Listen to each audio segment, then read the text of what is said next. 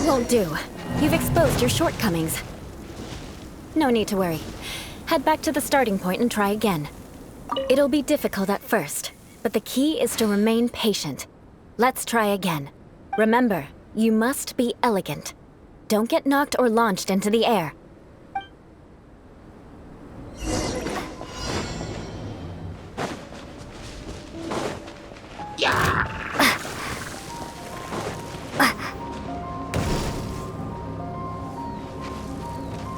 That won't do. You've exposed your shortcomings. No need to worry. Head back to the starting point and try again.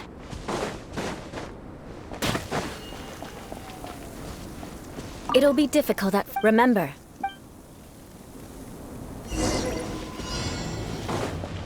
That won't do. You've exposed your shortcomings. No, it'll be difficult. Remember.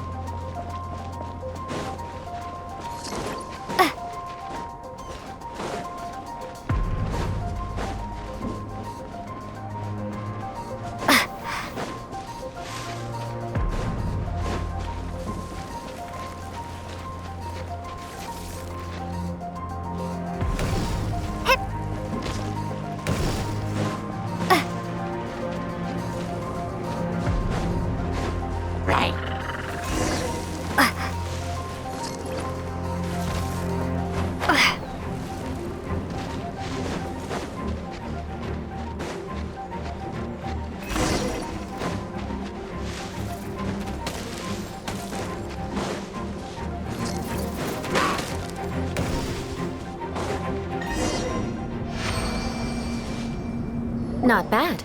A lot better than I had anticipated, at least. Pаймon almost didn't make it through. Whew. Good thing we didn't get stuck. So, are we aristocrats now? Don't flatter yourselves. We've only just begun. This scenario was relatively simple. In the face of a real battle, one would seldom have a chance to stop and evaluate the situation. There's a ley line monolith just up ahead that will attract nearby monsters. True elegance is the ability to calmly yet swiftly make decisions in the heat of battle. My family set only the highest expectations for me, even as a child. Let's proceed, shall we?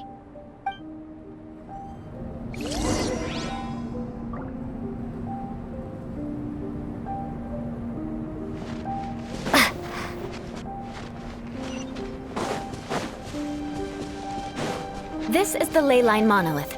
Go ahead, activate it. But be careful not to get launched into the air or frozen while fighting. That would be most unsightly.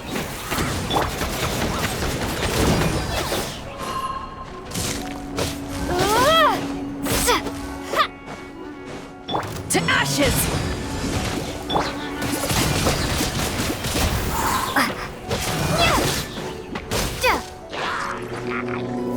Prepare to be blown away!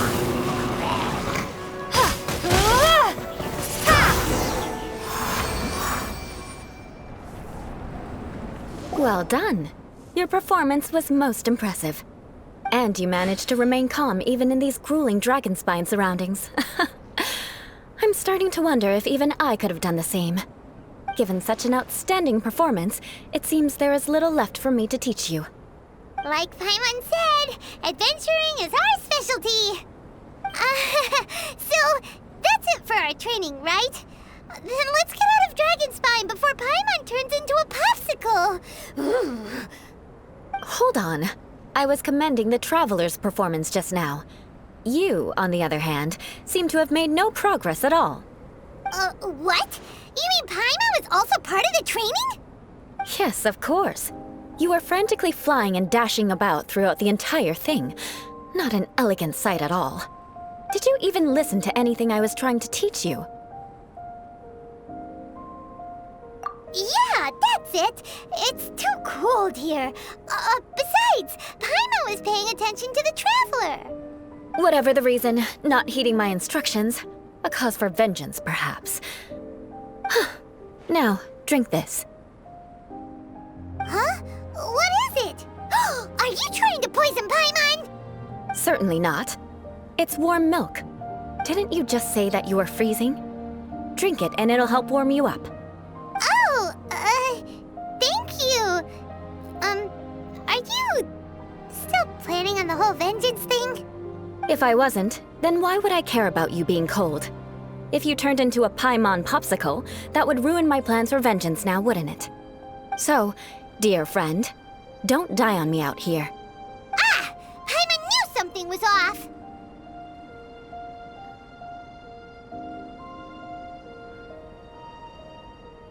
All in the name of vengeance. No need to thank me. Now then, given that your training is complete, it's time we return to Mondstadt. Our last step will be preparing a cordial gift to present to my uncle when you meet him. I already have something in mind. Let's pay Sarah a visit at Good Hunter.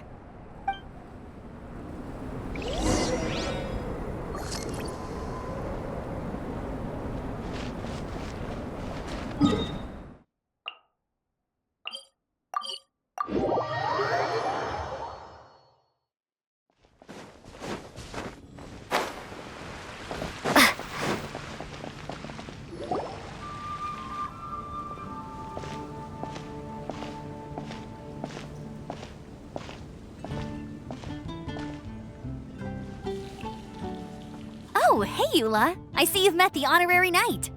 We meet again, Amber! Seems we're just bound to run into you these days. Well, I just got back and was thinking about grabbing a bite at Good Hunter. But now that you're here, why don't we all eat together? Very well. It's been some time since we've last shared a meal together. Come, take a seat. We can discuss my uncle's gift while we eat.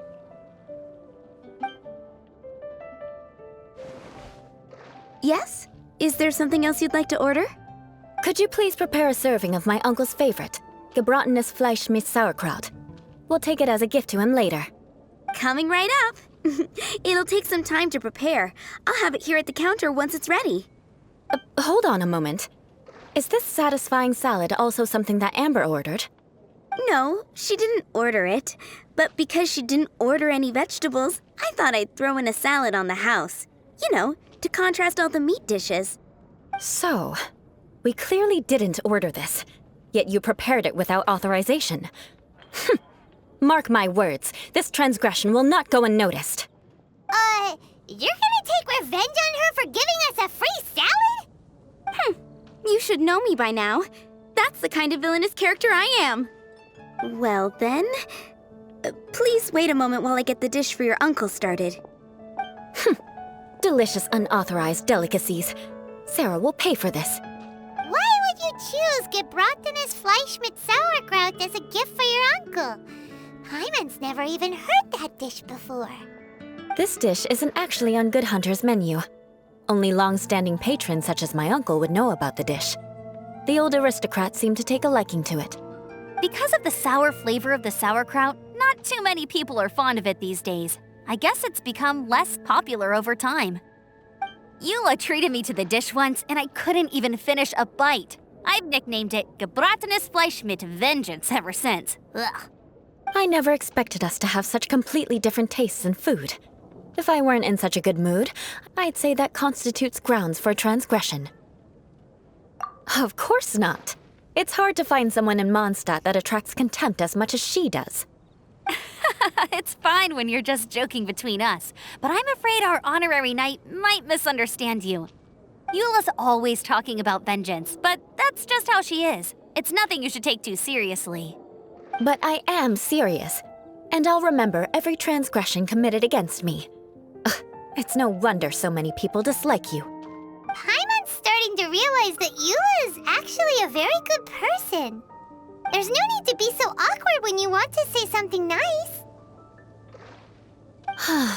Listen, you've never been labeled as a social pariah, have you? Well, no?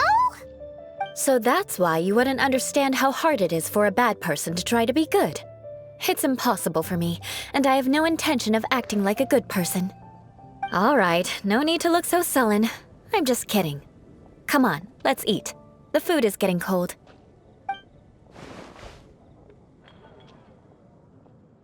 Oh, I'm stuffed. I'll see Sarah about the bill. No need. I've left the mora under the plate. If you try to settle it with her in person, she won't accept payment for the salad. Don't underestimate my ability to exact revenge. Sarah won't get the upper hand this time. All right, next you should pay my uncle a visit. He has a small camp at the top of the mountain near Springvale. He usually whiles his time away there when there's nothing else to do. Aren't you coming with us, Eula?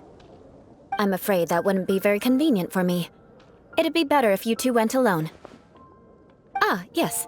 Please do remember to pick up the dish from Sarah. I still have more recon to do in the wilderness. Well, until next time. Let's meet again. What an interesting bunch you are.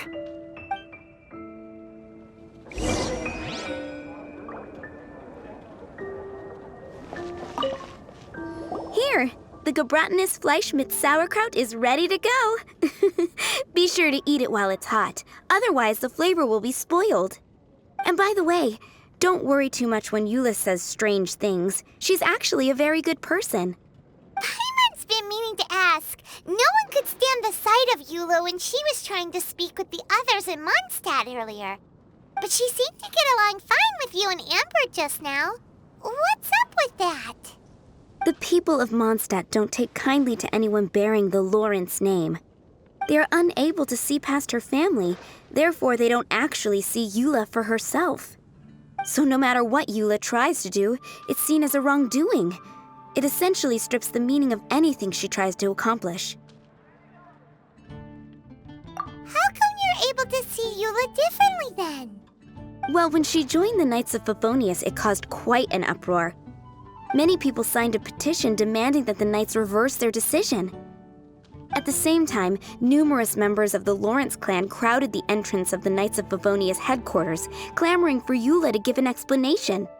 Whoa, so both sides were unhappy. That's right. So you can imagine how determined Eula must have been under such circumstances. But thanks to Grandmaster Varka and the unwavering attitudes of others in the Knights of Favonius, they were able to quell the unrest.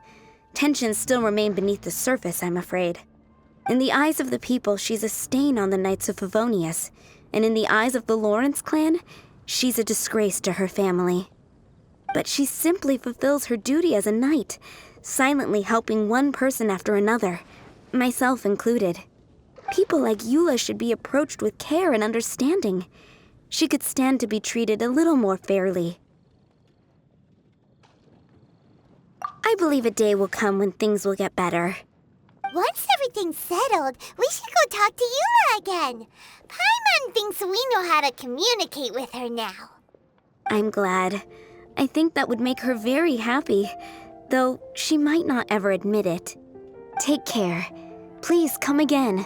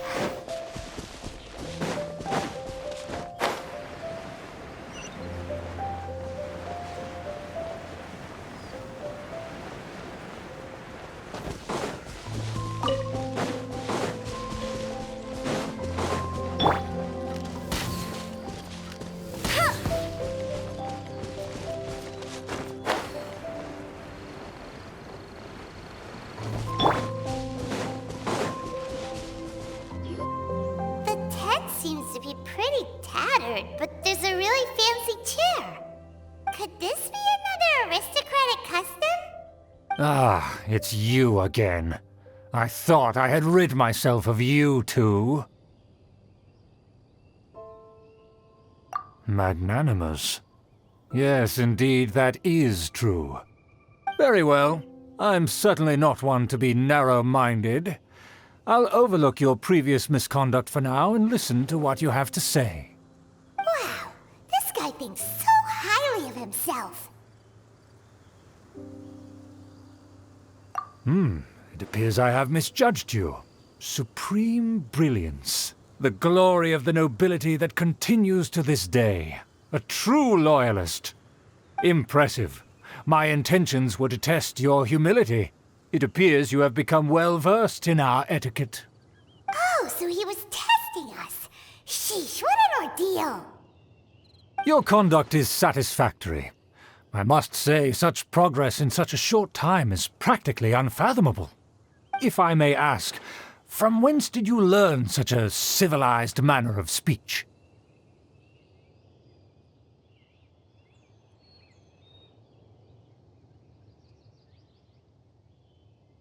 Ah, good. Very good.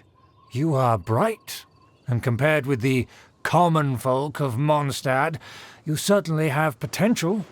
If you were of aristocratic blood, your prospects would be promising indeed. By the way, we brought a gift. Ahem. Paimon means we would like to present you with a small token of our goodwill. Could this be? Gebratenes Fleisch mit Sauerkraut? It's evident that your sentiment is genuine. As a young person nowadays, only with no small effort could you achieve such a dish. It's been so long since I dug into a big, tasty... I beg your pardon. What I mean to say is, since it's nearly mealtime, I shall partake.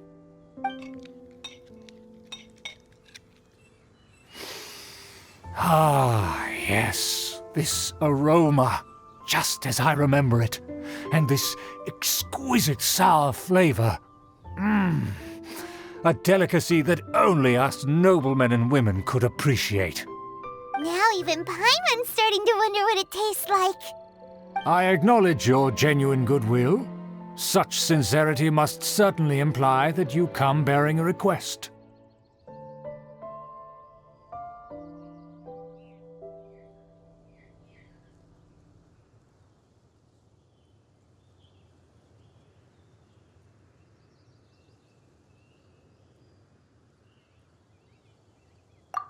Wait, so you've come to know of this, too? It was meant to be a family secret.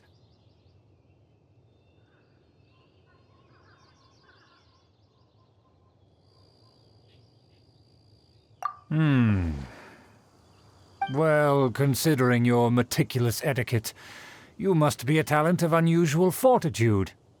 I'm willing to place my full trust in you. Please, come with me. We happen to be in need of competent fellows like yourself.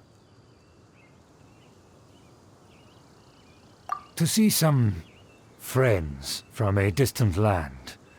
They have offered their assistance in restoring the Lawrence clan to its former glory.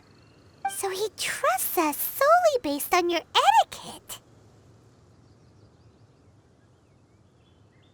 Well then, let's get going, shall we? You'll understand everything in due course.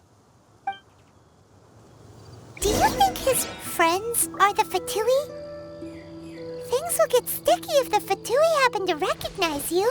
What should we do?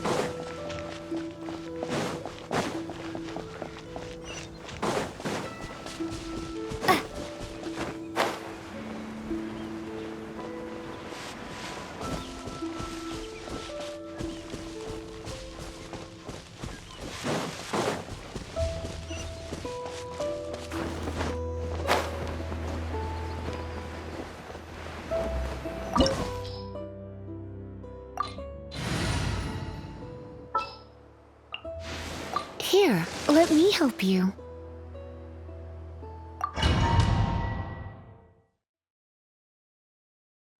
Huh?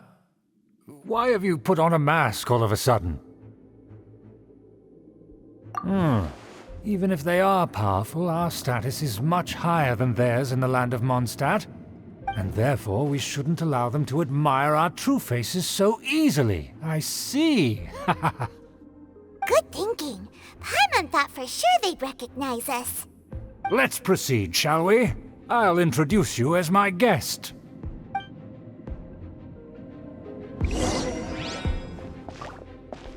As you'll see in a moment, there are many already helping us. I heard that this area had already been purged once by the Knights of Favonius, but it's the only place around Mondstadt that is well concealed and spacious enough. Although it has fallen into disrepair and does not suit the tastes of the nobility, we simply have to make do for now. Sorry, can we walk any faster? Of course not. An aristocrat always moves with grace in his steps.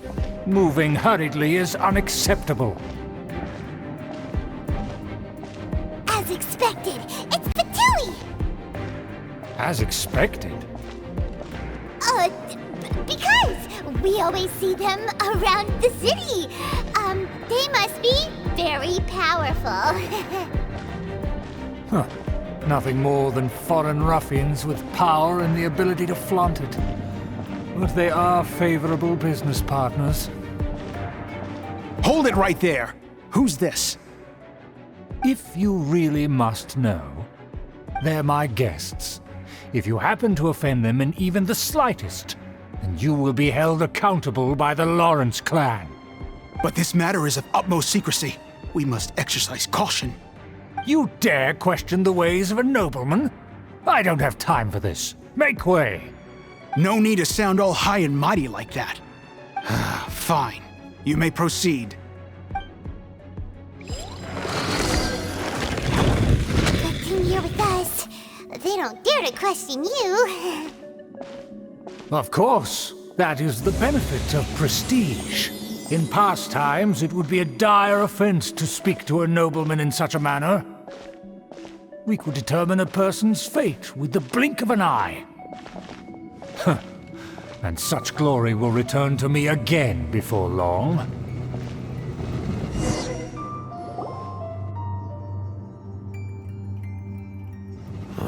Where have I seen this person before? And who, may I ask, is this? We mustn't bring just anyone in here. This is our new ally that I've recently met. They are completely trustworthy. You have the... Our plans are strictly confidential. It's not wise to bring in an outsider at this time. Furthermore, there's been word that an outlander who joined the Knights of Favonius has been very active in Mondstadt recently. Don't be ridiculous. Besides, my guest is well versed in the etiquette of the nobility. I must treat them with the proper mutual respect. The Knights of Favonius pay no regard to such details. They could never understand the intricacies of our etiquette. And what about this thing? You mean Paimon? Enough! You dare question my word? Need I remind you who it is who has made your activity in Mondstadt possible? Without the support of the Lawrence clan, you would have all been driven out by the Knights of Favonius like dogs. You must immediately offer your sincerest apologies to my friend. You've offended their honor. Fine. I'll take your word and make no further inquiries. Now, to the matter at hand. Did you bring the diagram of Mondstadt's defenses as promised? Oh, so that's what's going on here. Yes, of course. Here it is. Let me see. Why is it so poorly drawn? Everything's so squiggly and crooked. And what is this shape supposed to be? Excuse me? I'll have you know that I went to great lengths to carefully draw this map by hand myself. That shape is the symbol of the Knights of Favonius. I see. Crude, but I can make do. Are you able to verify that this is all reliable information? Of course, you needn't worry about that. Don't forget what we agreed upon. The flag of the Lawrence clan will fly above the Knights of Favonius headquarters. The rights to that building, as well as the whole of Mondstadt, belong to the Lawrence clan. Yes, we will both profit from this agreement. There's no use haggling over the details. We will make good use of the intel you provided. Also, be certain not to divulge our identity. There would be diplomatic consequences, you know. Don't worry, this matter is only between you and I. And my new friend here. No one else will know of it. Once this is over, I shall stand atop the Favonius headquarters and rebuke their pathetic rule over Mondstadt. Then, the city and all its people will once again be under the rightful and unwavering rule of the Lawrence clan. Perfect. Just as it once was, and just as it should be. May I remind you once again that we mustn't act rashly. That is all. Very well. Huh? What are you doing? That's right! It's the honorary knight and their trusty companion Paimon! We're here to crush your evil schemes into dust! Dust! So this was all just a ploy to deceive me! It's your own fault! Who would put so much trust in someone based purely on their manners? After so much planning, this is how it ends? Huh! We'll see about that!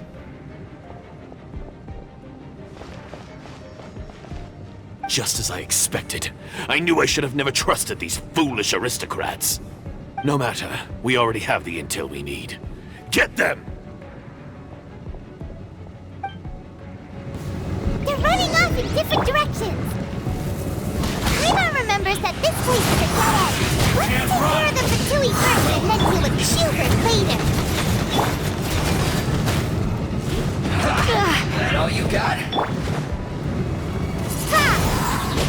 Don't be a killjoy! We've only just begun! Say this quickly! Looks like I went too far.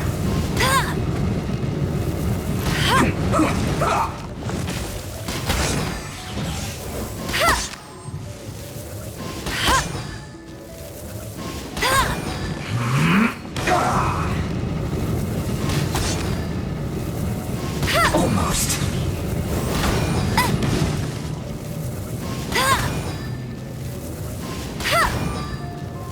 Let's end this quickly!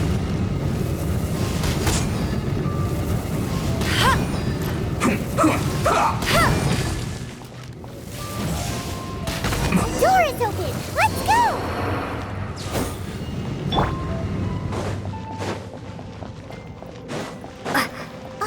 Is that you? Don't touch me! Get out of my way! I'll leave on my own! It seems we finally caught up with you.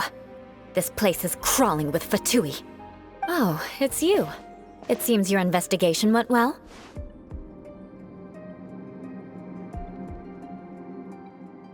Aha! I see now. So you're the one that taught them our etiquette. And I thought you despised such pleasantries. Furthermore, there is a rule in our family. Such traditions are never to be taught to outsiders. Ah yes, rings a bell. So what? I had no reason not to teach them. You have brought shame to our family and ruined my plans. It's all for naught now. I know that you poured great efforts into these plans, Uncle. But you are well aware that it was not the right thing to do. As a Knight of Favonius, I could not overlook your actions. Knight of Favonius? Let's get one thing straight. I am your uncle, and you are a member of the Lawrence clan. You should strive to restore your family's glory. You still have a chance. Defeat every Knight of Favonius here, and leave with me. Then I shall plead with the family to spare you and give you a new beginning. So just to be clear, you want a Knight of Favonius to attack the Knights of Favonius? I shall say this one last time. You are not a Knight of Favonius. You are a descendant of the Lawrence clan. The blood of the Lawrence clan flows in your veins. You must comply with the will of the family. Since when have I ever complied with the will of the family? Why, you unruly maid! If anyone should be angry, it should be me. As a member of the Lawrence clan, you knowingly plotted against the city of Mondstadt and threatened its safety. Had you ever stopped to consider the trouble it would bring to so many people? Had you considered how many enemies you would make trying to keep the plans under wraps? You dare lecture me? That's right.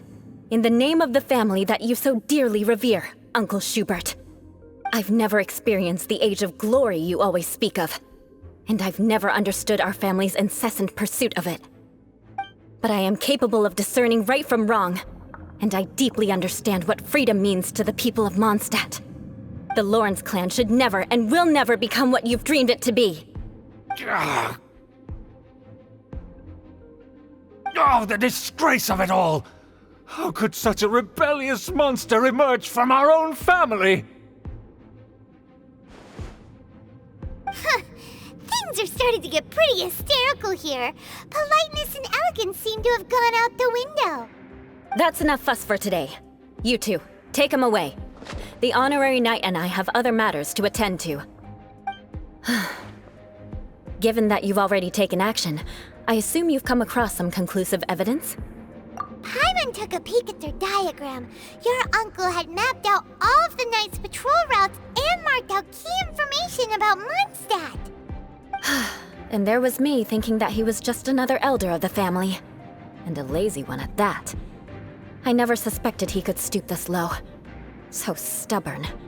Mark my words, vengeance will be mine. Let's discuss this later. Our first priority is recovering that diagram.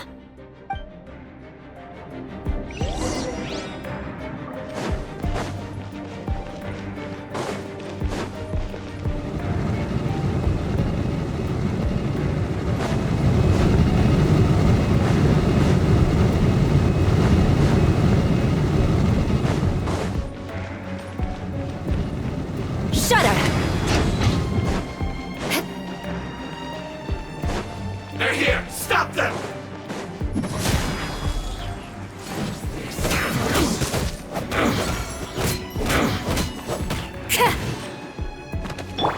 Windblade! That seemed to work.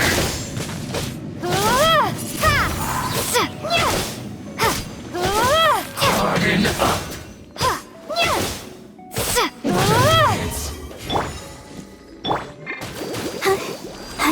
Use this first.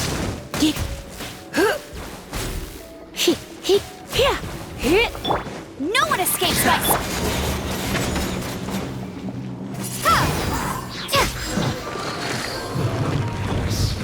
Of death.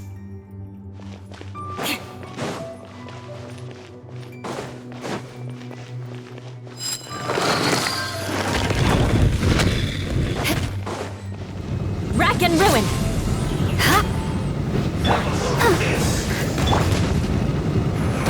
You can't run! Well, try.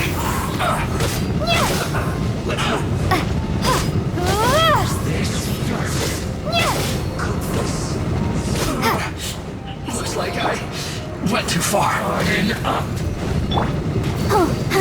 That's Ouchie! what it is.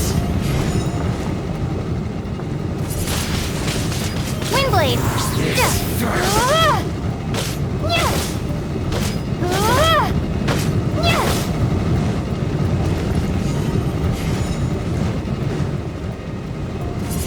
That seemed to work. Crush!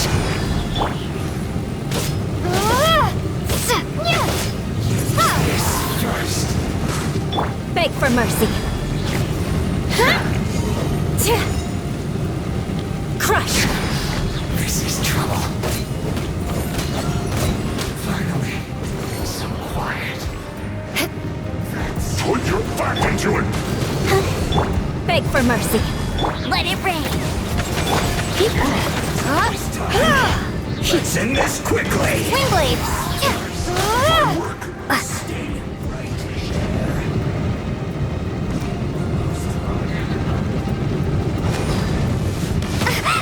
Maybe I wasn't meant for this world.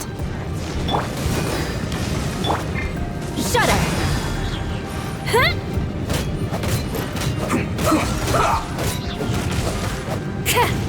Beg for mercy. Huh? Let's end this quickly! This isn't good. Shudder! More speed.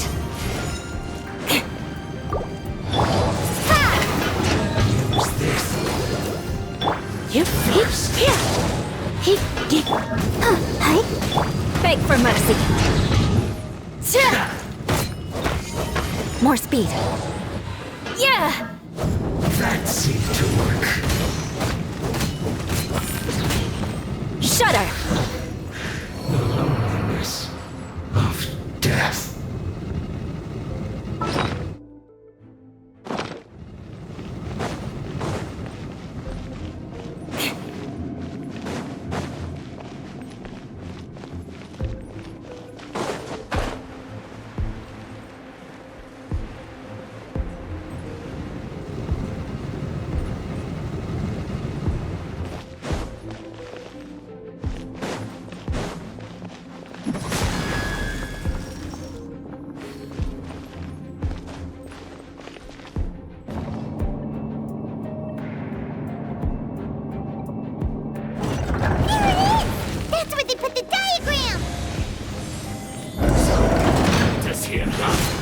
There's no other option but to fight!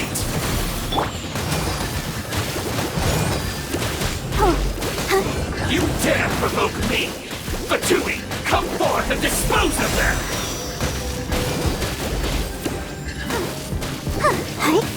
No escape! Beg for mercy. Windblade! Prepare yourself! Shudder! No escape! Harden up! Beg for mercy. Prepare to select myself! You can't run from death.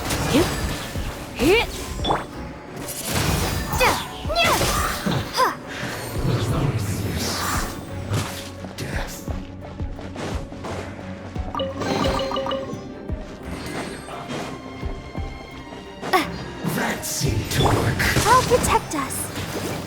Crush! Huh?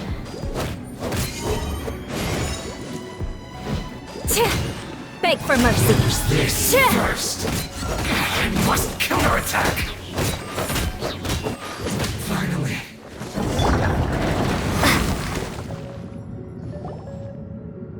This must be it. They may very well have already made a copy of it. But without my uncle as their puppet, there'd be no use in them attacking the city. The Fatui wouldn't have relied only on your uncle. True. But if their plan had hinged purely on taking Mondstadt by force, as opposed to with the help of a puppet, they could have spared themselves the trouble. The Fatui are dishonest, but they wouldn't go as far as to start an open war. Their opposition wouldn't just be Mondstadt alone. Anyway, I'll inform the acting Grandmaster. She'll know how to handle things from here. Oh yeah! You suddenly appeared at just the right moment! Yeah, about that. Because you stole my targets by attacking the Fatui I'd been tracking earlier.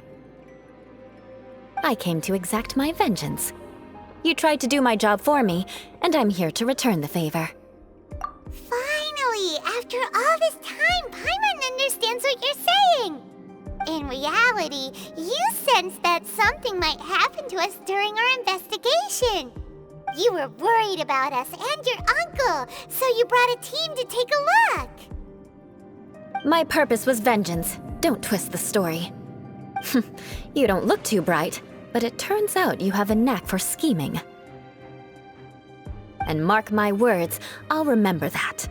Hey! What do you mean Paimon doesn't look too bright? You have seeded a deep enmity between us. Just you wait. Even if you were to be completely destroyed, I would never forget you. Bring it on! I like your fighting spirit. I'll take this diagram back to the Knights of Favonius and take it from here. Sure. Well, see you around. That you will. And make sure not to steal my targets next time.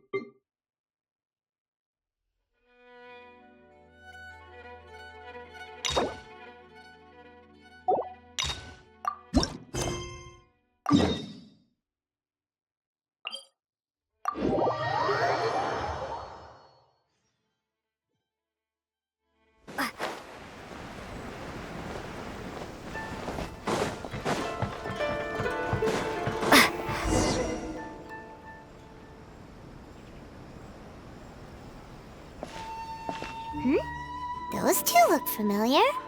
Ah, it's Ippei and Shinojo! Guess they must be good friends, huh? Anyway, let's go say hi.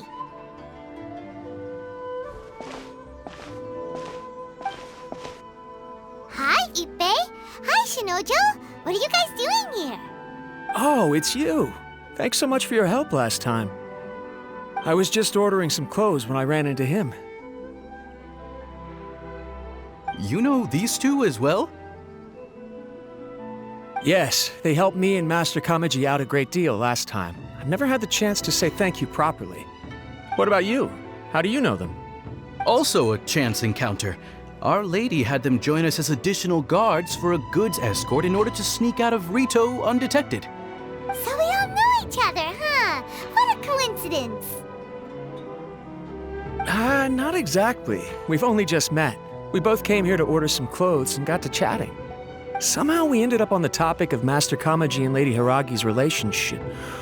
Wait, it's okay to talk about that, right? It's probably fine. They've known about it for a long time already. Oh, yeah! Paimon remembers those two had a thing. In fact, that was why Chisato wanted us to deliver a letter. That's old news, though. So why has it come up now? Are they taking the next step or something? We have reason to suspect that they'll be getting married soon. Wow, that's great! They can finally make it official!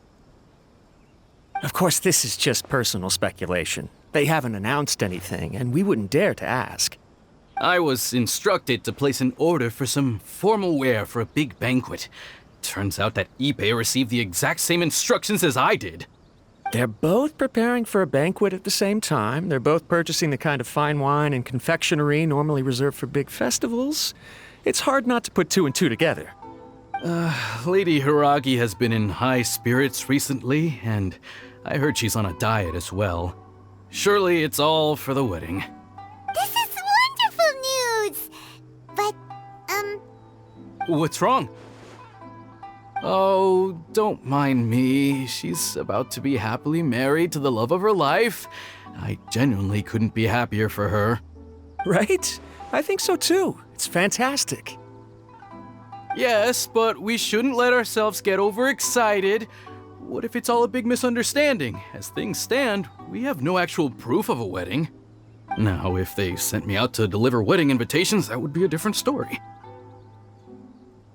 Shinoju doesn't look like he's taking this very well at all.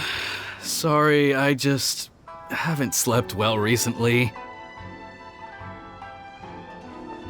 I'm ashamed to be so out of sorts at work.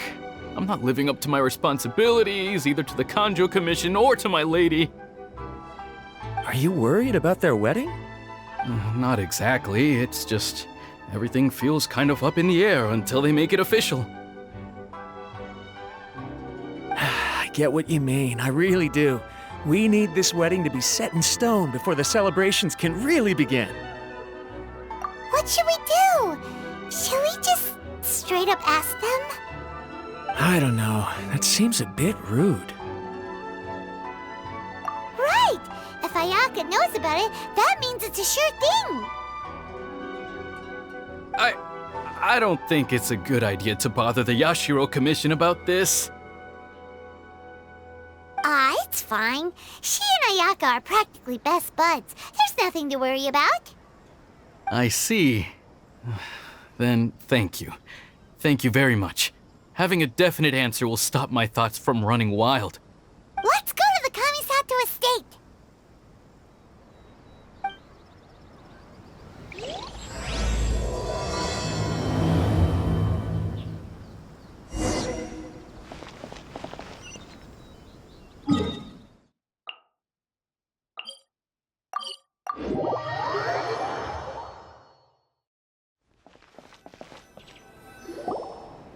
This place impresses me every time I come here.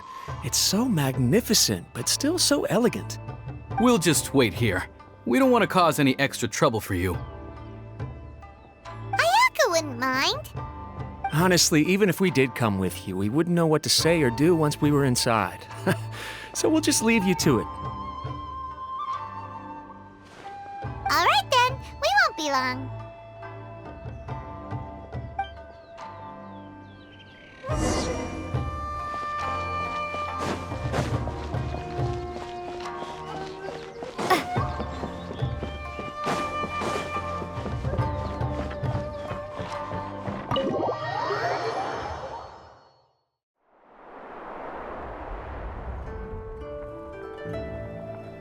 Without looking at the board, you've ruined my strategy in one move.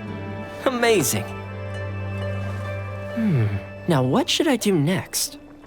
Ayaka, Toma, it's us! Hey guys, it's been a while. If you're looking for my lady, I'm afraid she's not here right now. Oh? That voice. Toma, would that happen to be the traveler? Yes. Greetings, traveler. Ayaka speaks of you constantly. Finally, today is the day. I am head of the Kamisato clan and Yashiro commissioner, Kamisato Ayato.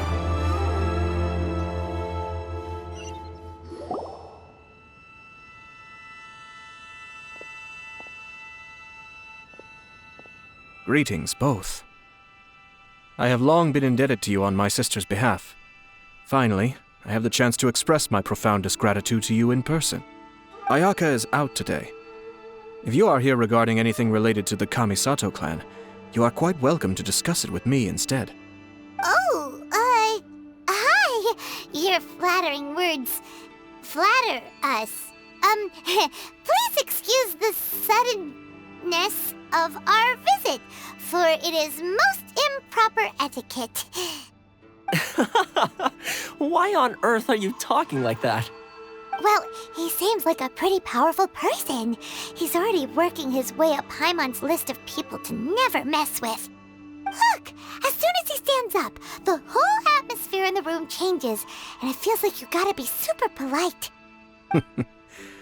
You shower me with praise undeserved, my little guest. There is no need to be quite so formal. This is a private residence, so please, relax. Oh, good. Because that whole spiel was really tiring just now. Alright, now that that's over, Paimon's just gonna ask the question. We heard a rumor that Kujo Kamaji and Hiragi Chisato are gonna get married soon. Do you know anything about that? Oh? I wouldn't have thought you'd heard about that yet. I see. Well, it's true. It wasn't long ago that I received the news myself. The head clans of 2 commissions are to become joined through marriage. This is big news for the whole of Inazuma. Since the Yashiro Commission presides over cultural and ceremonial affairs, it closely involves us, too. Yes. And since the commissions are kind of the face of the Almighty Shogun to the masses, this wedding is one that we have to treat as a serious affair. Right! Makes sense. Ah, two true lovers becoming husband and wife. What a happy occasion. It is. High-profile matrimonial links between two commissions are extremely rare. But these two truly love each other. Tradition should give way to freedom in this case. All right then. I'll be sure to pay them a visit to send the best wishes of the Kamisato clan.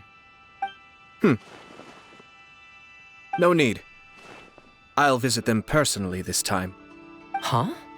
But you have other things to be doing. This is a marriage between the Kujo clan and the Hiragi clan. The Kamisato clan must demonstrate an appropriate level of respect. The work of the Yashiro Commission is indeed multifarious. Normally, weddings and other ceremonies would come under the supervision of my sister. But she is presently occupied with other matters, and I happen to have a little time to spare. This will be a good chance for me to pay a visit to the bride and groom. Oh, and would you two care to join me? I presume you two have a special connection with the individuals in question, or you would not be quite so interested in this matter. This being the case, why not come and offer your best wishes too? Or is my presumption incorrect? Oh, it's not as interesting as you make it sound. No special connections here. Super ordinary ones, actually. We just agreed to help deliver a letter this one time, that's all. Although wait, does that mean we helped make this wedding happen? All right then. I cannot thank you enough. Your mere presence shall surely mean we are spared the futile pursuit known as small talk. Wait, you're the Yashiro Commissioner, but you can't do small talk? Small talk is a chore.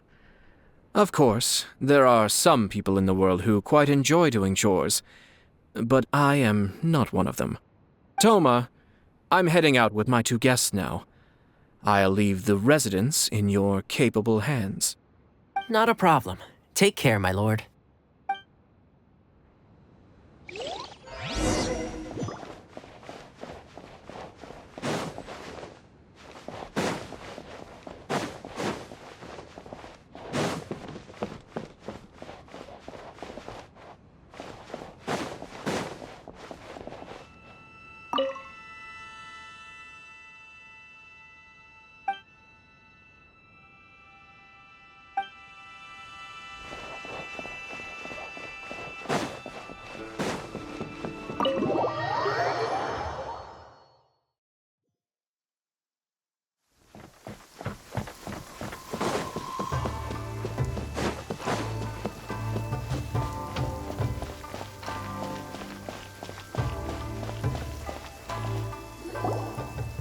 Ah, you're finally...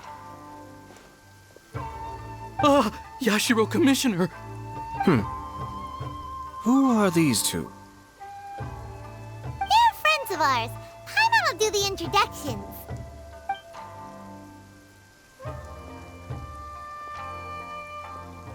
So it's true.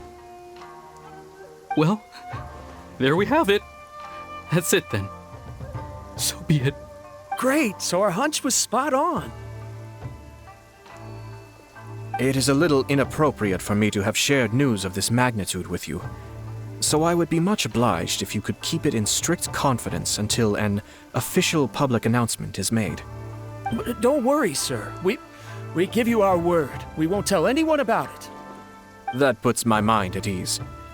Now, on the topic. We'd like to pay a visit to the Kujo clan. Would you mind leading the way for us? Of course not. I'd be honored. I guess this is where I... Goodbye then. Aw, cheer up, Shinojo. I'll try. Thank you.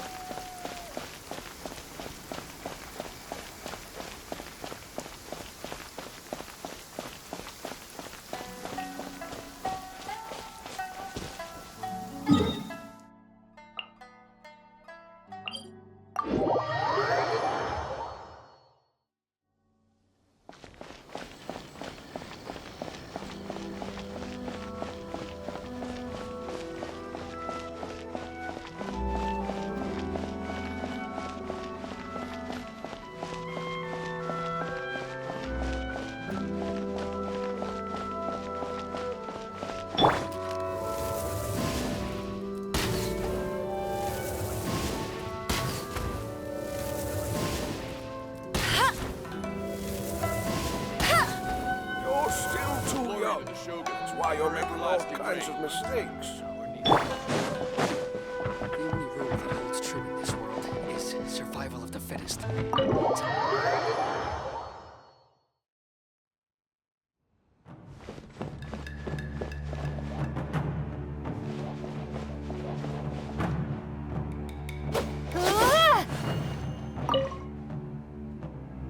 All right, then. Please excuse me. I'll leave you to it from here.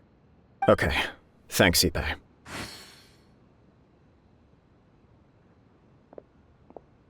I apologize that your impromptu visit comes at a busy time for us, Commissioner. Otherwise, you can be sure that we would have prepared a more extravagant reception. I don't mean to impose, Sir Kujo. In fact, I'm not here on official business at all. I heard the good news about yourself and Lady Hiragi. What a glorious marital alliance this shall be. Given the close ties between our clans, it seemed only right that I should come and offer the Kamisato clan's congratulations in person. I'm truly honored. I hope the news didn't come as too much of a surprise. Hey there! We came to congratulate you as well! Since the incident with the Takatsukasa clan, things in the Tenryou Commission have slowly started to stabilize. I'm still acclimating to the position of acting head of the clan. I just hope I'm up to the task, so I can live up to everyone's expectations. You're far too modest. The public thinks very highly of you. They say you're hardworking, upright, and responsible. I'm flattered, but I wouldn't have achieved anything without the support of my people. Thanks to them, everything is gradually stabilizing, and I've finally had the chance to focus a little on my personal life. Well, you're certainly making big progress in that department. Come on now, you're embarrassing me. Pardon me, It's perfectly all right. Please, continue. I'm quite content to listen. It's a joyous occasion. Light-hearted is exactly how things should be. Really, who stays stony-faced when talking about a wedding? You're right. But I am curious to know, what's your honest opinion on the whole thing? Do you think it's too sudden? Of course not. Where there is true love, nothing should be allowed to stand in its way. No doubt people will offer you a colorful variety of opinions. But of course, you will have factored this into your decision, and I'm sure you are prepared for whatever challenges may lie ahead. Indeed I am. So, please be confident. When your mind is made up, you ought not be worried about things for which you are already well prepared. Nevertheless, there is just one small aspect of this that puzzles me a little. Please, go ahead. You've been working hard to bring the Tenryou Commission in line. This is positive, and no doubt the beginning of important change. But on the other side of this equation, Lady Hiragi's father, Hiragi Shinsuke, is still in prison. If you choose now, of all moments, to announce a marriage between the Hiragi and Kujo clans, the kinds of rumors that may begin to spread both among the general public and in the Kanjo Commission are not likely to be in either of your best interests. Yeah. Couldn't have put it better myself, Sir Kamisato. This has been my biggest concern for quite a while now. Hiragi Shinsuke is firmly against me having any contact at all with Chisato. In the past, we've always had to communicate in secret by sending letters. So although now may not look like the best timing for this marriage, it may well be the only opportunity we have. Oh, that guy? Yeah, he acts like this sweet old man, but he was determined to make as much trouble for us as possible. Oh, he is the worst! I can see where you're coming from, but you're only postponing the problem, not solving it. You will still have to face it sooner or later. Yes, I'm well aware of that. But since Chisato had the courage to ask me to marry her in spite of everything, how can I disappoint her? Well, sort of. She raised the idea in a letter, and after some initial hesitation, I went to meet her and have a serious conversation about our future. It's funny, actually, because when I formally proposed to her in person, she denied having ever written that letter. So coy. Huh? Really? She didn't say. She just acted confused by the whole thing. She really committed to it. I'll never forget the look on her face. Oh. Anyway, as her boyfriend, I knew she was just pretending, so I played along and said, I was only joking about the letter, and then I proposed. After making some disgruntled noises about me making a stupid joke, she blushed and said yes. We spent that afternoon working through all the details of the wedding. Okay. So you discussed it and decided on a date? We did. I guess it was a chance to finally express our commitment to one another, clearly and completely. And you know what? I think it was about time. No matter what happens next, I will always be there for her as the one person she can always rely on. Oh, give me a break. Sorry, but Paimon's been wanting to say this the whole time. Is it just this dude, or does everyone in love act like this? He just won't stop talking. Apologies, my friends. And also to Sir Kamisato. I must sound like a fool. Far from it. On the contrary, seeing you so positively smitten puts my mind at rest. No surer evidence could there be of your true feelings and your commitment. If I had any reservations before, I certainly don't now. I wish you a joyous wedding when the day comes. Yeah, even if it's kinda irritating to see you all smug like this, it's still a happy occasion. Good luck on the day, and have a happy wedding! Thank you all. It means a lot. We have some other business to attend to now. Until next time. Very well. I'll see you out.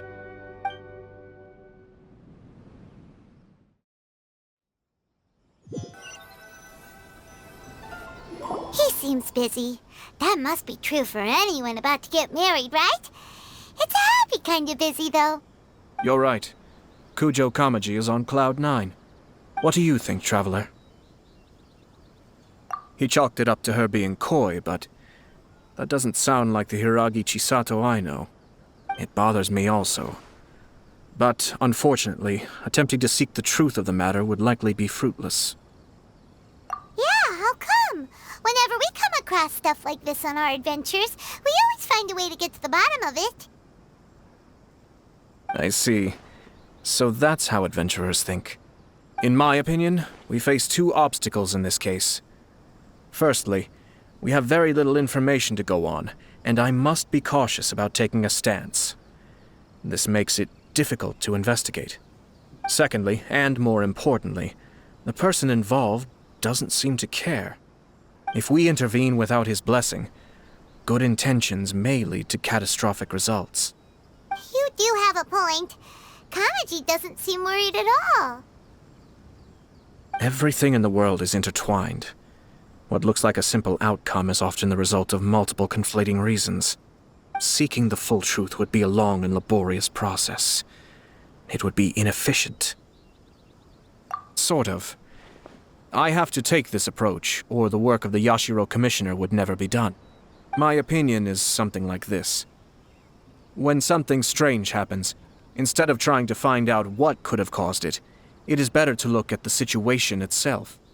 If the outcome is positive, and no one was deceived or harmed in the process, then it is acceptable.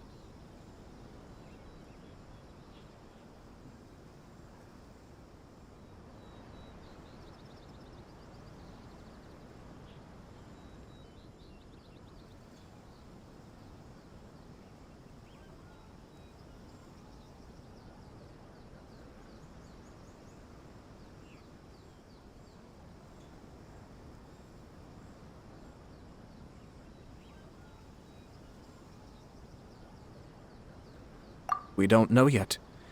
After all, we don't know what Hiragi Chisato's thoughts are, do we? I have to say, I'm impressed by your ability to zero in on the issue from such a short meeting. Most insightful of you. You are thorough and thoughtful, just as my sister describes. Huh? But Chisato and Kamaji have already talked everything through, haven't they? Only if we are to take Kujo Kamaji at his word. But there are two sides to every story. I wish to know Hiragi Chisato's angle on this. Huh. Makes sense, but Paimon still doesn't quite get it. Don't worry about it. I was planning to visit the Hiragi clan to deliver my best wishes anyway. Let's take the opportunity to hear her thoughts. If she's as committed as Kujo Kamaji, perhaps they can navigate the challenges ahead successfully. But if not... well, life isn't always a smooth journey.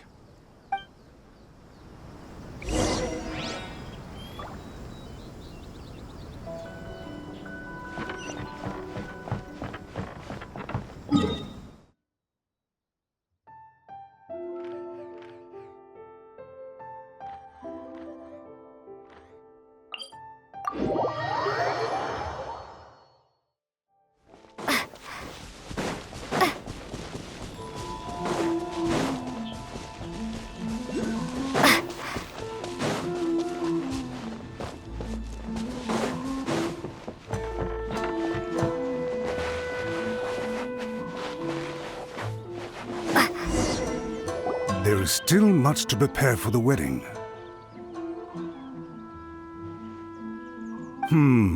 Should we also invite some prominent business leaders who frequently visit Rito? At the very least, we should send them invitations. I agree. Ah, hello there, Yashiro Commissioner. To what do we owe the honor on this fine day? As it happens, I'm here regarding the same wedding I believe I heard you discussing just now. I come bearing the felicitations of the Kamisato clan. Would Lady Hiragi happen to be available at this moment? Our lady is entertaining guests right now, and we're not entirely sure how long she will be. But please, do come in. We will arrange some tea and snacks for you and your attendants. Hey! Pаймon is not an attendant! You misunderstand. These two are dear friends. You're too kind. We don't wish to impose. We'll just wander around in the general area. Apologies for the interruption while you're busy with preparations. Please, let us know once Lady Hiragi is available. Nonsense, Commissioner. No imposition at all. This wedding is a joyful occasion, and all the other clans who serve the Hiragi clan are most delighted for them indeed. We're merely doing the best we can to make this wedding as grand an affair as possible. When the time comes, we'll invite everyone in the clan and even the general public to attend. That sounds splendid. We'll leave you to it. Take care, Commissioner. Seems like you guys talked a lot without actually saying anything. Hence why I dislike small talk. Our timing was not ideal, but never mind. I spotted a stall on our way over where we can pass the time. The owner always manages to come up with novel ideas. I'm one of his regular customers.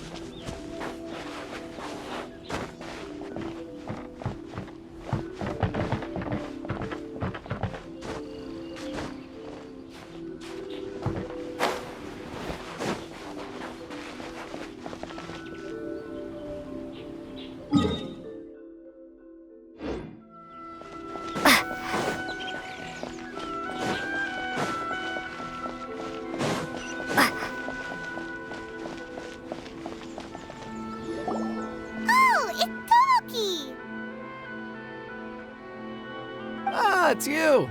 Good to see you again. Seems like you're always showing up with a VIP in tow. Oh? So you know the owner as well?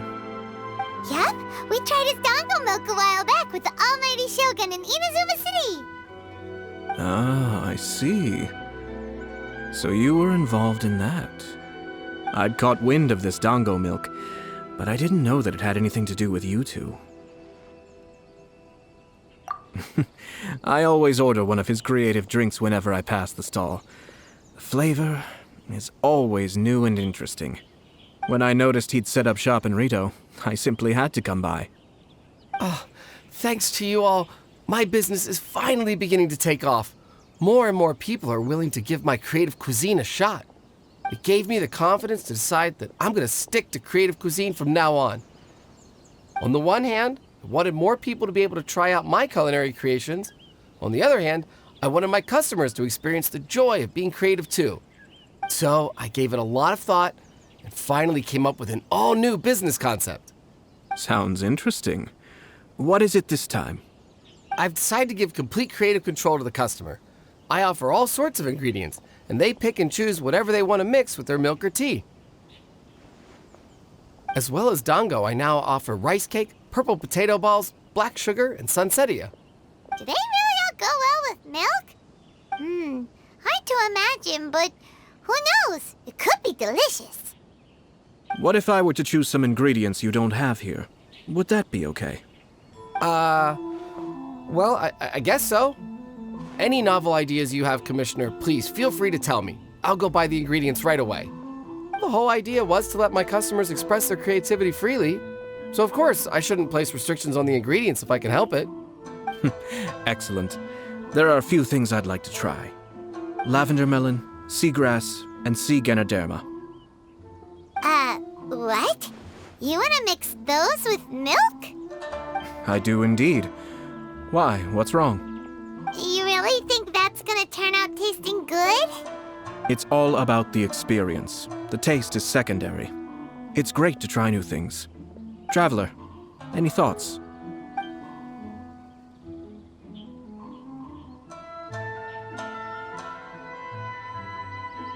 Yes, dango. Dango will do nicely.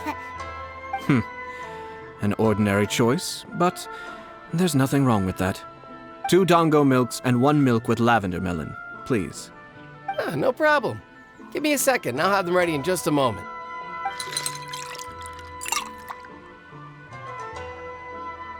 Here, your milk is ready. Give it a try.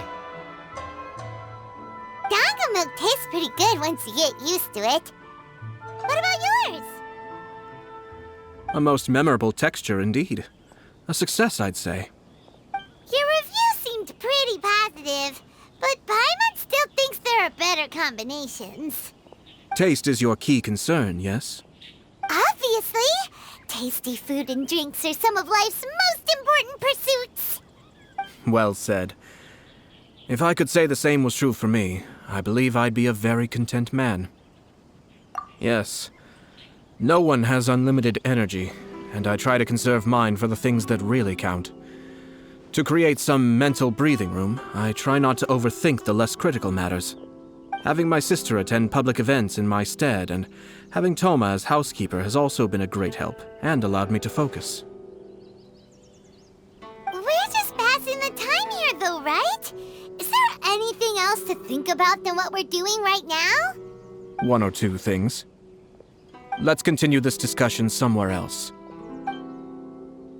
I noticed something before we left the Hiragi clan's residence. No, it was just a small detail. I was curious to know their thoughts on the wedding, so I asked them about it. Naturally, they responded that all other clans are happy for the Hiragi clan. But that's not the truth. What do you mean?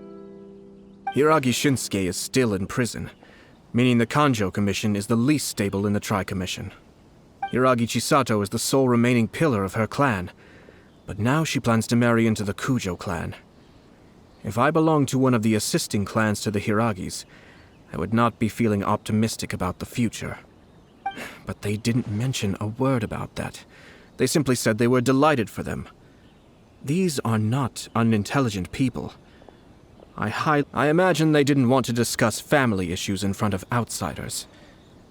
But still, the more I think back over that conversation, the more it doesn't sit right. Keep a close eye on them, Hisashi. Yes, sir. Whoa! Where did you come from? This is one of my most trusted members of the Shumatsuban. He's been quietly watching out for us this whole time. Merely doing my duty, sir. Keep a close watch on the clan representatives we met today. Well received. I'm on the case. Oh, and I almost forgot. That milk I just had? Please order 1 more and deliver it to Toma. As you wish, sir. Oh no, poor Lord Toma. Sir Kamisato, Lady Hiragi's previous engagement is now concluded. She's waiting for you in the courtyard. Thank you kindly. Let's go and see Hiragi Chisato.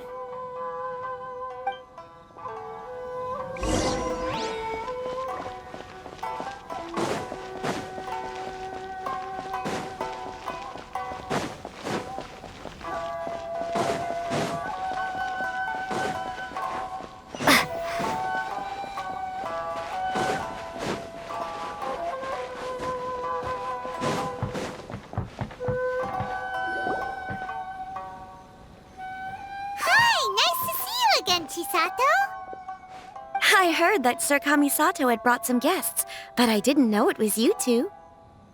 It's been a while, Lady Hiragi. How have you been faring? This is a rare privilege, Sir Kamisato. It is not often that I have the chance to meet you, let alone here in the comfort of my own home. I'm doing very well indeed, thank you. You must be so busy. Thank you so much for taking the time to come and congratulate Kamaji and I. It really means a lot. But of course. The Tri-Commission are the servants of the Shogun, and we should look out for one another. In fact, we visited Sir Kujo just now. It's clear that he's very much looking forward to the wedding. Perhaps his joy is infectious, for I am now feeling rather elated myself. I sincerely wish you a joyful wedding and a blissful marriage. Thank you for your kind words. This was not an easy decision to make. We will both have to work harder from now on. I'm sure the news will cause something of a stir. But come what may, we will stand as one and face whatever the future throws at us, together. Sounds like things are pretty tough for you, Chisato. Yes. To be honest, I'm still a little nervous about it all. But Kamaji has been so supportive. His promises have comforted me a lot. It sounds like you have some considerable reservations, Lady Hiragi. Yes. Well, there are so many things I need to consider. In case you were wondering, I was not actually entertaining VIPs just now.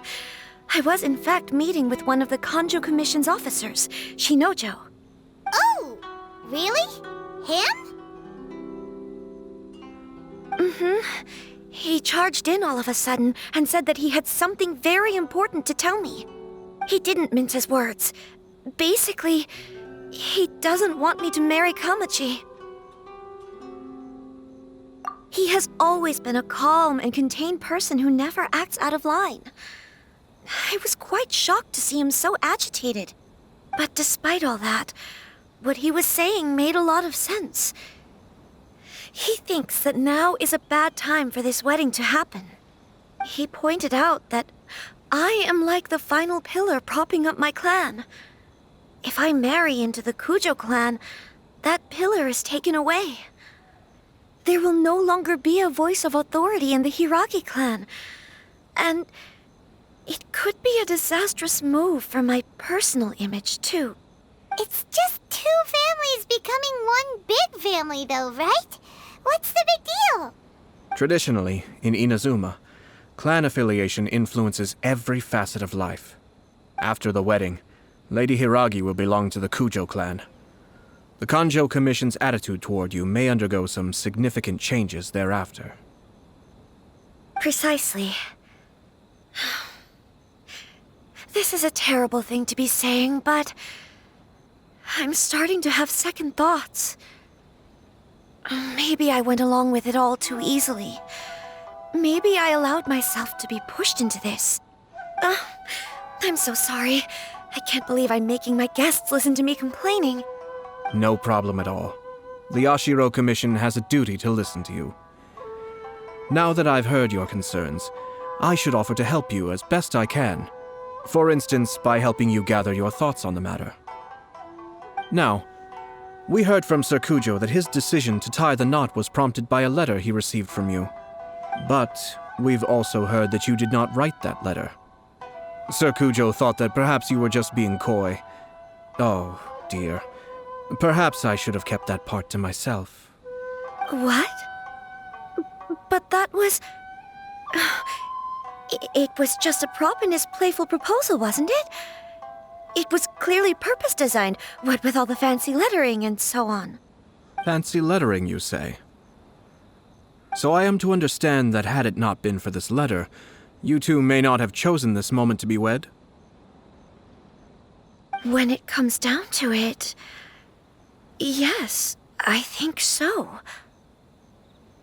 Oh, do you mean to say that this letter is not what I thought it to be? Sir Kujo maintains that the letter was penned by your hand. Huh? But then...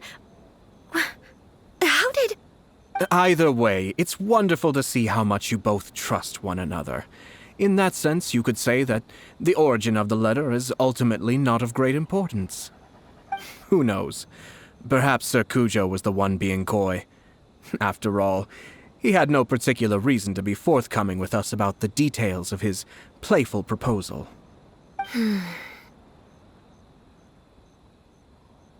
I understand. As you say, ultimately, the origin of the letter doesn't matter. But my position does matter.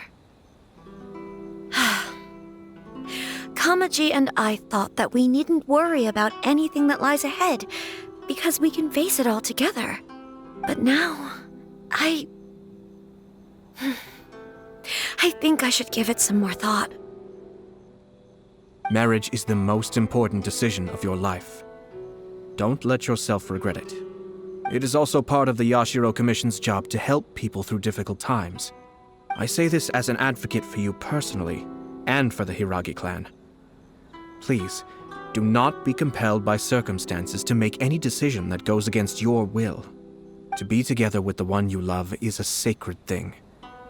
It is my earnest wish that both of you may enjoy a bright and beautiful future, not a bittersweet one. I'll take to heart every word you have said to me. I can't thank you enough, Sir Kamisato. I'll think very carefully about your advice. All that matters is that you follow your heart. Since you'll be needing some time to think things over, we will excuse ourselves now.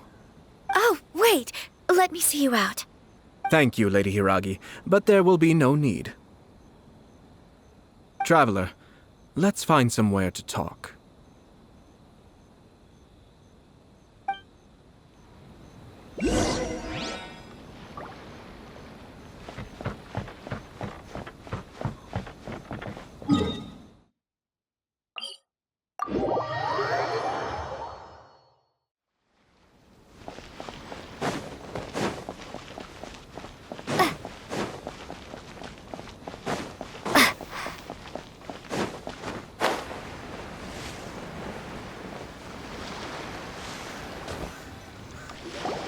Hiragi Chisato is on a totally different page than Kujo Kamaji.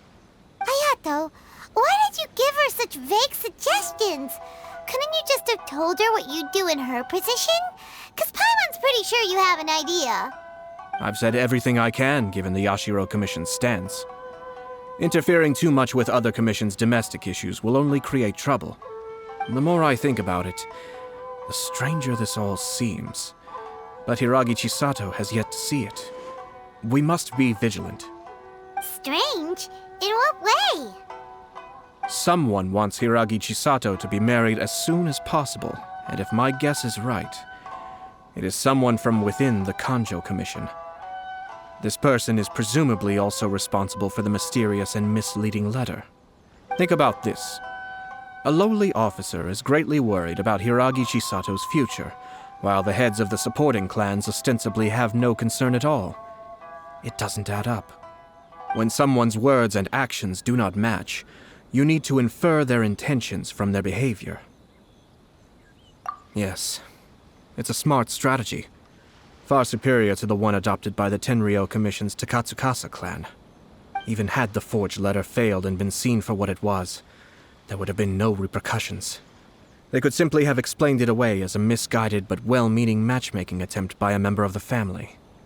But if the letter were to achieve its goal, as it has so far, the perpetrator would successfully weaken the Hiragi clan without ever having to lift a finger against them, all under the guise of simply encouraging a wedding. With Hiragi Chisato having married into the Kujo clan and the head of the Hiragi clan in prison, challenges to the Hiragi clan's leadership would begin to emerge throughout the ranks of the Kanjo Commission. Eventually, another clan would take the Hiragi clan's place. Actually, we have evidence. His name is Shinojo. Shinojo? He should be back by now. Yes, sir. That's the second time you've done that! Paimon cannot deal with this. Did they take one of the Kanjo Commission officers away? Yes. His name is Shinojo. As I expected. They cannot afford to let this opportunity pass them by. They have to act now while the Hiragi clan is at its weakest. Hiragi Chisato had been persuaded by Kujo Kamaji, and the wedding was sure to go ahead. But after Chisato's meeting with Shinojo, she began to have second thoughts. In their eyes, Officer Shinojo has interfered with their plan. But why did they suspect him and not us? Someone was eavesdropping on our conversation with Chisato the entire time. That's why I was a little reserved. No way! Whew. Lucky Paimon didn't say anything stupid. But Chisato got what you meant about the letter, though, right? I think so. But whoever is behind this will not allow their plan to fail now. They will not be inclined to respect Hiragi Chisato's own wishes. Her stance was so passive that she was easily manipulated, treated like a pawn, with even her marriage becoming a battleground for political power play. Despite all of this, she still believed that a happy future was awaiting her. When she formally marries into the Kujo clan, she will lose her title as daughter of the Hiragi clan, her position in the Kanjo Commission, and above all, her independence. Marriage is such a trap. Easier said than done. The perpetrators are manipulating everything from the shadows, letting unsuspecting pawns do their work. This is what makes their approach so smart. We, meanwhile, are out in the open. If we attempt to stop this wedding from happening, we will become the villains of the story and face immense public backlash. So what are we gonna do? At this stage, if the perpetrators wish to maintain control over the situation, their only option is to come out from the shadows and bare their fangs. I will wait for that moment to arrive. But first things first, we must go and rescue Shinojo. He has done nothing wrong and does not deserve to be punished. Tell me where Shinojo is. We'll head off right now.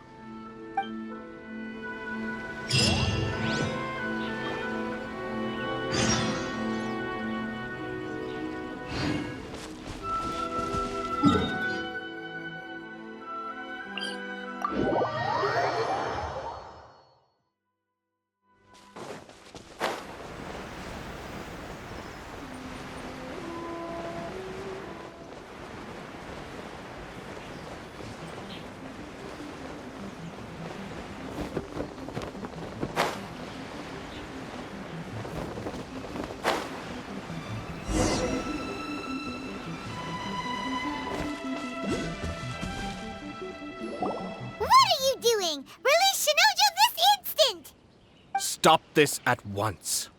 It's the Yashiro Commissioner. Well, we take orders from our master, no one else. Really? Then please, excuse me. Who goes there? Battle formation!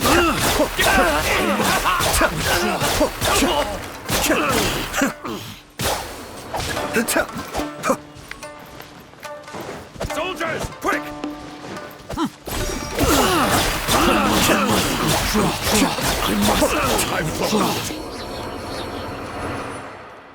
Blast. Let's go. We must report to Master right away. Hey, get back here!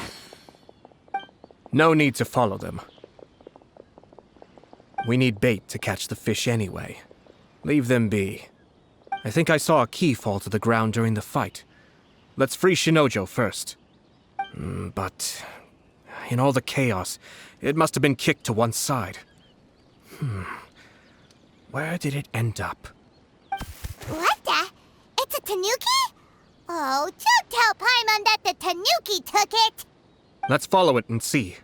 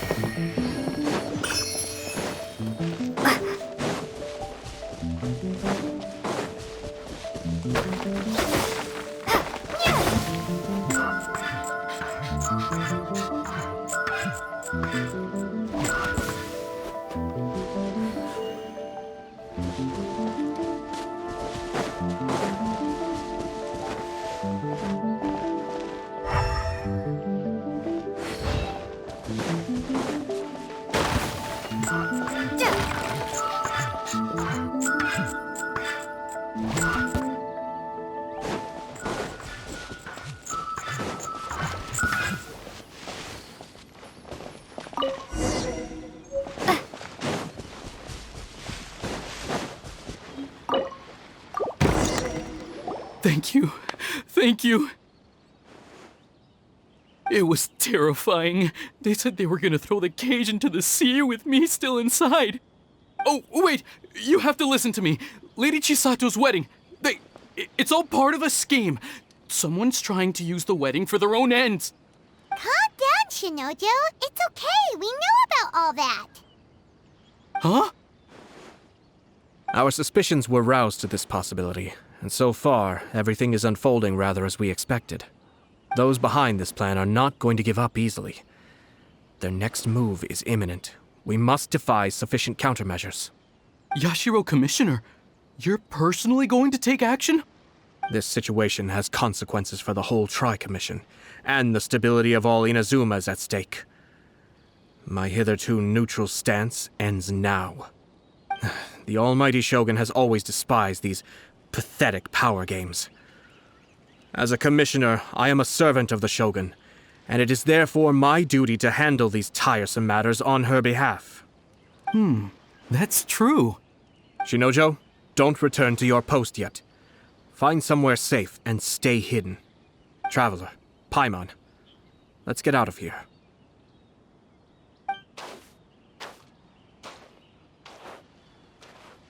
Well, if it isn't the Yashiro Commissioner.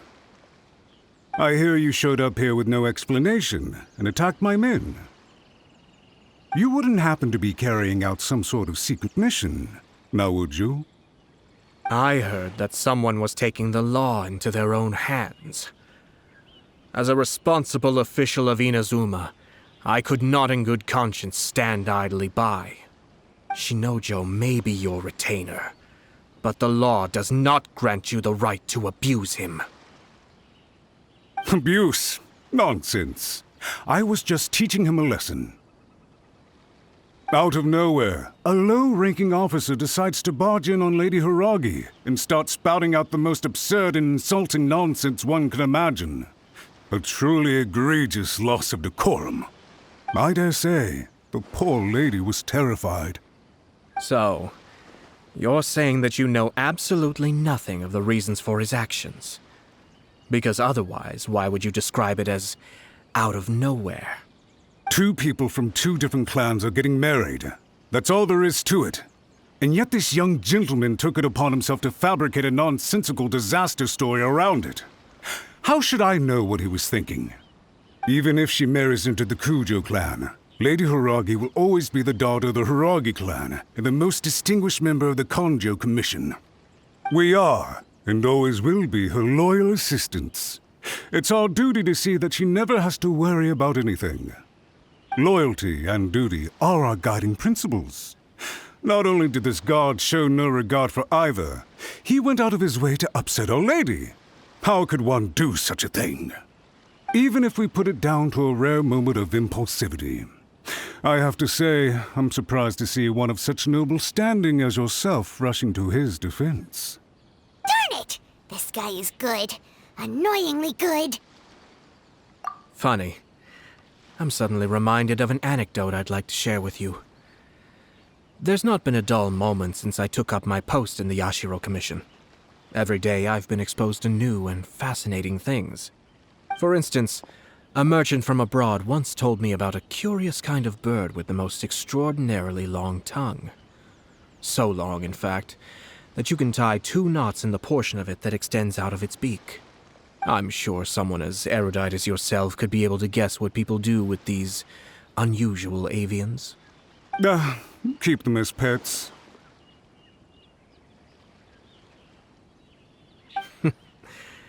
You'd think, wouldn't you? But there's a catch. You see, this bird is of no use to humans whatsoever, and certainly doesn't make a suitable pet. If you catch one, the best thing you can do is actually cut its tongue off and throw it out of the window. The reason they give is this. The longest tongue has the most to say, but don't be deceived as it chirps away, lest the song it sings lead you astray. I say, Yashiro Commissioner, are you here simply to mock the Kanjo Commission? Far from it. In my mind, the Kanjo Commission is made up of honorable individuals, upright and forthright, conscientious and loyal. It is unbecoming of such people to resort to lies, deception, and filibustering, all as part of a plan to remove Lady Hiragi from her position in the Kanjo Commission. Yashiro Commissioner, please don't make accusations without any evidence. The evidence is standing right in front of me, is it not? I have a credible witness who can confirm you were quick to try and make him disappear as soon as he said something that you did not like. Ugh, dear me. I can't believe the Grand Matsura clan is now represented by someone with less of a sense of loyalty than even an ordinary servant. You studied hard and took a government position, only to make it to where you are now just to play these petty power games behind the scenes. I'm not sure whether it's because you're smart enough to play the system, or too foolish to know any better. In your years of service to the Shogun, not only have you managed to glean nothing good from the people around you, you have also let yourself be blinded by self-interest. And now you have ruined your once bright future. I'm not angry, Mr. Matsura. I just feel sorry for you.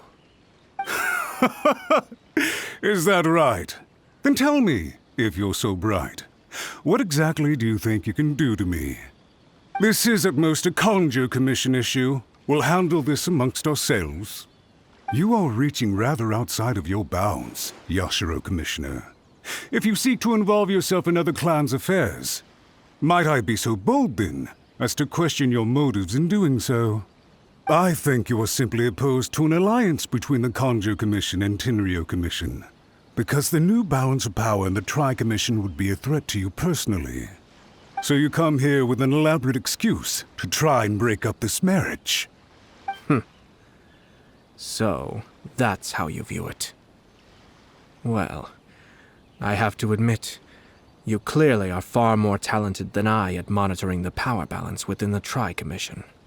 Let me be crystal clear. This wedding is going to happen, and nothing is going to change that. The notices have already been sent out. All of Inazuma City knows about it now. Most of the public weren't aware that Kujo Kamaji and Hiragi Chisato were courting. But you can bet it's all anybody's talking about now. Once the notices go out, that's it. The wedding is a sure thing, even if it hasn't happened just yet. I see. It seems like I was wrong. So suddenly we see eye to eye? I had expected you to at least be smarter than most. But it seems that I was gravely mistaken. Kamisato Ayato! You! How dare you! You've made your move. Now, I suppose it's time I made mine. What do you mean? Do you seriously think this marriage will bring the Kanjo Commission and the Tenryou Commission together? Isn't it at all possible that the Kanjo Commission becomes marginalized as a consequence of this union? Goodness me. Well, I've learned a great deal from talking to you. That will be all for now.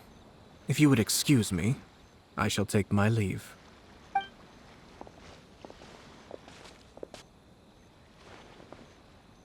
Hey!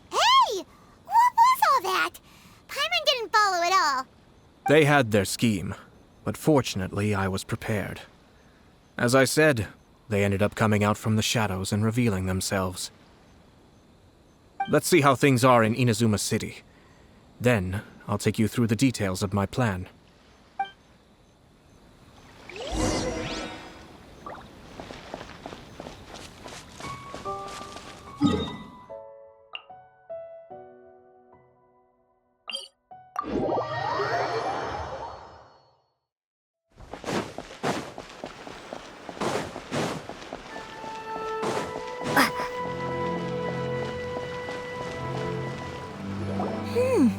Look at this. The daughter of the Kanjo Commission's Hiragi clan and the master of the Tenryou Commission's Kujo clan are getting married. Sounds like an all-around perfect match, don't you think? For sure. I'm just surprised. It seems very sudden. I hadn't heard a single word about it until now. Good luck to them, I say. I'm sure it must have been a hard decision. Looks like the wedding is definitely going ahead. It's still too early to make that conclusion. Our adversary wants to push this marriage past the point of no return. However, we can still beat them at their own game. But only if Kujo Kamaji is willing to help us.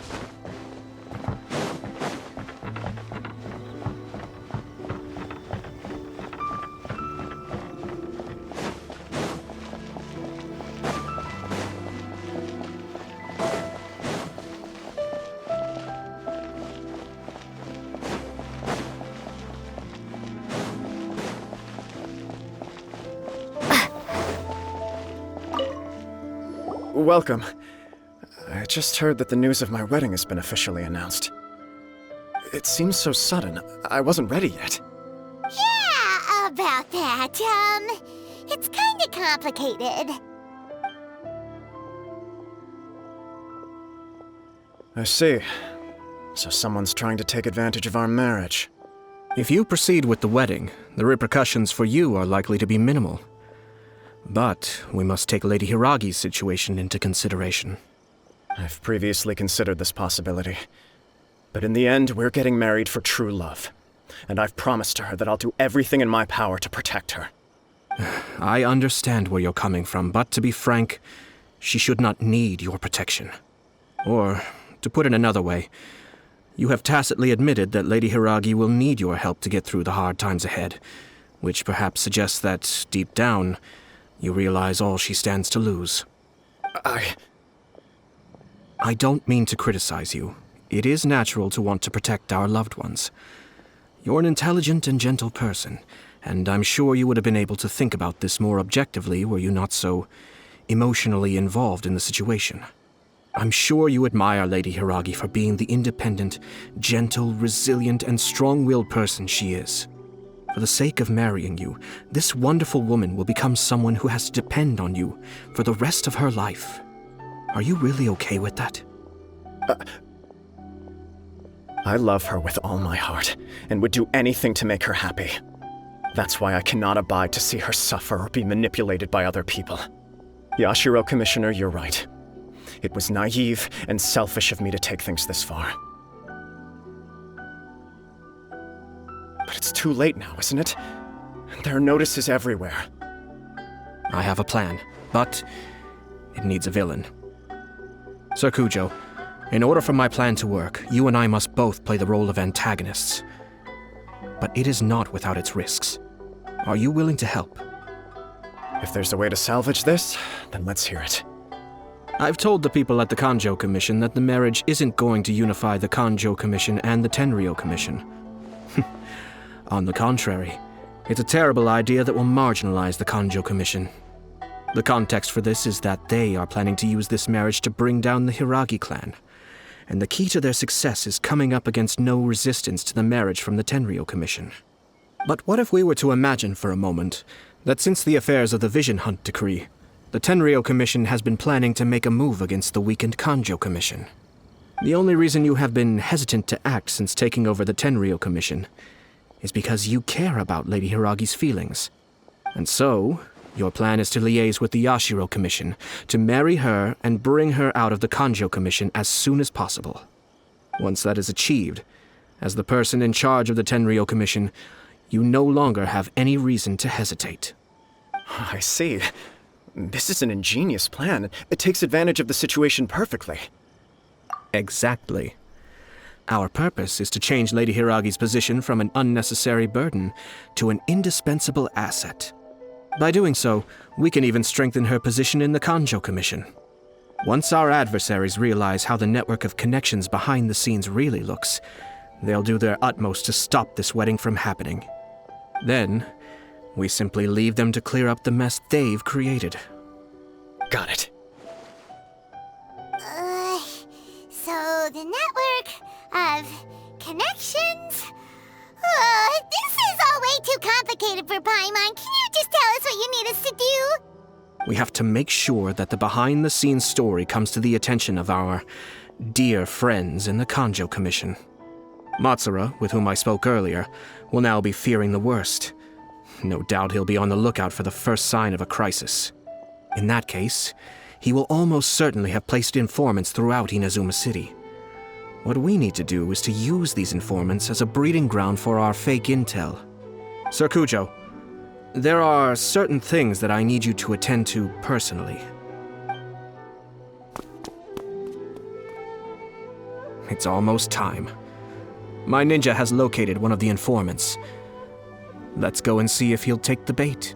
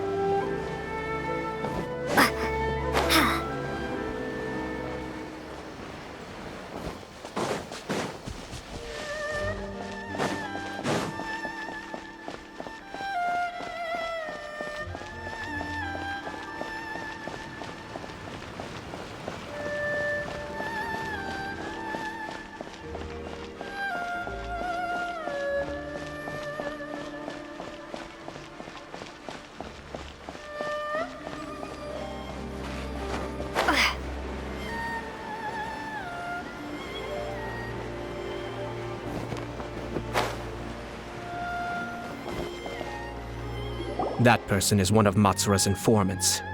Let's follow him. Be careful not to get seen.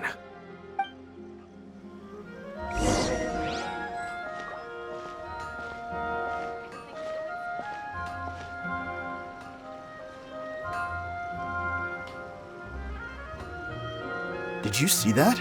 Sir Kujo Kamaji just came past here with a huge group of people. Could it be related to the wedding announcement? Maybe, but from the look on his face, it seems like something much more serious. He and his men seem pretty intense at the moment. Isn't it all a bit excessive for a wedding?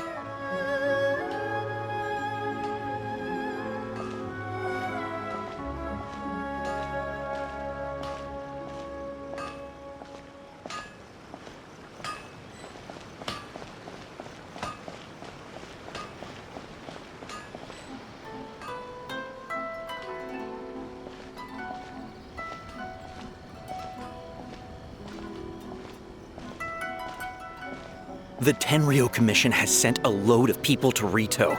I guess it must have something to do with the wedding. I think in all there must have been about 100 people so far. That doesn't sound good. What could be going on? I hope it's just Sir Kujo Kamaji being overcautious.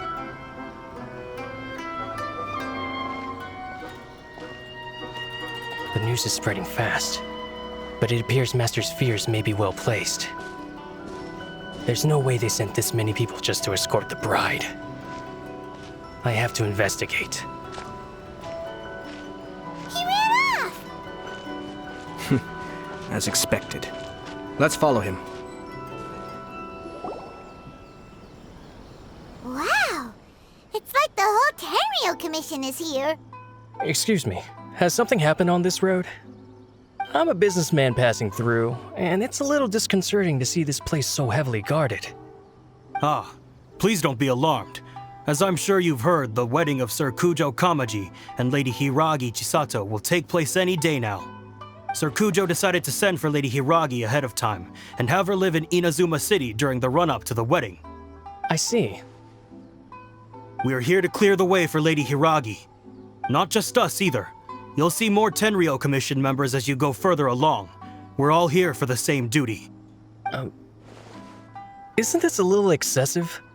Sir Kujo holds Lady Hiragi in the highest regard, and wants to treat her with the utmost respect, from beginning to end. I understand. Sorry to disturb your work.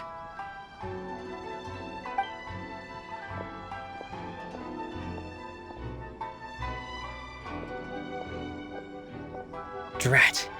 It's exactly as Master feared. They say they're here to guard the road, but really they're poised to attack if Master doesn't allow Lady Hiragi to leave Rito. Wait, no. If Lady Hiragi does leave, they'll have all the more reason to strike. But we're in no state to defend against a Tenryou Commission attack. I must tell Master right away. He ran off again! That should do it. The seeds have been sown. In this atmosphere, mounting suspicion will nurture fear among the Kangjo Commission. Now, we wait patiently for it to grow and ferment. The calm before the storm is always the part that unsettles people the most. Are they really gonna own up and apologize, just like that? If you're curious to find out, you can visit the Hiragi clan in Rito in a couple of days. I have some other business to attend to, so I won't be spending any more time on this situation. In any case, we've made our move. It's only a matter of time before they give up and surrender. This is not my first time. Well then, goodbye for now. I truly hope that things will work out in Hiragi Chisato's best interests. He left kind of abruptly. Are things really gonna turn out like he predicted? Paimon too. Well, let's go to Rito again in 2 days.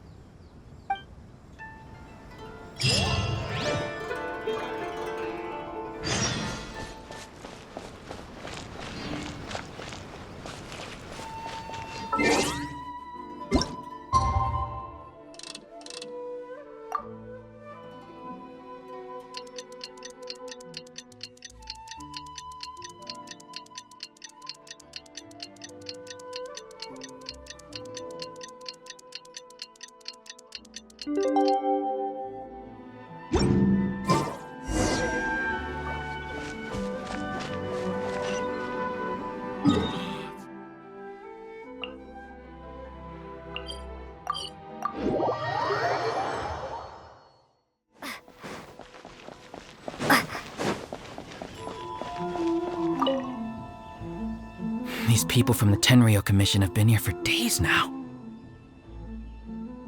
I guess they're here to pick up Lady Hiragi. But why would it be taking so long? I heard that the Kangjo Commission suddenly said they don't want Lady Hiragi to leave. To be honest, I'd be hesitant if I were her. A crowd this size comes to Rito? Who knows what they could be planning? Shh, stay quiet. Someone might hear you. Oh, right. Sorry. How did things get to this point?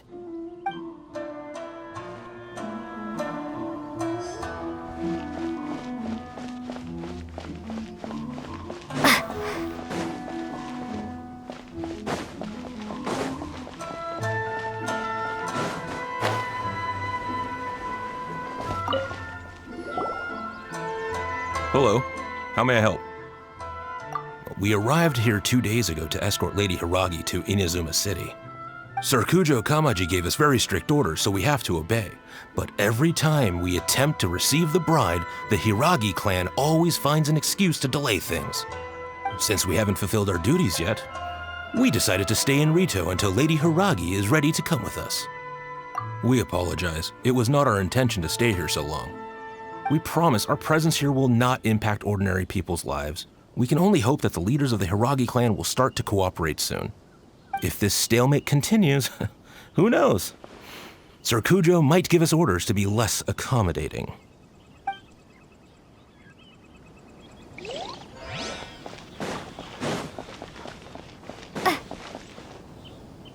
How much longer does your master plan to hold them off? I have no idea. We're stuck in limbo here. Master's been very on edge these past few days. He gets irate over the smallest things and is suspicious of everything. He's been yelling at me a lot. I understand that he's anxious, but I mean, what can we do? I've told him before, never cross the Yashiro Commissioner. Yeah, good advice. With him, you just know that whatever he's doing, a lot of preparation has gone into it. If Lady Hiragi is really taken away, then what will the Tenryou Commission do? And what will the Yashiro Commission do? Maybe we should tell Master to discuss things with Lady Hiragi. Hiragi Chisato is now at the center of every conversation in Rito. By now, the Kanjo Commission probably knows how important she is. But what about what she thinks? Oh, let's go and see.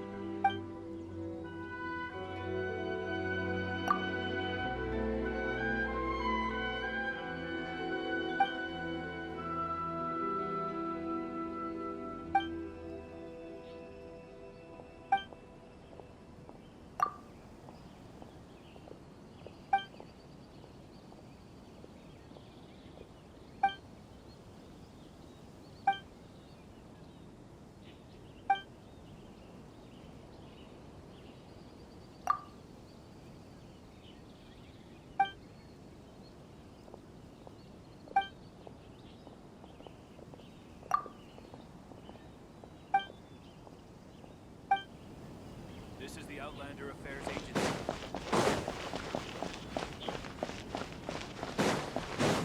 Many Outlanders are having...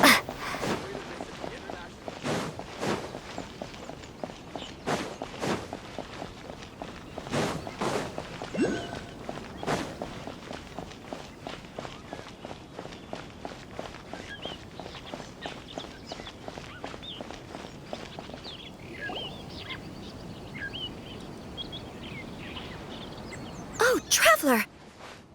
I assume you've heard about everything that's been going on out there. What on earth is happening? Don't worry, we can explain everything. So, what happened? After the Tenryou Commission arrived, they suddenly became alarmed. They keep having secretive discussions and won't allow me to have any direct contact with the Tenryou Commission. I never would have thought that this was Sir Kamisato's plan. Now it all makes sense. I'm sorry. I haven't. Maybe there's no right or wrong decision. Maybe everything would be easier if I simply didn't have the choice. I used to tell myself things like this to avoid having to think about it.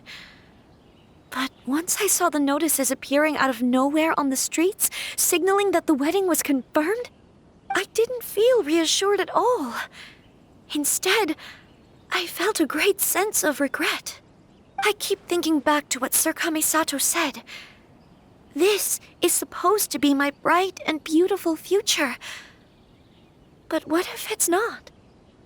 I can happily accept that if someone was trying to take advantage of my marriage, I should absolutely refuse to go through with it. But that's not the answer I'm looking for. And also, Now that things have escalated to this point, it will be tricky to resolve. Ah, Lady Hiragi, here you are. You scared me for a second. I thought you'd gone missing. You? Wait, you're the ones who were with the Yashiro Commissioner that day. What do you think you're doing here? Are you trying to convince Lady Hiragi to leave? Calm down. They're my friends. They're just here to visit me. Friends? Are you sure? Just friends? Lady Hiragi, I told you already, these are exceptional circumstances. You need to be more vigilant in everything you do. You are extremely important to us, and to the entire Kanjo Commission. Who's to say they don't have a hidden agenda? If you want to accuse us of trying to abduct her, just come out and say it! Don't be rude. You've been very highly strung lately, seeing everything as a threat. Listen to me. I know all the ins and outs of everything that's happened so far. Her arrival might well be your very last chance to fix this. The present state of affairs in Rito shows me that the situation has escalated well past the point where you could hope to control it. If this deadlock continues any longer, we will have nothing to gain and much to lose. This is not an order. All I need you to do is give me an explanation and take responsibility for the situation. Understood, my lady. I shall discuss with the others right away.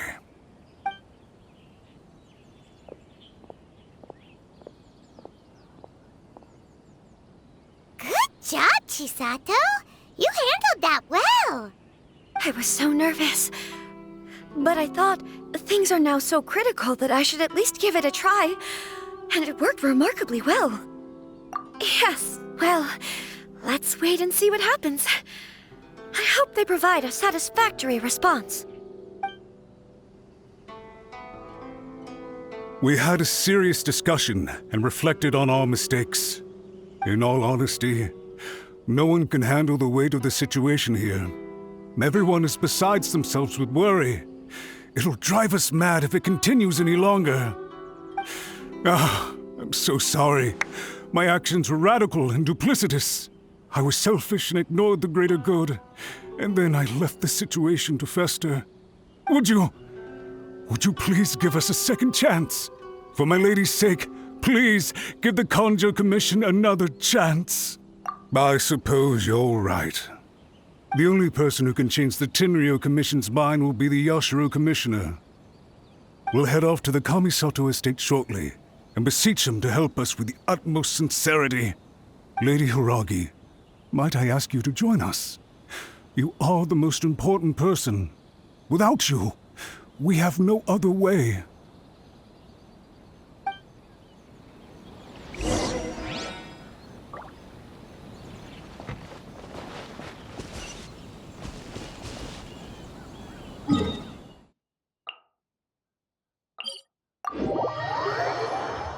By the way, aren't you a good friend of the Yashiro Commissioner? Please put in some good words for me.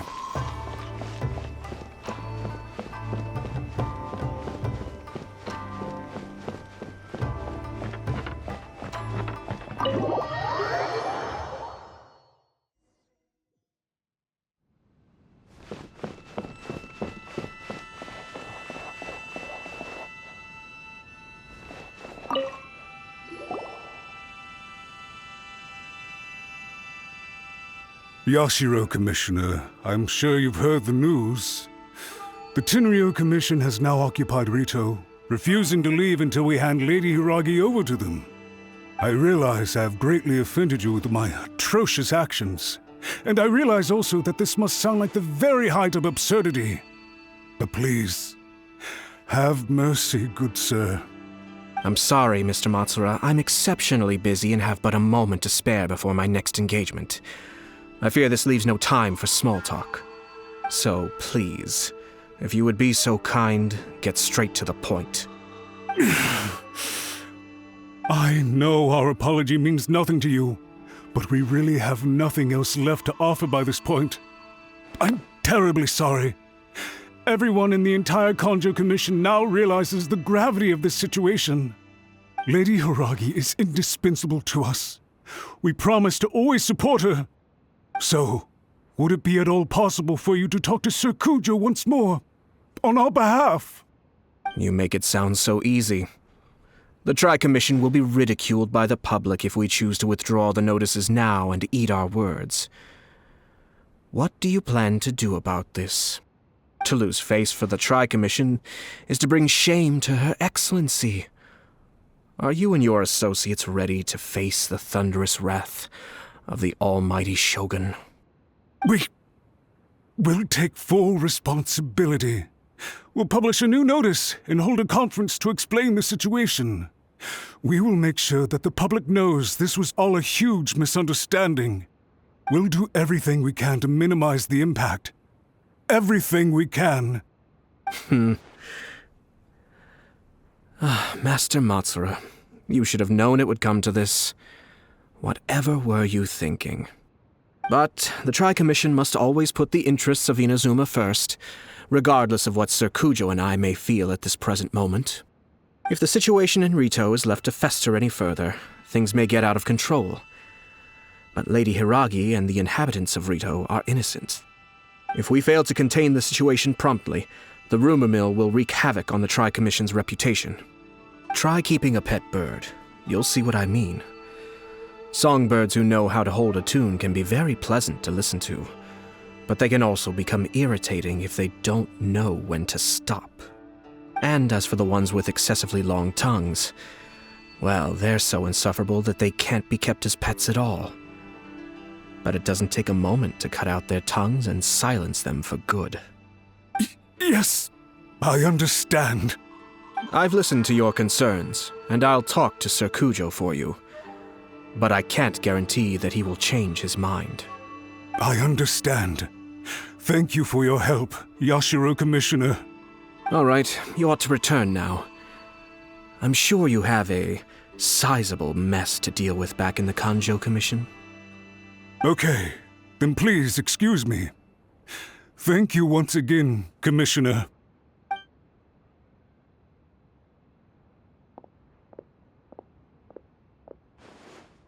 Ah, yes, Lady Hiragi. I have something to tell you. Would you mind? Oh? Why, of course. Sir Kamisato, you became a completely different person just now. It felt so intense. Unruly servants like him need to be severely reprimanded. As a commissioner, the almighty Shogun trusts me to do her will. I did as I should.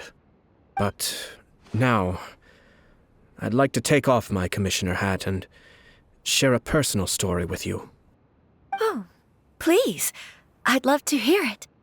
You must have heard that the Kamisato clan once went through an extremely difficult period. My father worked incredibly hard to compensate for the grave errors made by the Kamisato clan long ago and restore our reputation. The work took a toll on his health and ultimately led to his untimely demise. My mother loved him dearly. She passed soon after. This sudden turn of events dealt a heavy blow to the Yashiro Commission. Behind the scenes, things became very unstable. Everyone thought that the Kamisato clan had lost power. That made my sister and me nothing but burdens hindering the ambitions of others. It may sound preposterous now, but I assure you that is the truth of what the Yashiro Commission has been through. Huh. Pretty similar to how the Kanjo Commission is now. Back then, I had no choice but to accept the position I was in. While I desperately looked around for powerful supporters, I endured smear campaigns and attempts to exploit me. I had no other choice. I had to honor my parents' dying wishes, and I also had a young sister to take care of. I didn't mind what became of me, but my family. No one can ever be allowed to trample over my precious family. Fortunately, I persisted, and the Kamisato clan was able to survive this storm. I think I now know where my sense of loss and confusion was coming from. Shinojo once told me that he saw what was in me in a way that no one else did. That's why he couldn't bear to see me live the rest of my life depending on someone else. I thought the reason I felt unsettled was because of uncertainty over getting married. But the fact is, it's because I felt too young and inexperienced to handle the situation facing me. The reason why Sir Kujo was able to face the prospect of marriage so confidently is because he's prepared for anything. That's it. The situation I'm facing now is the same one he faced back then. When his clan was in crisis, he bravely drew his blade and challenged the almighty Shogun. And now, it is time for me to make a stand and become my own person. Well said. I'm sure once you have grown and gained confidence, your father will be able to let go and allow you to decide how you want to live the rest of your life. It might not sound exciting, but this kind of personal growth is a necessary step in the pursuit of true happiness. And I'm sure I can get there. I will use this as an opportunity to take over the responsibilities of the Hiragi clan. I'll think about marriage again after everything is more settled. This puts less pressure on Kamaji, and means I can support and protect myself without having to worry about becoming a burden or dependent on someone else. My best wishes to both of you were and remain heartfelt. When the time comes for the wedding to go ahead, I will come to congratulate you once more. Thank you, Sir Kamisato. I am grateful for everything you have shared with me. Now, if you'll excuse me, I have a lot to deal with back home. Take care, Lady Hiragi. I'm confident that on your return, you will find your Kanjo Commission associates most receptive to your instruction. Yes, in fact, my recent experience suggests the same. Thank you once again.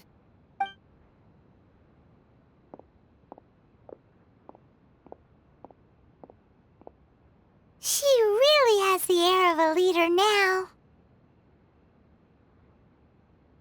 Hats off to you too, sir. Everyone thought there was no way out until you pulled that super smart strategy out of nowhere. In fact, counter-checking is a perfectly common maneuver in the game of chess. Our rival this time was easy to deal with. He was smart, but short-sighted, and sloppy in his execution. This outcome is entirely within my expectation. Even so, Paimon could never come up with a plan that cunning in a whole lifetime. Anyway, it's kind of a relief to see that Chisato has decided to set the Hiragi clan straight. I agree. Stability in Inazuma benefits me as well. I wasn't about to pass up an opportunity to make less trouble for myself. Well, the fact is that I am first and foremost the Yashiro Commissioner. Perhaps for Master Matsura, power is his life's pursuit. But for me, nothing matters more than the stability of Inazuma.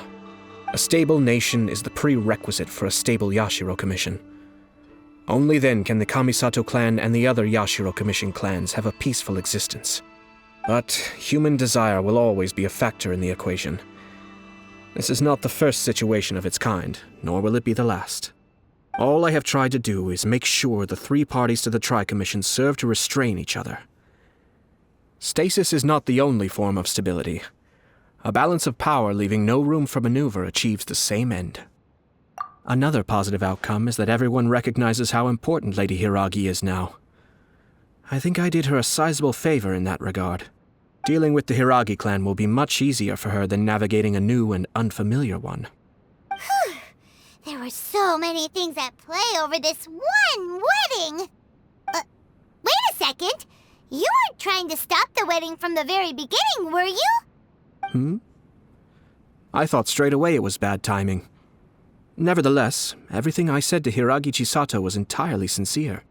If you choose to give up your stance on something once, you'll be having to compromise for the rest of your life. I didn't want to see her suffer because she didn't realize what she was getting into. Now, she has the chance to become her own person. Let's see who she becomes. Okay then, guess we'll have to wait and see. All right. Farewell, and profuse thanks to you both. I shall have to host you at the Kamisato estate when my sister is next available.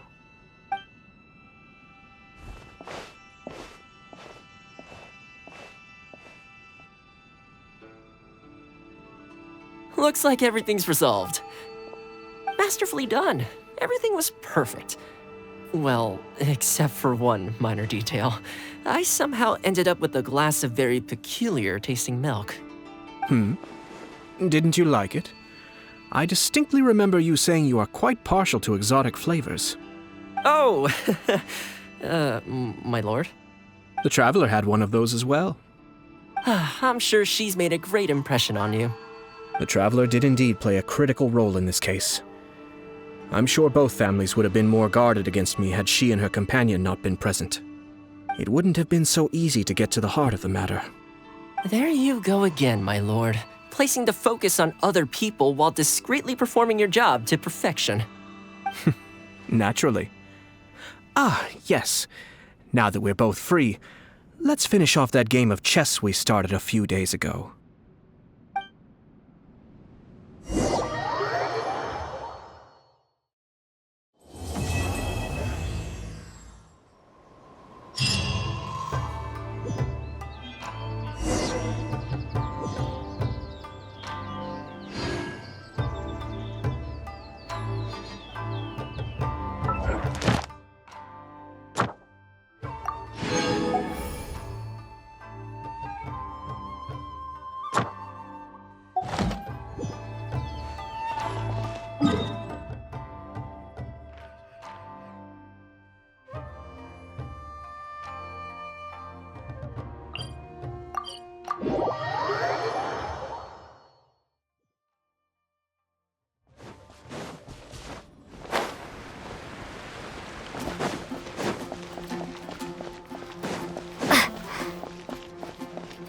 Ad Astra. Thank you for Ad Astra.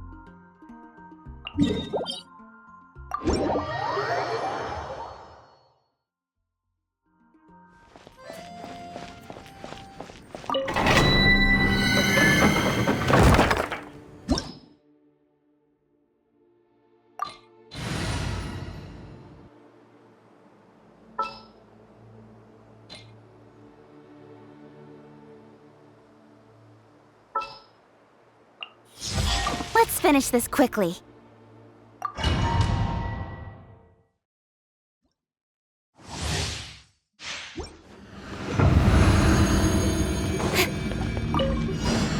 Speed of light! Cut to the chase!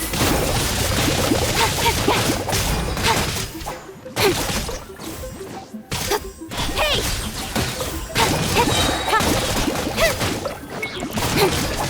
With sword from shadow!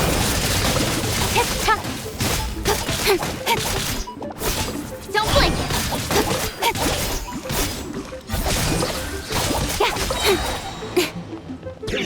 Nowhere to hide!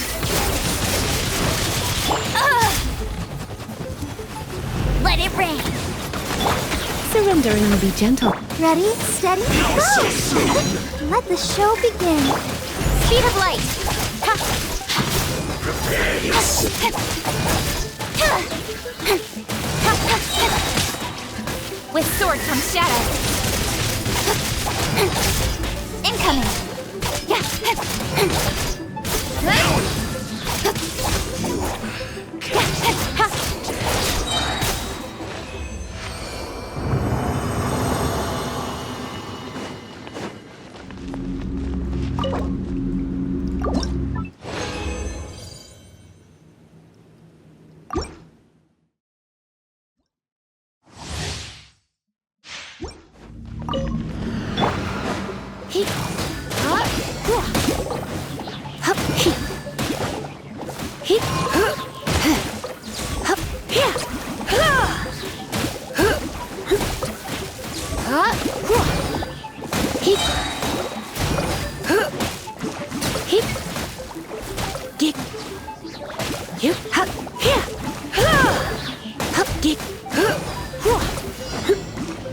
Try not to enjoy this. No escape! Got lucky that time. Cut to the chase.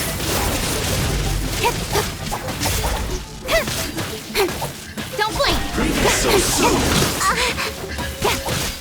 Come on! We can do it! No escape!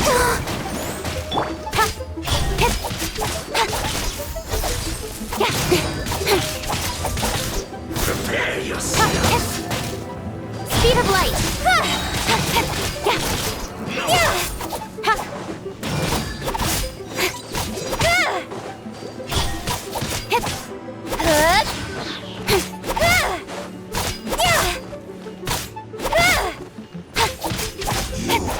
Can't run from death.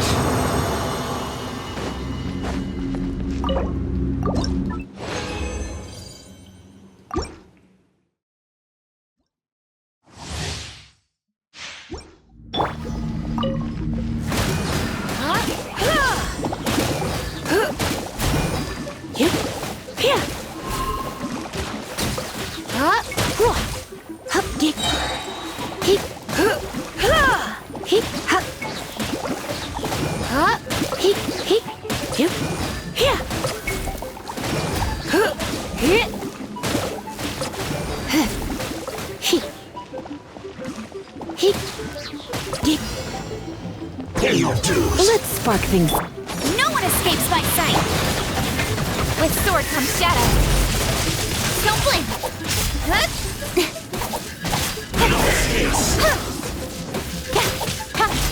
I'll protect us. Speed of light!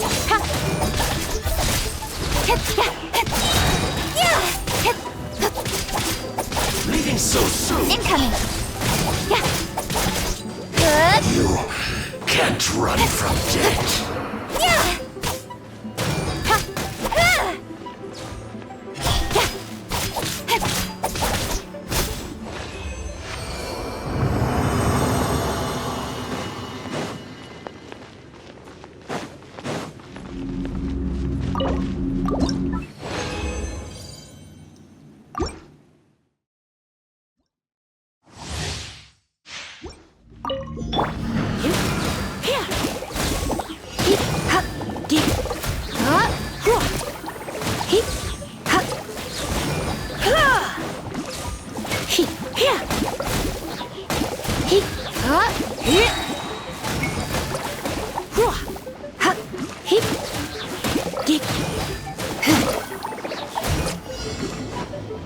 Try not to enjoy. Let it rain! Cut to the chase! Speed of light!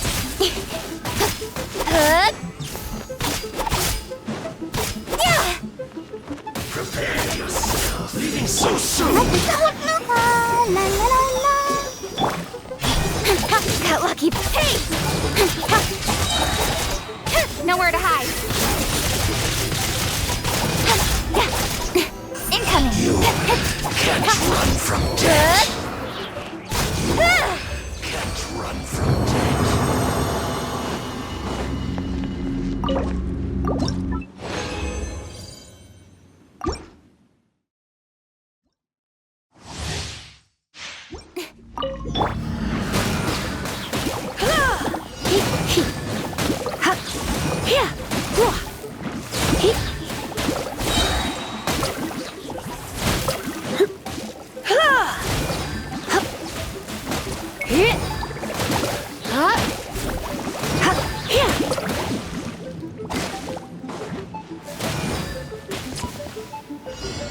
No escape! Cut to the chase!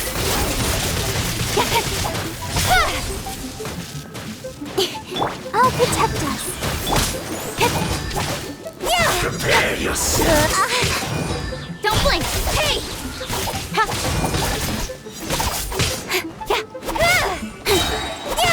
Nowhere to hide. Speed of light.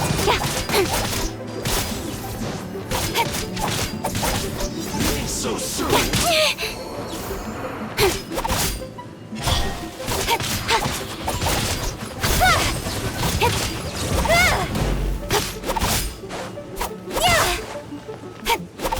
No, can't run from death.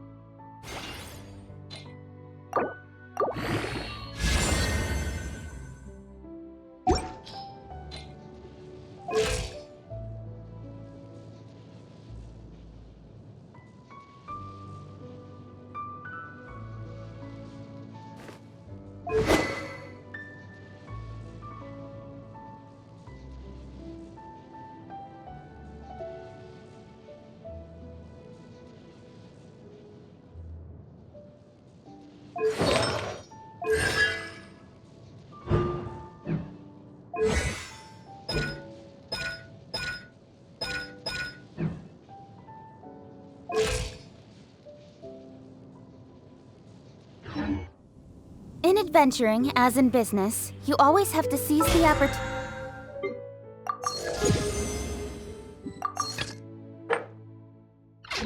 while it's there.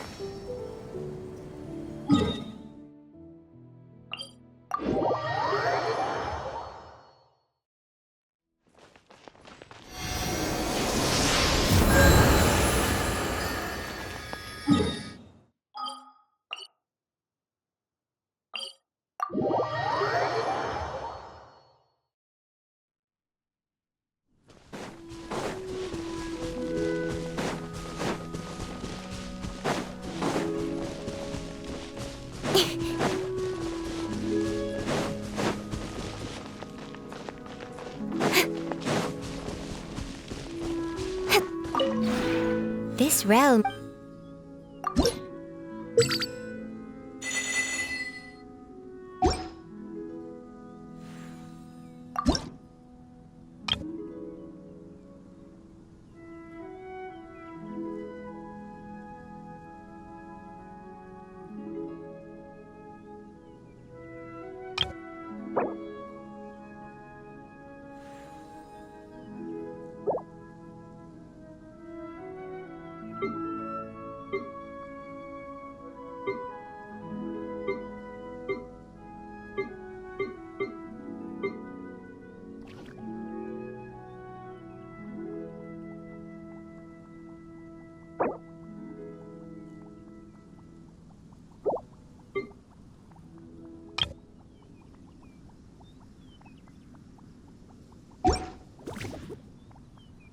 If you ever have...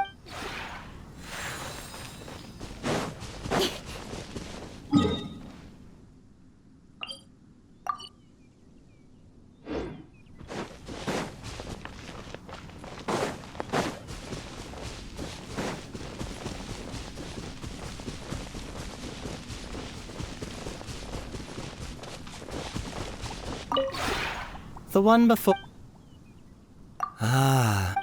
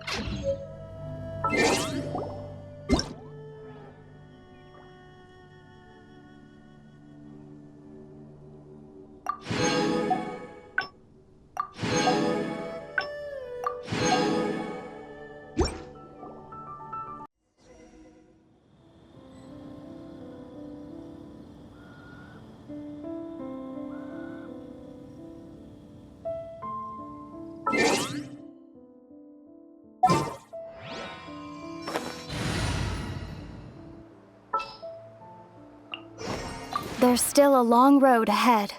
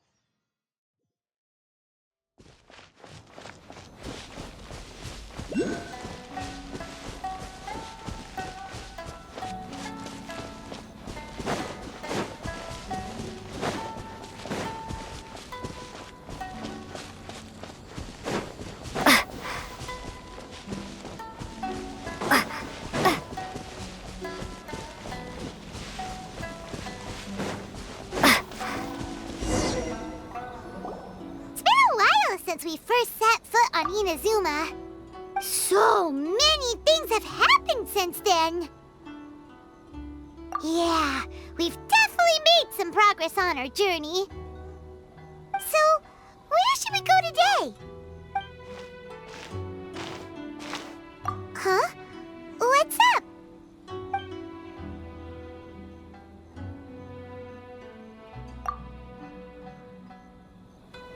Hey! What the heck was that for? Doesn't want to talk, huh? All right, let's convince him to calm down a little.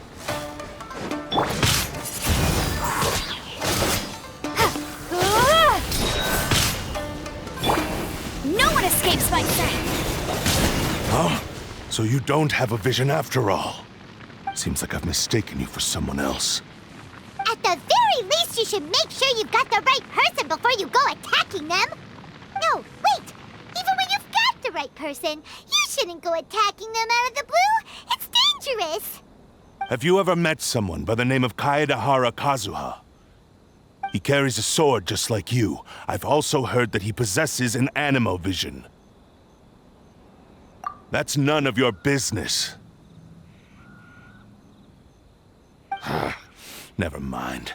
You don't look like you know anything anyway. I'm wasting my time.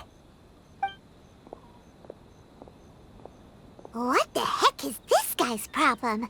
Coming around here, waving that weird sword in our faces, and he didn't even apologize. Seems like a real nutcase. Well, one thing's for sure. No way are we telling him anything about Kazuha. Right? Paimon has a feeling, though, that even if this guy gets to challenge Kazuha to a duel, he won't be able to beat him. Anyway, just to be on the safe side, we should go fight Kazuha right away and tell him to watch his back. Oh? What kind of hunch? A special connection? You mean beyond already knowing each other? Yeah, maybe a little.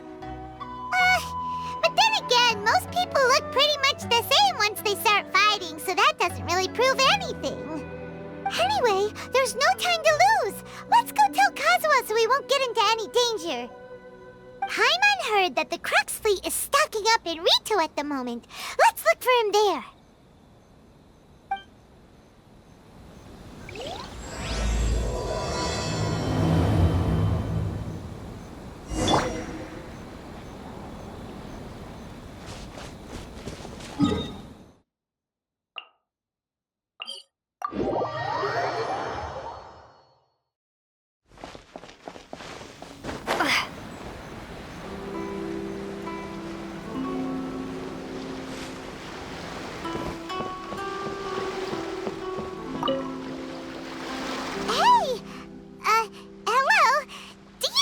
Kazuha is. You're looking for Kazuha too, huh? Guess he must have done something impressive after all. Well, we took the small vessels into Rito on a routine supply run, only this time, as soon as we entered the harbor, we ran into a huge crowd of Inazumans, all of them wanting to know about Kazuha. If it's because of that battle on Nizuchi Beach, Captain Beto had a great run there too, but I don't see her getting this kind of attention. Kazuha keeps to himself most of the time. In fact, there are times when he doesn't even listen to the captain, but she just laughs it off.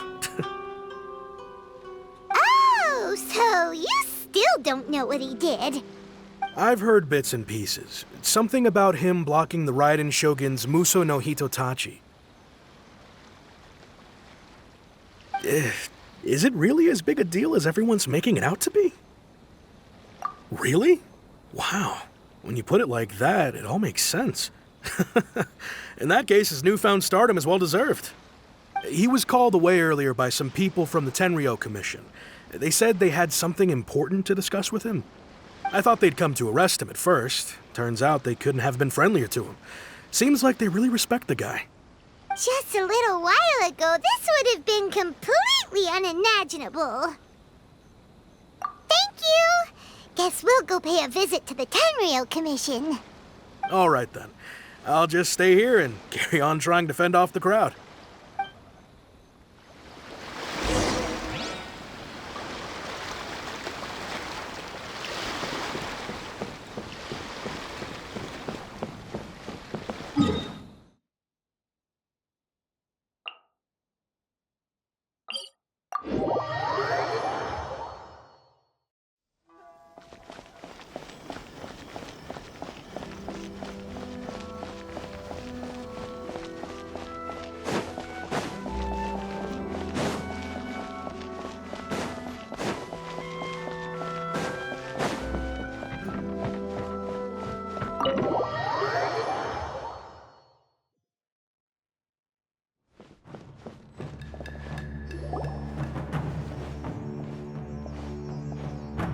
Oh?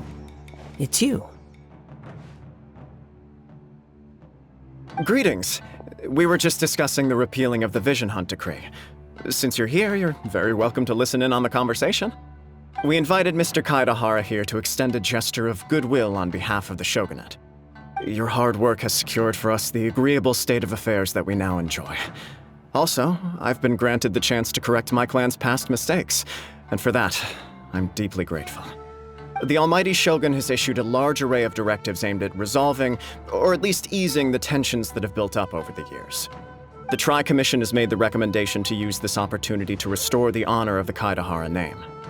Regarding the history of the Kaedahara clan, I trust that you're already somewhat informed? In short, there was once a group of select bladesmiths who served the Shogun directly, responsible for upholding and further developing the traditional blade forging arts of the Almighty Shogun. The Kaedahara clan belonged to this class. But there came a time when some of these bladesmiths revolted and fled to Snezhnaya. Both the Kaedahara and Kamisato clans were held accountable for lax oversight and entered a period of great turmoil. We later learned that the whole misadventure had been secretly orchestrated by the Fatui. Attributing all of the blame to the Kamisato and Kaedahara clans was neither proper nor just. Considering Mr. Kaedahara has once more made an outstanding contribution to Inazuma, the Almighty Shogun believes he should not only be rewarded for his achievements, but also receive recompense for the excessive punishment borne by his clan in the past. In the interest of preventing further harassment of the Bladesmith clans by the Fatui, we chose not to publicly release the findings of our investigations into these matters. We trust you can understand why this was necessary. This is a true honor. I am delighted to be in a position to receive the goodwill of the Almighty Shogun and the Shogunate at large. However, would I be correct to assume that this magnanimous gesture does not come without some strings attached? I can assure you that nothing could be further from the truth. We seek only to correct a past injustice. With the Kaedahara clan's reputation and occupation restored, the Kaedaharas will be bladesmiths once more, and your wanderings will finally come to an end. You will be able to lead a safe and prosperous life in Inazuma City with the Almighty Shogun's blessing and full support of the Shogunate. I have grown accustomed to life among the elements. I fear I would no longer feel at home behind the tall walls of a stately abode. Yet my ancestors did indeed take great pride in the name of Kaedahara, and the art of blade making for which it stood. I do have a responsibility to restore their honor. I sense some hesitation in your words. Should you accept this offer, I imagine many of the malicious rumors currently circulating through the populace will disappear. Malicious rumors? All we heard on the way here was so much praise that we almost wondered whether there was another Kaedahara Kazuha in town. Well, to some, the Muso no Hitotachi is something that can never be defeated. They cannot accept the idea that Mr. Kaedahara really parried the Shogun's strike. Also, eyewitnesses saw him using the power of Electro in addition to that of Animo. As a result, the falsehood that Kaedahara Kazuha was using a delusion began to spread. What? But that doesn't make sense. Using a delusion turns you old and frail, and Kazuha still looks fine. That is correct. However, to some people, the idea of a single person wielding two elements at once is a more inconceivable notion still. This is just one of many similar rumors. I am very uncomfortable with being the subject of public discussion, no matter whether it brings suspicion or stardom my way. But perhaps if the Shogunate is willing to publicly support me, this situation will blow over more quickly. This is precisely why I encourage you to give our offer some serious thought. It stands to benefit all of us. Please allow me some time to consider. In fact, let us put this discussion on hold for the moment. Well then, what brings the two of you here? Yikes! We nearly forgot about the most important thing! Why would such a dangerous individual be looking for me? No, this puzzles me as much as it does you. My fighting forms were taught to me by my family, based on techniques originally developed for blade testing. We undergo rigorous training to standardize every motion the blade is put through, so that each can be fairly assessed for quality. Over time, these techniques came to form something of a Kaedahara sword art, focused on blade testing, but with a full repertoire of combat forms. Those forms are quite different from the more practical ones typically used by samurai in battle. So it's hard to imagine that the similarity you speak of was coincidence alone. All the more reason to watch your back. This guy was a serious nutcase. Indeed. He sounds highly aggressive. Anyone he targets is at risk of serious injury, or worse. In that case, I will send some men out immediately to search for him. Thank you. I must say I am now very curious about this matter, and I will also need some time to consider your offer. I will first join the Traveler in investigating the one who attacked her, then give you a conclusive answer upon my return. Very well. Please stay safe. Come on. Let's go and track down your aggressor. The detective agency knows the most about what goes on in town. Let's see what Ryuji has to say.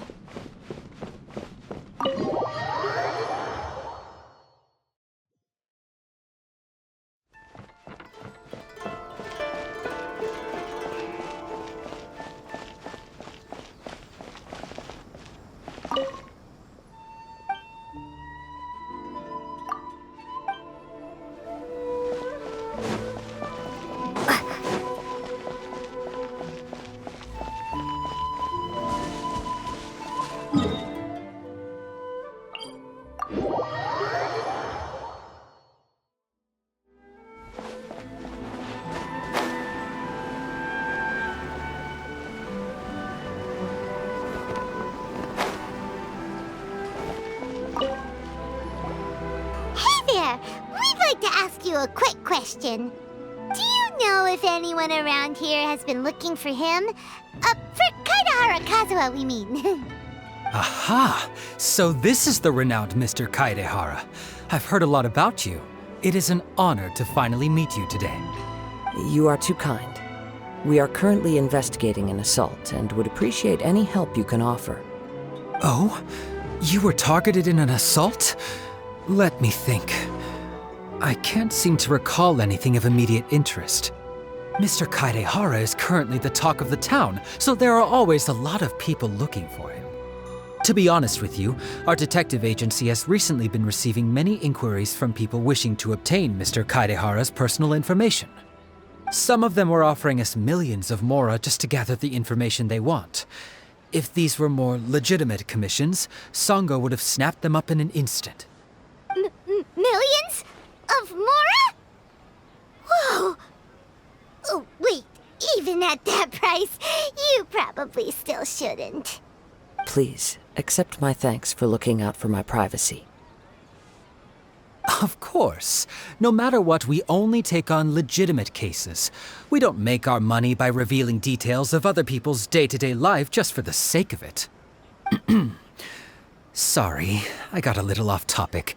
What I'm really trying to say is, it doesn't surprise me that a complete stranger is looking for Mr. Kaedahara. But I wouldn't know where to begin if we want to connect this with an assault. Then let's put that connection aside for now. Have there been any other attacks or similar incidents recently that stand out as particularly unusual? The Tenryou Commission had very few leads, and I thought you might have some information from different sources. It's true that the commissioners aren't clued up about every little thing that goes on out in the streets. But typically, it's only the most trivial events that manage to escape their attention. If anyone had been out there attacking people, that would be assault, in which case the Tenryou Commission would absolutely get involved. That does make sense. Uh-oh. Looks like the trail's already run cold. I still find it difficult to believe that whoever attacked you hasn't been causing any trouble elsewhere. Few people possess your prowess in battle. So unless you were the first person he targeted, someone is certain to have been hurt by now. I am well aware of your talents.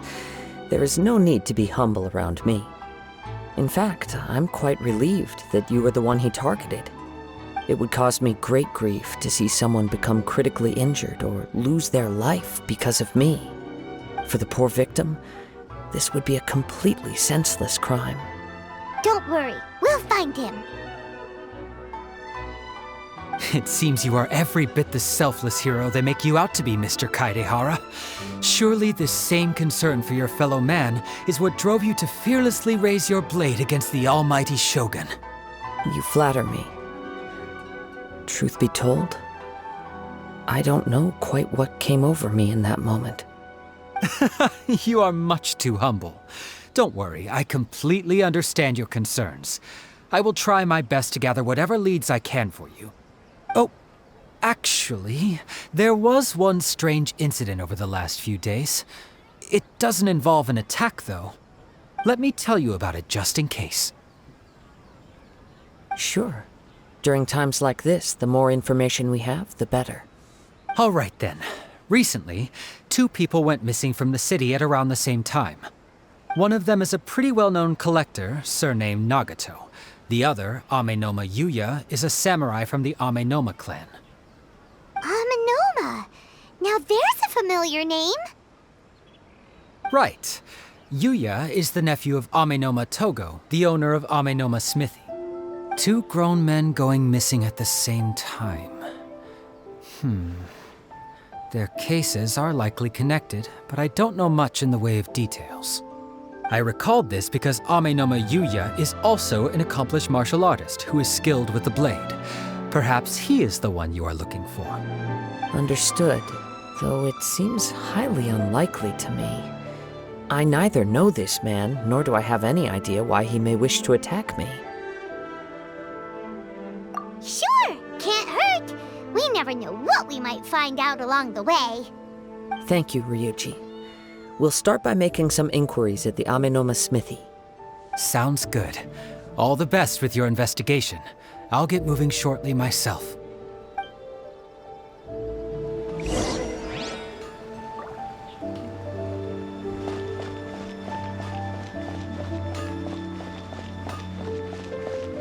Okay.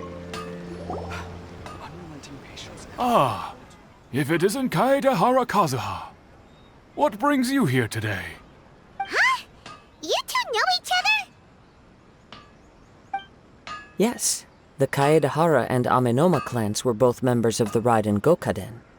Historically, there have always been deep links between the 2 clans. After I returned to Inazuma, I visited Mr. Amenoma to pay my respects.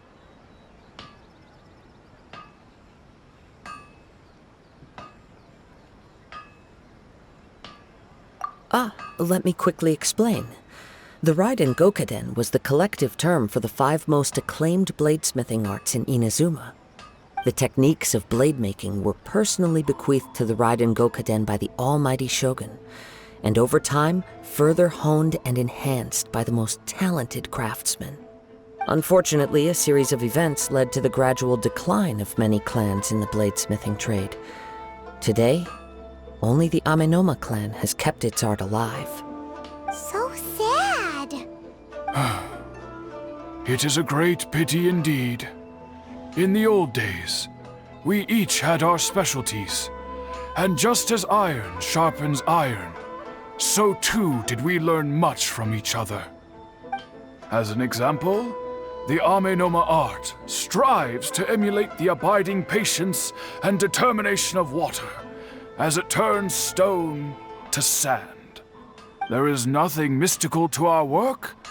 There is only practice, day in and day out, until both body and mind have memorized the craft, turning each motion of every technique into an intrinsic part of the bladesmith's life.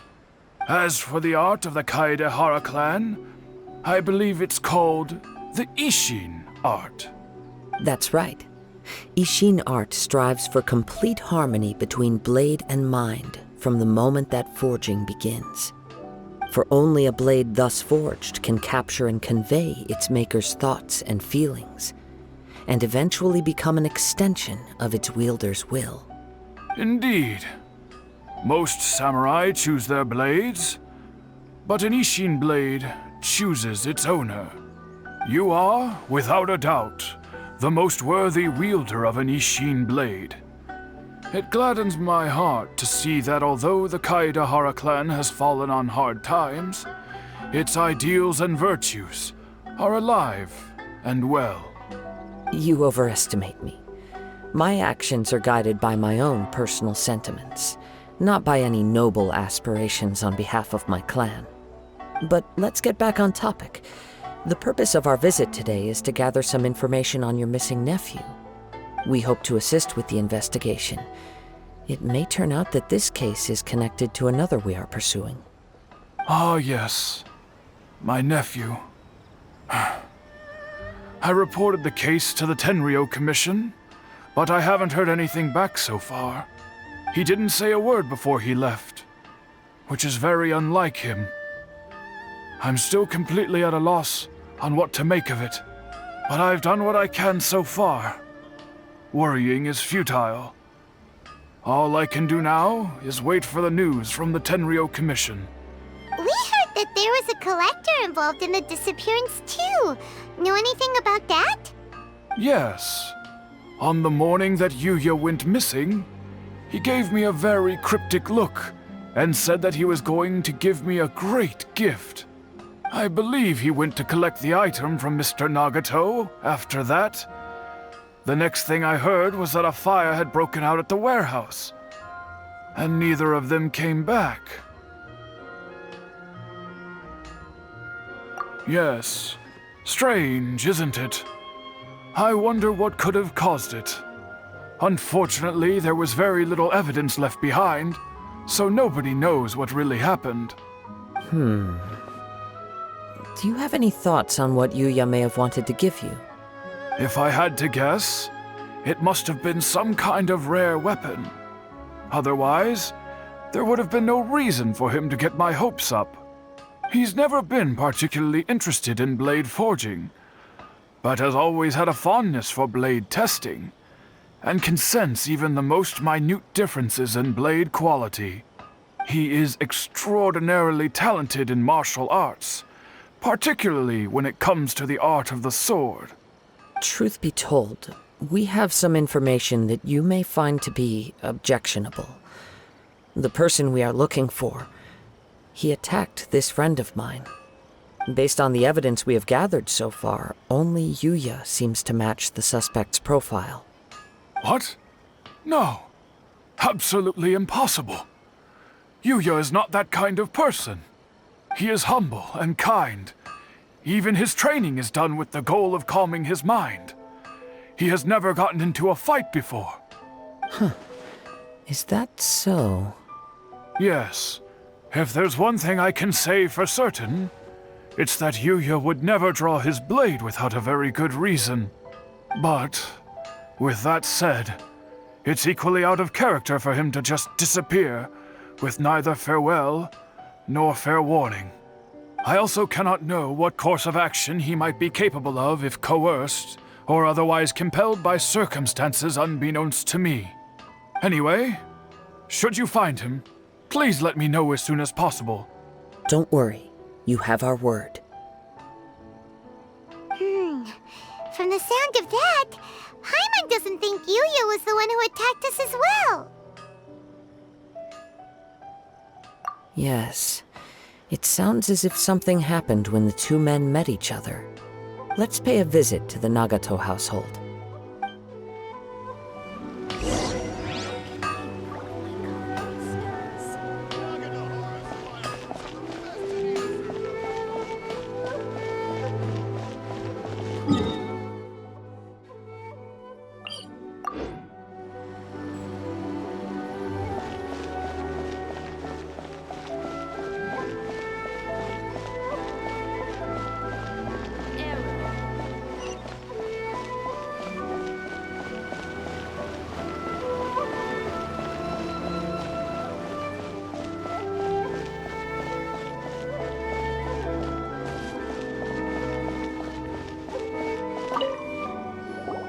I'm very sorry, but we cannot afford to pay what we owe right now.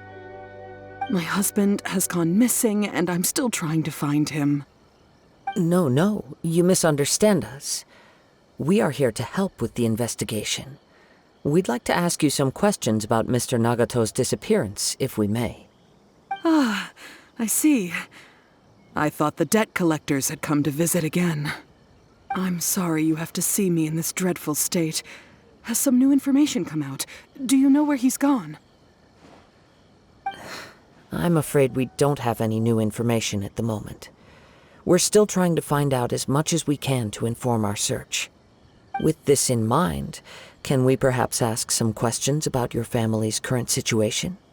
For example, Paimon's struggling to understand why a collector would be strapped for Mora.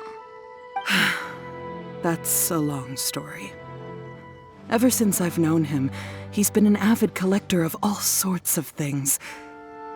He'd always get so animated when he was showing them to me. I knew nothing about the items myself, but seeing how enthusiastic and excited they made him, I was happy to believe that they were just extremely important to him.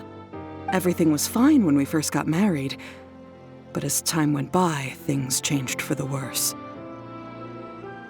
Uh-oh, what happened? He lost his sense of restraint. He started buying more and more things, and even resorted to borrowing money just so he could pay for them. Our expenses really spiraled out of control when he started getting interested in weapons. It was awful. There were days when he'd spend hours down at the warehouse, admiring his weapons even as debt collectors were descending upon our house. He wouldn't sell them, wouldn't even touch them. Just sat there staring at them like he was in a trance. I'm happy he has a hobby, and I'm willing to support him, but making ends meet has to come first. I've tried talking to him about it so many times, but he never listens. On the last day that I saw him, I gave him an ultimatum. I said, if he refused to sell his collectibles and pay off his debts, I would divorce him and take the children with me. Whoa! And that led to an argument. Actually, it didn't. Generally, he's a quiet man who likes to go with the flow. On most things, he leaves the decision-making to me. You must understand, I never would have dreamed of threatening him with divorce if the debts hadn't pushed our family to the brink. After I said those words, he froze and was silent for a long time. When he finally spoke, he awkwardly mumbled that he would pick out a few items to sell. His voice was so meek and pitiful that I felt an urge to take everything back. But then what? If I didn't draw the line, what would happen to our family?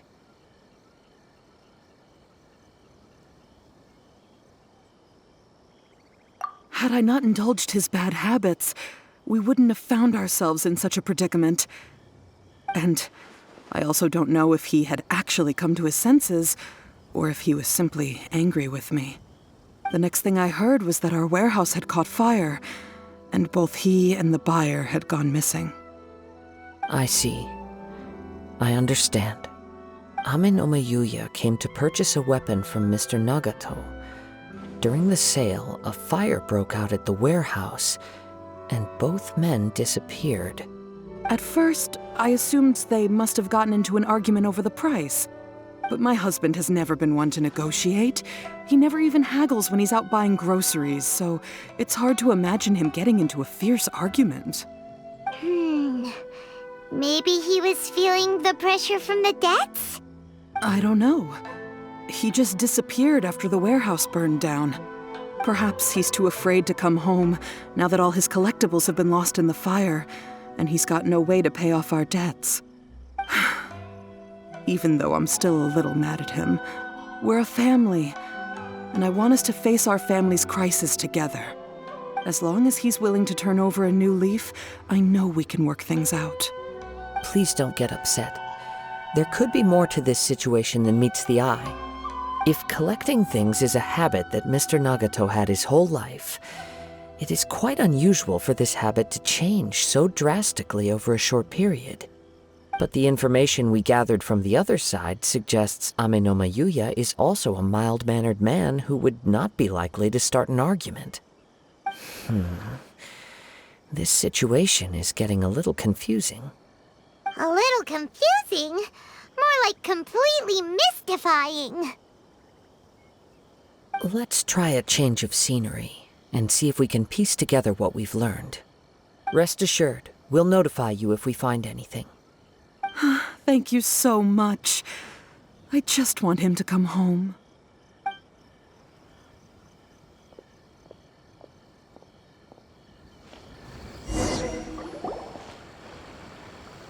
Based on the information we've gathered so far, I can only surmise that the sales meeting between the two men was somehow the catalyst for their disappearance. The fire at the warehouse likely played a part in how the situation unfolded, though its exact role is a mystery. Do you have any thoughts? Well, Paimon was thinking that maybe someone accidentally knocked over an oil lamp and, nope, never mind. Paimon's brain needs to rest for a while. Over to you.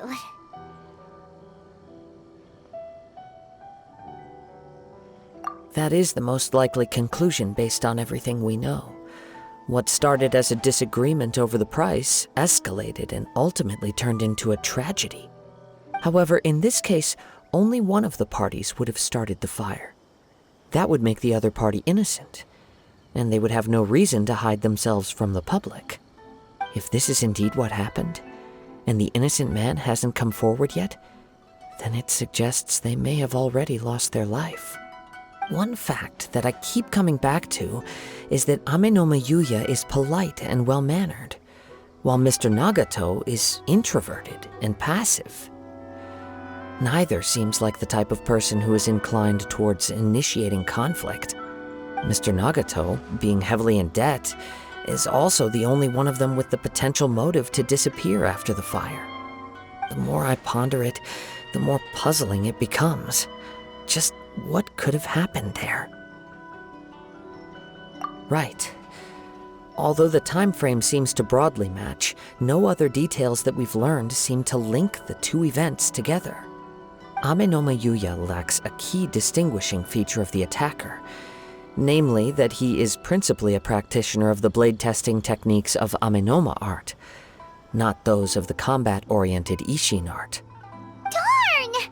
We thought we could get two birds with one stone here, but at this rate, it's starting to look like a wild goose chase.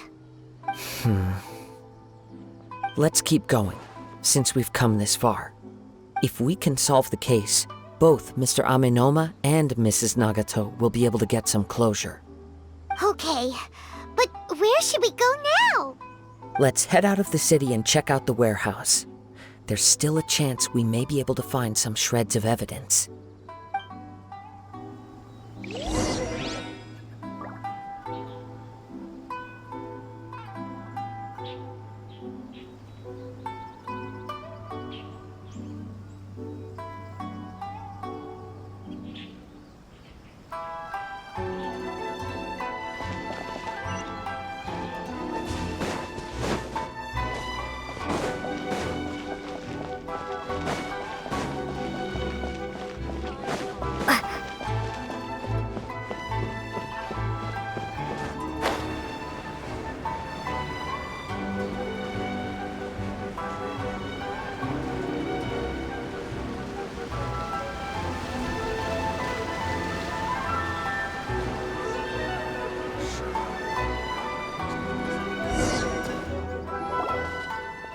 Wait.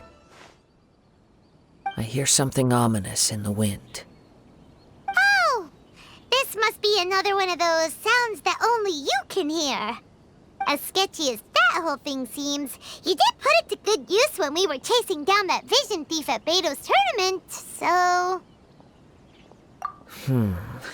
Now I'm picking up a strong scent in addition to the sound. It's right around here somewhere.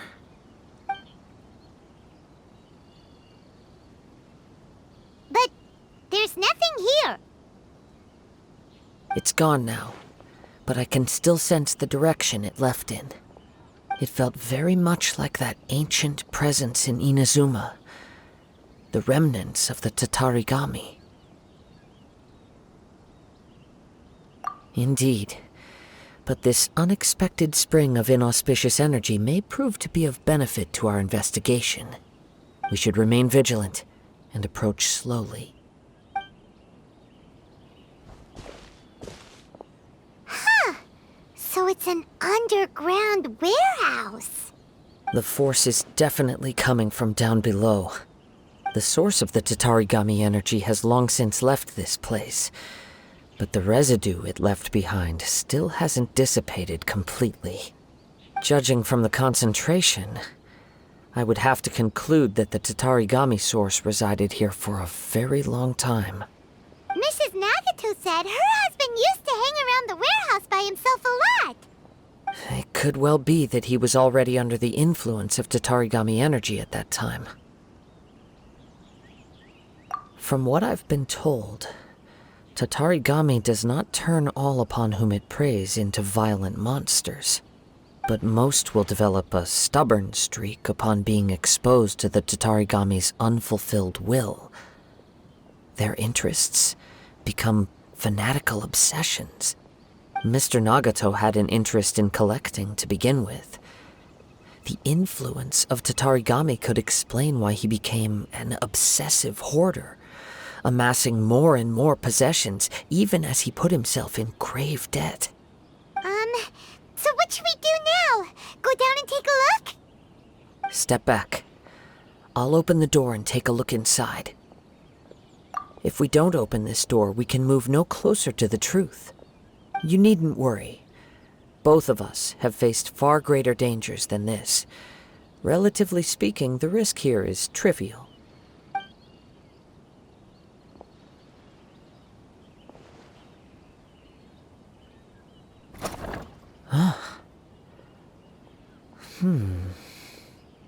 What's down there? Everything's buried in debris. I can't see anything. It looks like the fire caused a cave-in, reducing the entire warehouse to rubble. That was too scary! Paimon was so sure that the warehouse boogeyman was about to jump out at us! All we can do now is keep searching in the direction that the Tatarigami energy's source left this place. 2 ordinary humans, entangled with the Tatarigami. I fear much misfortune has already befallen them. Yes, let's go. If nothing else, it's vital that we find out where this Tatarigami energy is coming from. Quiet your mind and focus on what you sense around you. Perhaps you too will perceive its ominous presence in the wind.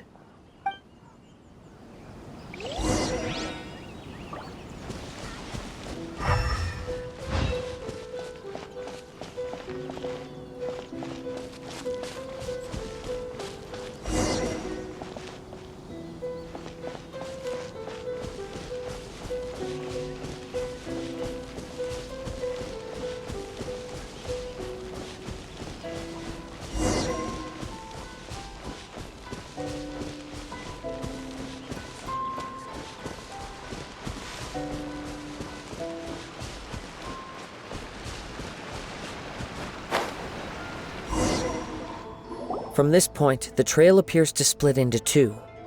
The main source of the Tatarigami energy continued on into the distance, but a small portion remained here and seems to be dissipating slowly. Quite possibly. Let's search the area.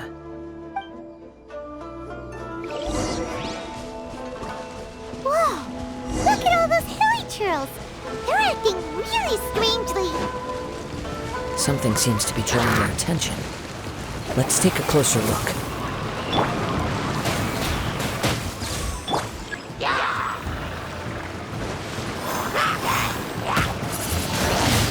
Windblade!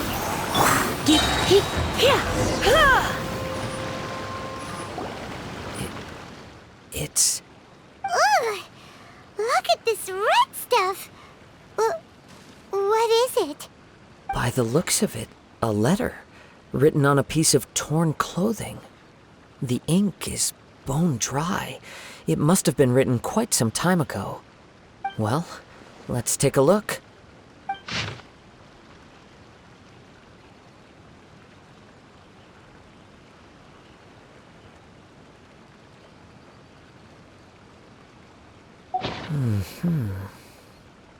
According to this letter, a conflict arose because Amenoma Yuya wanted to seize a blade belonging to Mr. Nagato.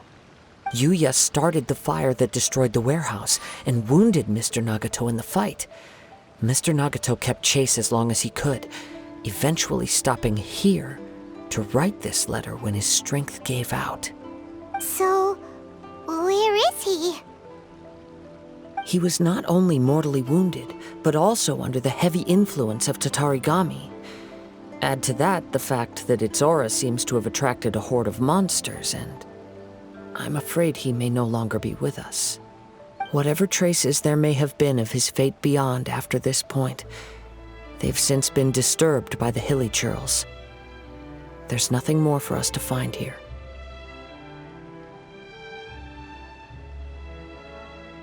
Yes, right now we need to uncover some more important truths. If Amenoma Yuya is attacking other people indiscriminately, then the longer we take to find him, the more people risk meeting the same tragic end. Right, so let's get moving.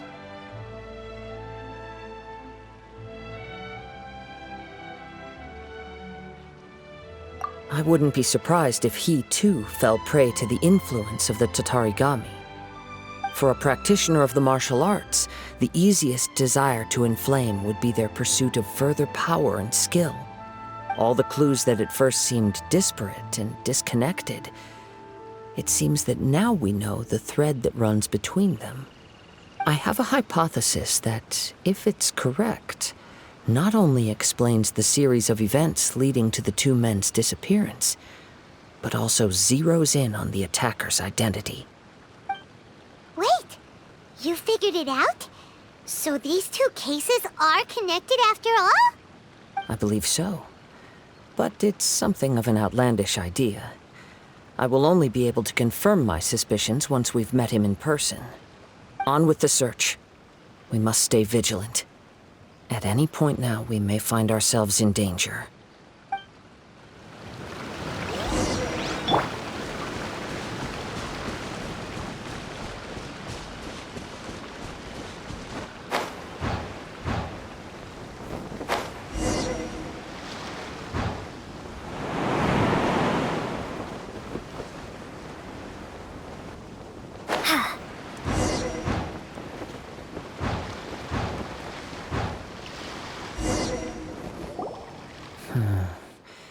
He seems to have stayed here for a long time. Why here?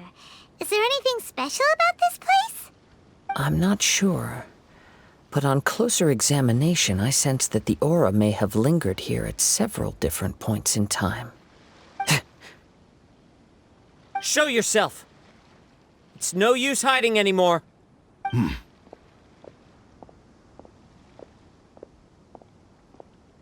Kaedehara Kazuha. It's you, at last. Aha! So it is the same guy from before! What's your problem, huh? What could you possibly have against Kazuha? Indeed, there should be no enmity between us. If it is Amenoma Yuya that stands before us. But what if instead of facing Amenoma Yuya, we are in fact facing the blade in his hand?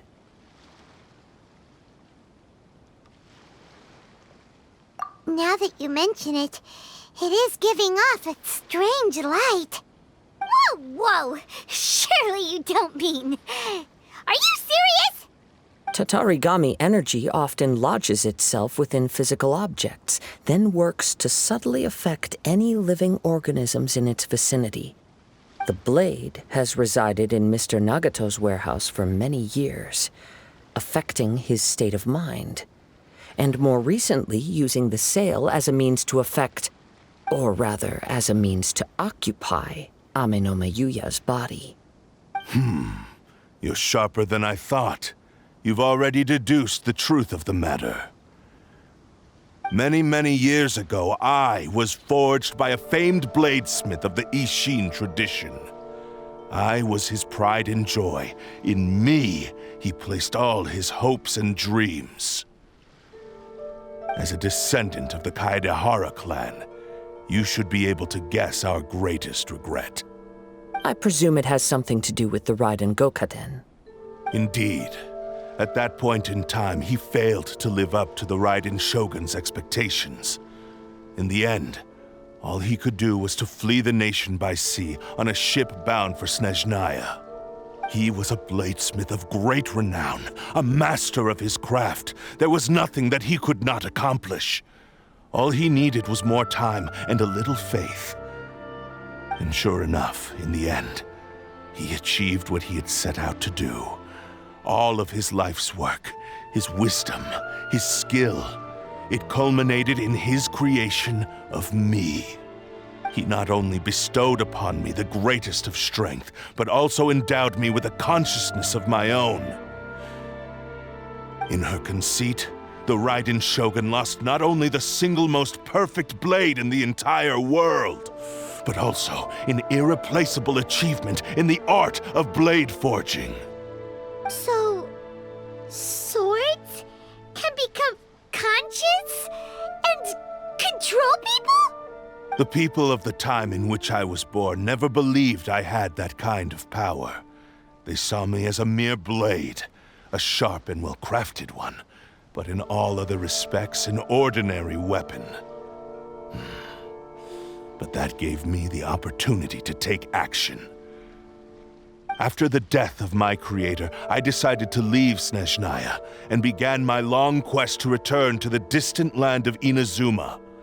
Moving from one person to the next, I controlled the minds of countless hosts along the way, each bringing me one step closer to my ancestral home.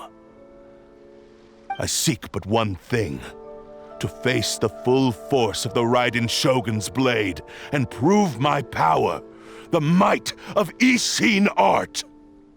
Ah, so Amenoma Yuya was not your first victim. Tell me, what happens to those you've possessed when you've finished using them? My hosts? Who cares what happens to them? They are but tools that serve my mission. When they got tired, or injured, or unusable, I hopped to the next one in line. All I needed them for was to take me back to Inazuma. You're awful! After I returned to Inazuma, I decided to bide my time in Nagato's warehouse until Amenoma Yuya handed himself over to me on a silver platter. At long last, I'm approaching my journey's destination. By Amenoma Yuya's body, I have found you, and by your hand, I shall defeat the Raiden Shogun! Kaedehara Kazuha, you stood against the Raiden Shogun's Muso no Hitotachi. There can be no other to serve as my host for what is to come. Now, give your body over to me!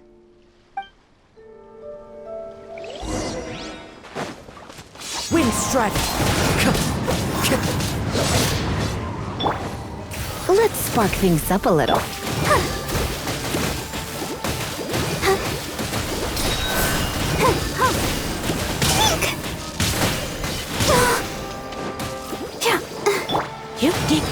We shall rewrite history! Submit to me! Join me and sever that divine light!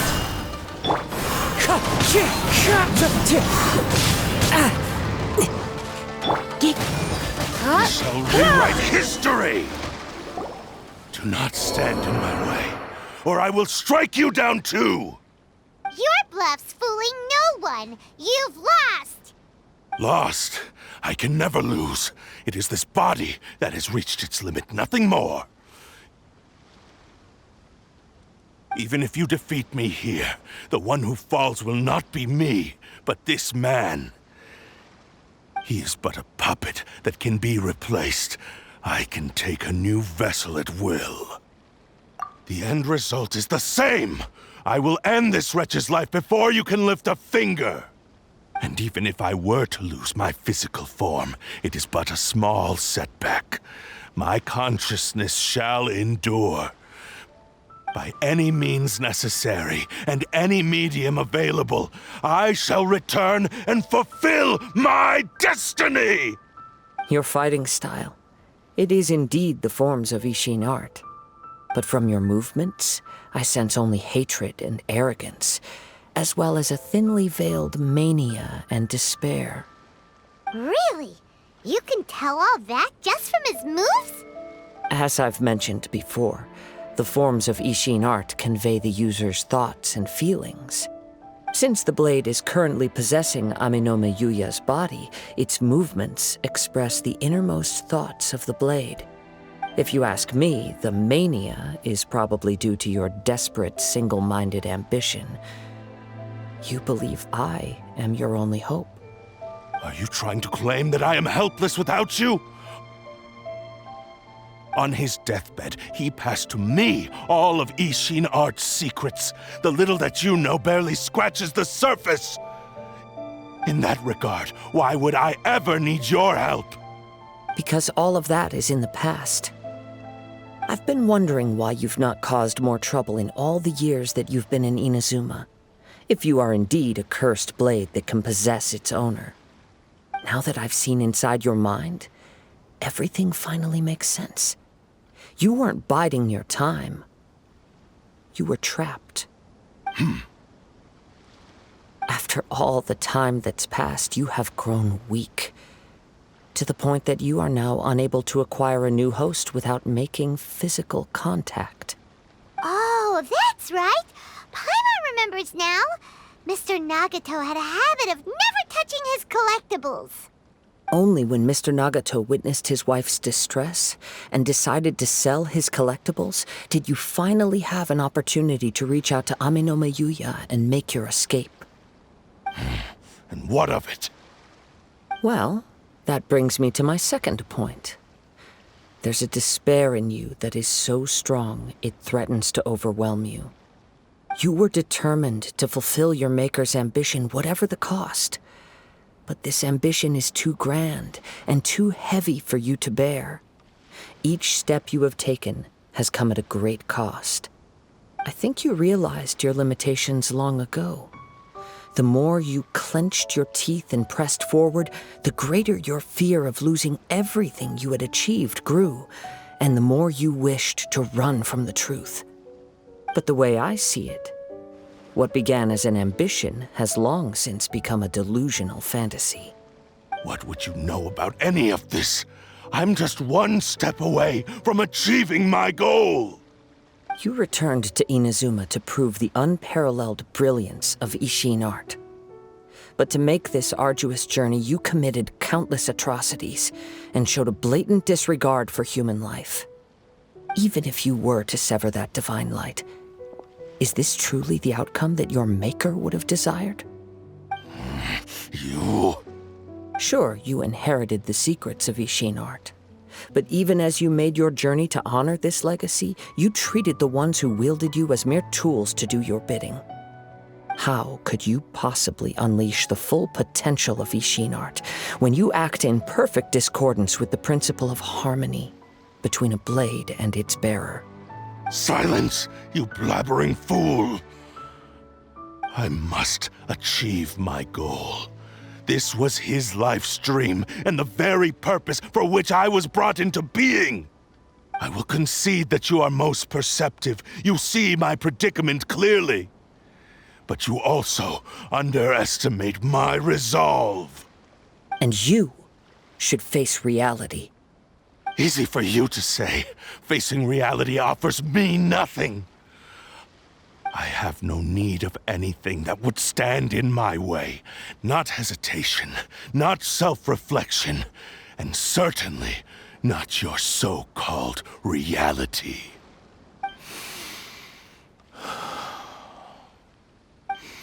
It is pointless to argue further, descendant of the Kaedahara clan.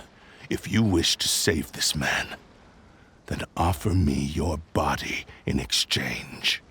How stubbornly you stick to your wayward path. I do not believe for a second that you can challenge the almighty Shogun in your current state. So let us make a bet, and I will put your strength to the test. What? Surely you're not planning to agree to his demands. Very well. Then find yourself some enemies with whom you wish to cross blades. A taste of my power will more than convince you. Once we have dealt with them, we shall proceed to Tenshukaku. And as for your end of the bargain, if you lose, you must release Amenoma Yuya from your control. I accept. Don't do this, Kazuha! This is the only way to save Amenoma Yuya. If we don't do this, he'll forever be the Blade's puppet. The Cursed Blade's strength is currently very weak, and I sense he's hesitating. This suggests his heart is still not completely devoid of honor. The power of the Tatarigami lies in intensifying existing obsessions. This is the reason Mr. Nagato and Amenoma Yuya fell prey to it. Since I don't have any similar kinds of obsessions, I should be able to put up some resistance for a while. But even so... Even if things take a turn for the worse, I still have you both here with me. We have a chance here to save an innocent victim. I am willing to accept the risks entailed. Your disdain for me betrays your woeful ignorance. I agreed to this bet because there are things I wish to learn too. Now, take me in your hand.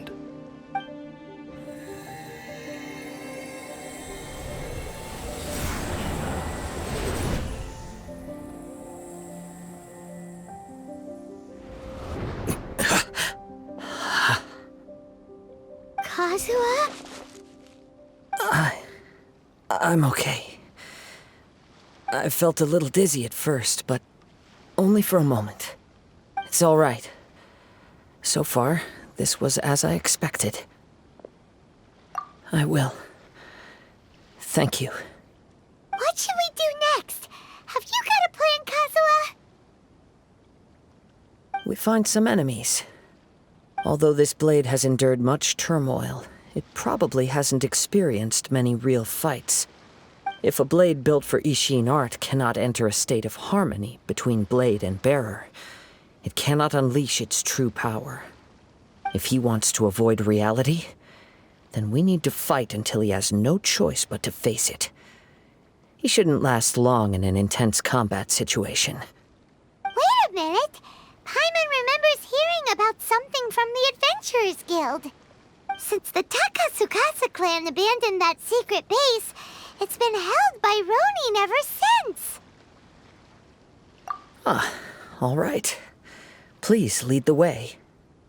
What about Amenoma Yuya? What should we do with him? The blade says he'll let Amenoma Yuya trail us silently. Although he hasn't regained his own consciousness yet, he is not in any immediate danger. Are we sure this is a good idea? It's a pretty treacherous journey. Okay, fine. Just be careful.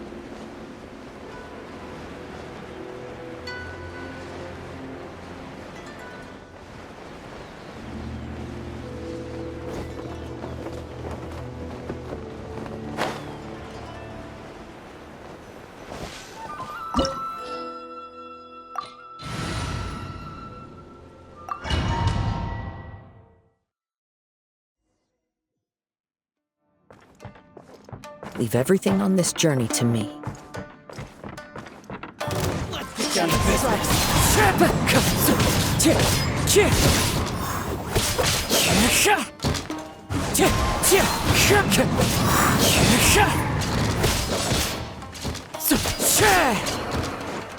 Get the fairy! Finally, let's get down to business. My blade! As one with wind and cloud! How are you feeling? You okay? I'm all right. The blade is performing largely as I expected. Having gone so long without proper use and maintenance, it's become very difficult to use. Though he's making every effort to persevere, I do not think he can last much longer. Something else on your mind? How strange. Rather than trying to control me, he is instead trying to match my fighting rhythm. Let's keep going.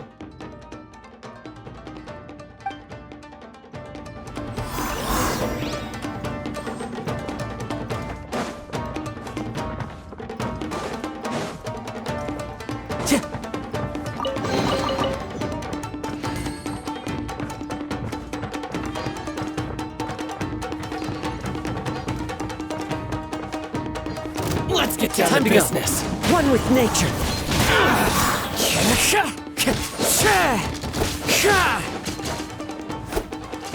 There's more. Let's get down to business. Clouds high. The birds call. Wind strike.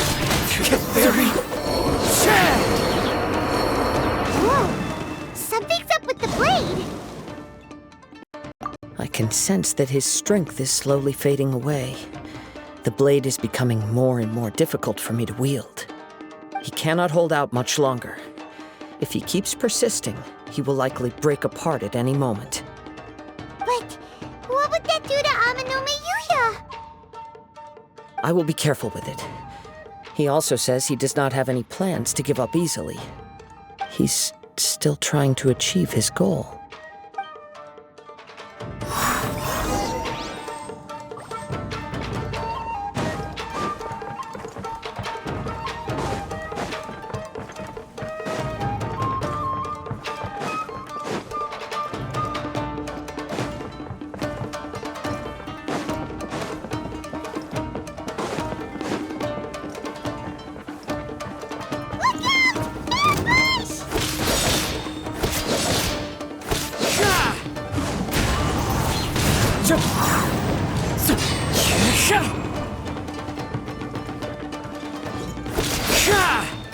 Into the wind.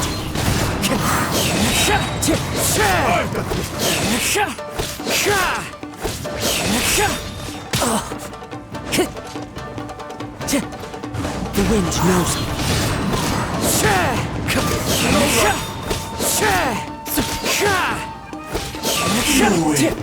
Time to go. Are you okay? It looked like you were really struggling the entire fight! Yes. And it looks like he's reached his limit. The sheen's grown a bit dimmer again.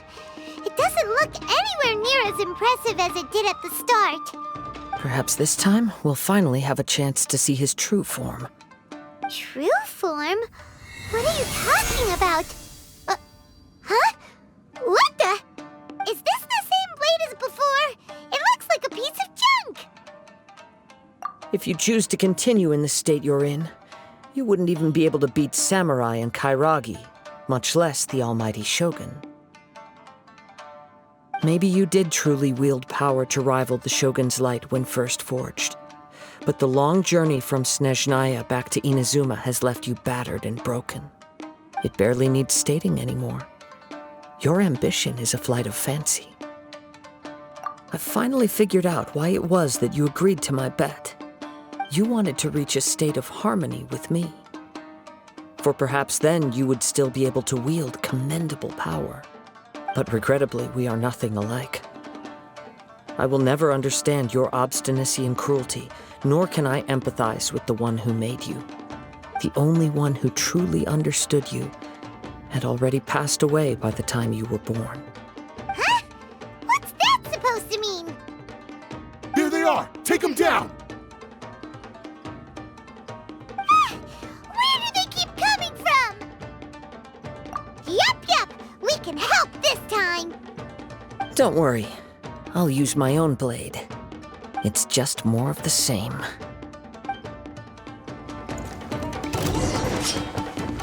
Into the wind!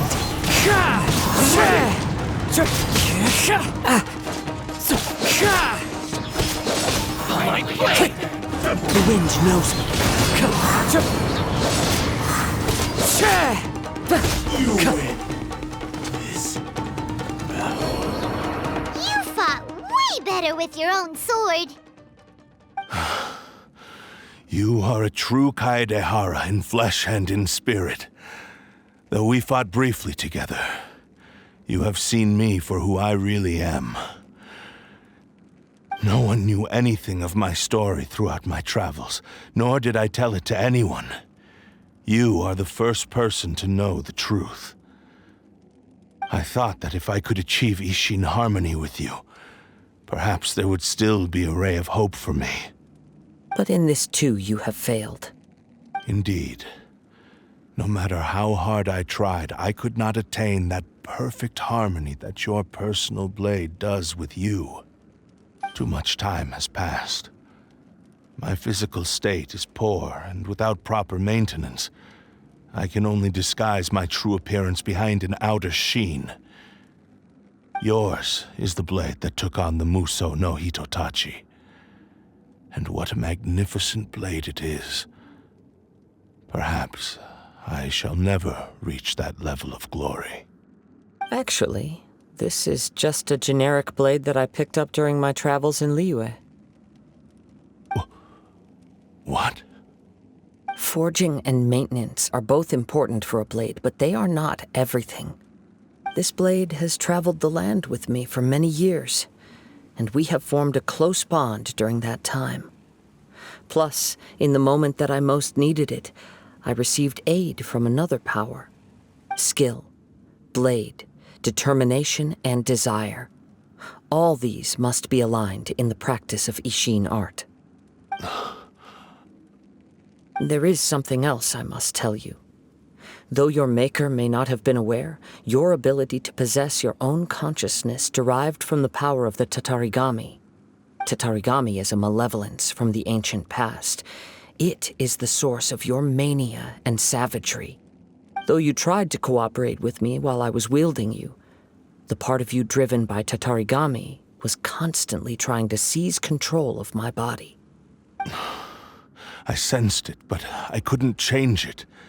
It is an integral part of my consciousness. I resisted its temptations because I wanted to save Amenoma Yuya. But I do not know whether you yourself have any intention of trying to fight it. I feel a great sense of regret for you. Since you embarked on a journey bound for a destination you were destined never to reach. The moment you embarked on this journey, you lost the only person who could have ever unleashed your true potential. And yet there was no way for you to turn your back on his ambition. You have known this for a long time.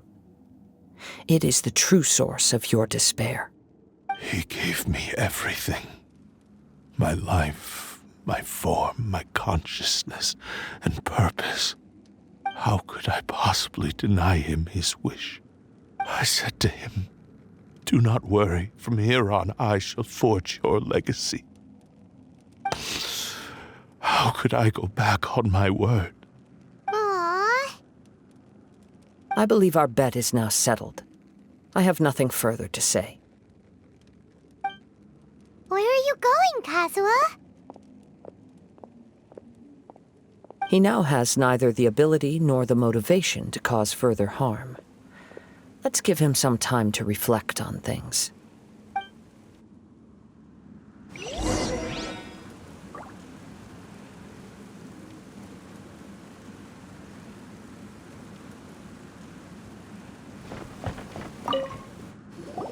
When I touched the hilt for the first time, it's as if I was transported to a strange dimension. It was somewhere I've never been. A bladesmith lay quietly on the bed, his frail face barely visible under the moonlight. His breaths were weak, and his life near its end. A newly forged blade lay by his side, listening attentively to his final words. Wow. That was the Blade's memory, wasn't it? Indeed. While in exile in Snezhnaya, the bladesmith eventually learned the truth behind everything that had happened. The Ishin art had been dealt a devastating blow by the desertion of its best smiths. He spent the rest of his life in the forge, not to vent his frustration and hatred, but to atone for his actions. He felt intense regret at being tricked by the Fatui, but he could never again return to his homeland. His sole wish was to one day return his single, proudest creation back to the land of his birth. So he instructed this sentient blade to find a way back to Inazuma, no matter how long or how hard the journey. But he never wished to rival the gods. All he wanted to show was that they once shone brilliantly as blade and smith, that they were still worthy of being trusted. So that's the true story. But after that, the blacksmith's intentions were worked by the Tatarigami, slowly turning his proud creation into the cursed blade of today. Right. I believe the bladesmith might never have known that the power he worked with was that of the Tatarigami. The hatred within that power is what sent the blade down its ill-fated path. This blade has committed unforgivable atrocities, but only because it lost its original master. No one was there to correct its errors when it was losing its way. Shame it's too late now. Yes, it is too late. Time would not wait or stop because of his determination. While the world moved on, his ambition remained stubbornly stuck at that fleeting moment at the dawn of his journey. He seems to have calmed down, though. Let's go and check in.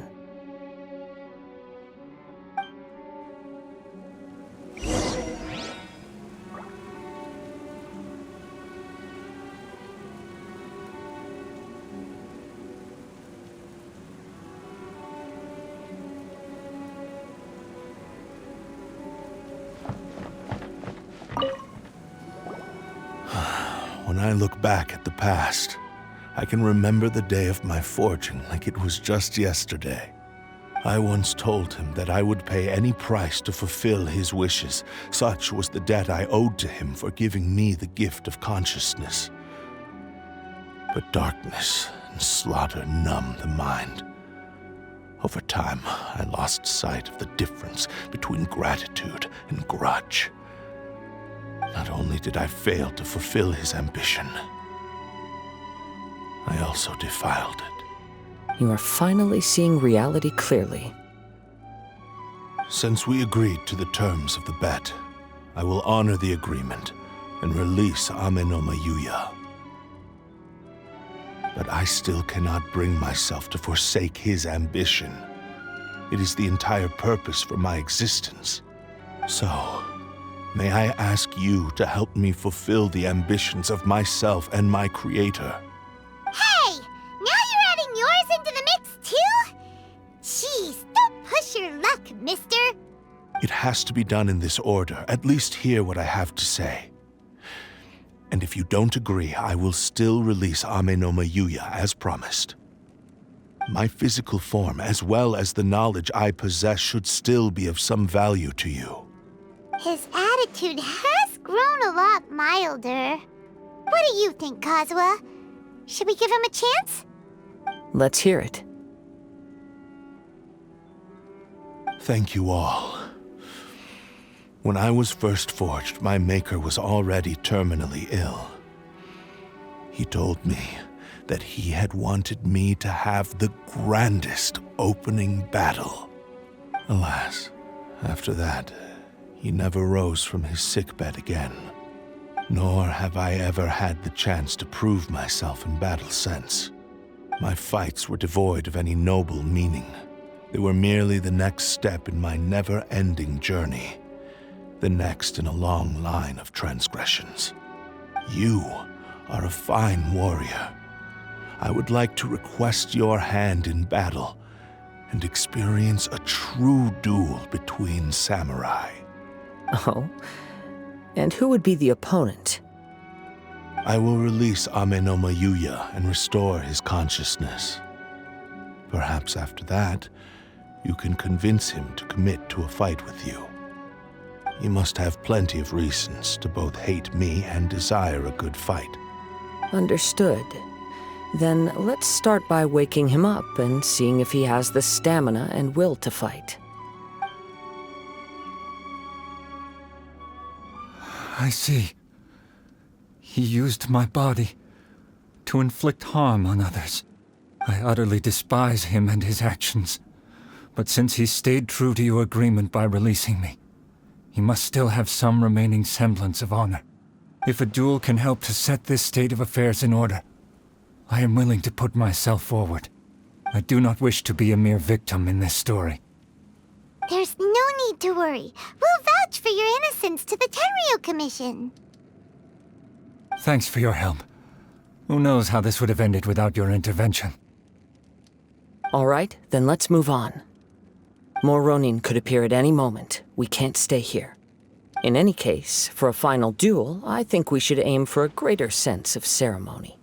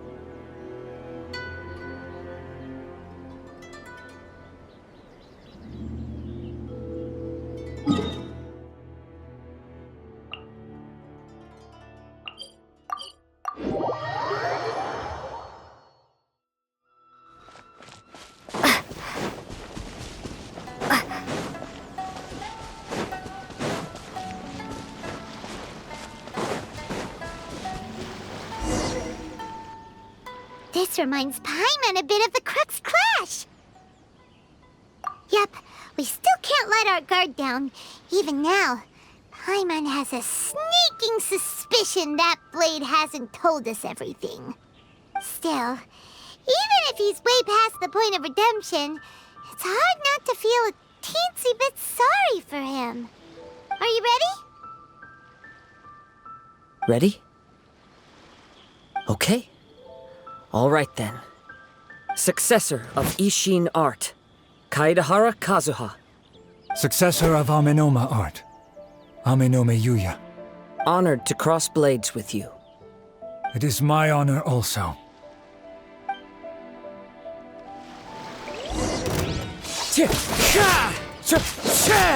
One with nature.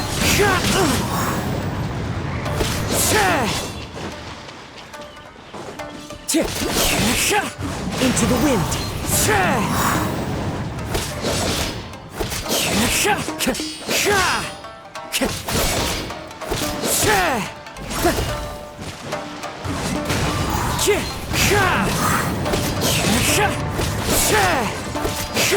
It's fine. One with nature. Fallen leaves, adorn my night! Thank you for the experience. Although he appears battered and broken, in your hands it seems he's regained a glimmer of brilliance. His sense of savage cruelty has completely faded away. But that same sense of determination remains strong. You also fought well. I'm sure he relished the experience. There are a few things that I shall leave him to tell you himself. I must apologize to you for all that has transpired. You need not seek my forgiveness, nor do I have the right to forgive you on your victim's behalf. It is too late for all of that. I do not wish for forgiveness. I only hope that you will see my transgressions as mine alone and not let them stain the legacy of Ishin art. I strayed far from the straight and narrow path, but the Ishin art still has a worthy successor in Kaedehara Kazuha. I beseech you, please understand this. Yes. I too trust Mr. Kaedehara to do the right thing. Thank you, successor of Amenoma art. This blade has also told me that he has another wish. He would like to visit the Amenoma smithy. Maybe we can go back there together. What does he want to go there for? I'm not sure, but I think that all this is about to come to an end.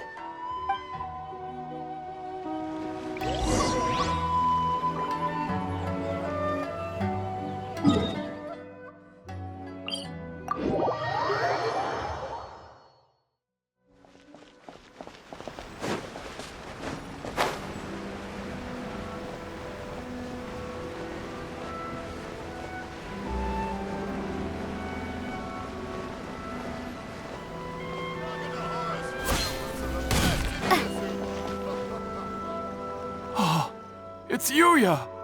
You have returned! I am sorry to have troubled you. It's all thanks to them that I was able to return safely.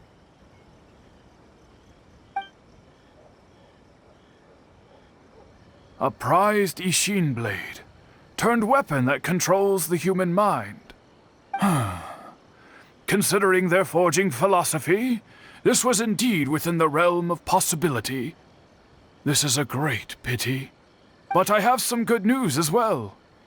Ryuji, from the Bantan Sango Detective Agency, tells me that they've found the missing Mr. Nagato. Really? Is he okay? Yes, badly wounded, but he will live. And now that Yuya is back, it seems like the final ending to this story is a happy one after all. I think I know what you want to do. What's wrong, Kazuha? Is the blade whispering in your ear again? Yes. He said he wants to take control of me for a brief moment. What? No way! Hasn't it learned its lesson? He tells me that he's thought of another way to fulfill his maker's wish. And he assures me that he won't use my body for anything nefarious. I have decided to let him do it.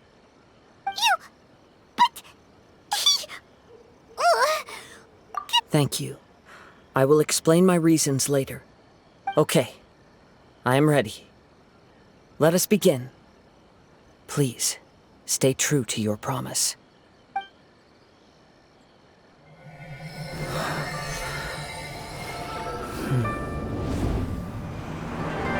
My power is almost spent. Without him, my eventual demise is inevitable. But if I abandon the future to give everything I have in this moment, my physical form can be forged anew. Everything? You mean? Yes. The cost is my entire consciousness.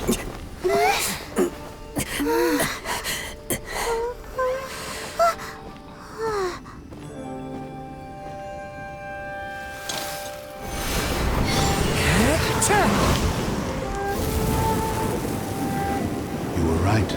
There's nothing that I can accomplish now. But there's still a chance for Ishin art. Once remade, I will be a valuable resource for your studies. Ishin lives on, and its finest hour is yet to come.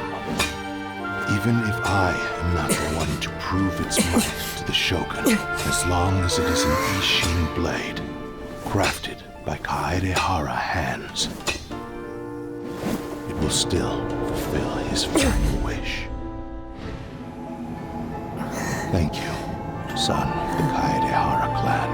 Over the years, my real name has been forgotten by all. I'm ashamed to utter it, yet it remains strong in my mind. Kagotsurube Ishin. This name is now yours to keep. Rest in peace.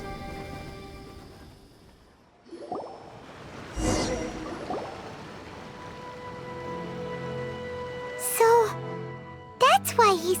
had to be done in that order. His consciousness will disappear forever after fulfilling the bladesmith's wish. Kagotsurube Ishin. It was the first time I ever heard his name. It seems like deep down he disapproved of his own actions, and thus chose to bury this name deep within his heart. Only in the final moments, before his consciousness faded, was he willing to entrust it to another. Seems like he really wanted to fulfill his maker's wish. The same fervent ambition that gave him the motivation to keep going forward also fueled the stubborn determination that blinded him to the path ahead. Speaking for myself, I'd rather see him recognize and atone for his mistakes than see him. I understand. Perhaps this is a flaw in my personality. I've always been captivated by grand aspirations. Hearing his wish to rival the divine light touched something inside of me, just as the sight of those who fought to repeal the Vision Hunt decree did. Your quest to face the gods and trace your sibling inspires me in the same way. After everything I've seen, perhaps these pursuits fascinate me a little more than they should. Oh, Kazuha. I will continue to support you from this point on. Know that you will have my assistance when— Wait! Shouldn't we also go update Kujo Kamaji? Oh, you're right. We need to tell him about the findings of our investigation. And it's also time to give him a response to the offer he made me.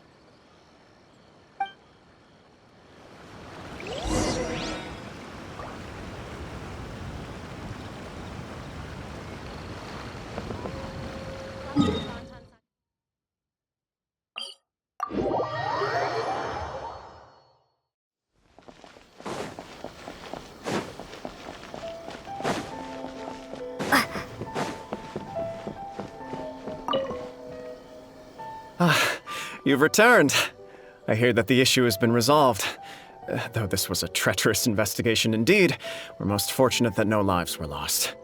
The Tenryou Commission has already attended to the danger at the warehouse. The investigation into Amanome Yuya should conclude soon. I do not believe he will be charged with any crime. Wow, you sure kept your ear to the ground. Then we needn't recount all the details again. Now, as to your earlier offer, I wish to give you my answer. Please, take a look at this blade. What's this? Kagotsurube Ishin, a weapon crafted using a long-lost blade forging art of the Kaidahara clan. By means of a series of fortuitous events, I was able to recover and restore him. I also promised him that I will continue to study and pass on the secrets of Ishin art. And so, it looks like I will likely continue with my journey across the nations, learning more about this blade as I go. I see. I understand.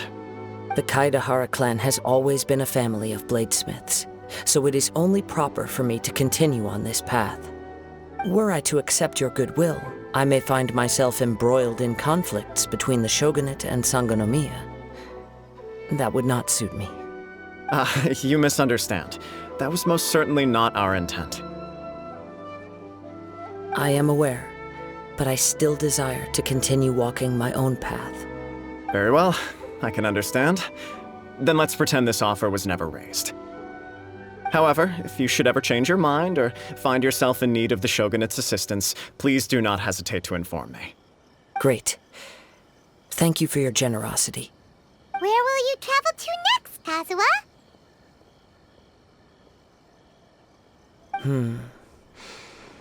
I'll probably take to the seas with Captain Beto again for now.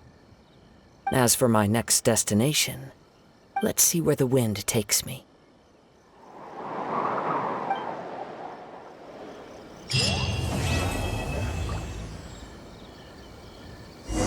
You must have a whole bunch of questions after our last conversation with Nahida. Paimon was ready to ask her a million more questions, but didn't want to seem too pushy.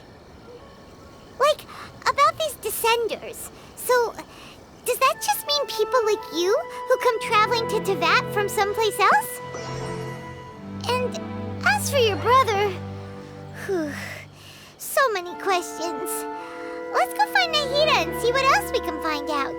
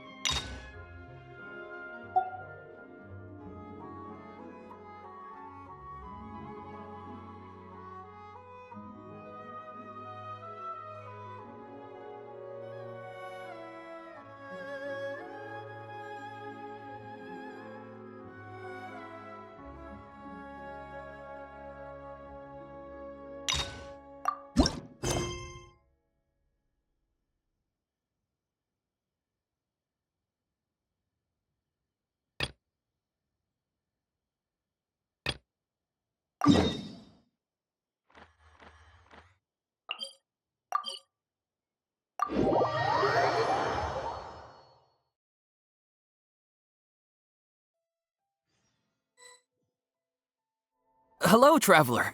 Have you ever heard of a moment of dreams? Oh, that sounds like some kind of sweet drink. I'm afraid not. It's the name of an event we started to hold regularly. Dreams have become quite the hot topic in Sumeru, and many people are excited to share the dreams they've seen at night. The same goes for me. The last time I dreamed was when I was but a little child, so I can't help but feel excited and nostalgic about dreaming again. Oh, right. Everyone's able to dream again now. Yes, we organized an event to give everyone with new dreams a platform to freely share their experiences. And thus our event, A Moment of Dreams, was born. So, it's kinda like a fireside chat. You could say that. We hear all sorts of wild and fabulous stories every day. Really, why not have— Yeah, but to us, dreaming is as normal as breathing. Wait, but if there are free drinks and snacks involved, then Paimon might consider it. Oh, really? So you mean you've already seen many dreams? Mm-hmm. But no need to get so excited. It's really nothing special. No. We need experienced participants like you to share your experiences with dreaming.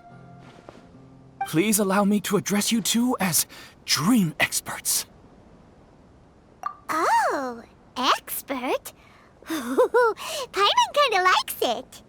Now you seem interested. Please, follow me to the meeting place. It won't take much of your time. Rest assured, you'll find all the drinks and snacks you'd like there.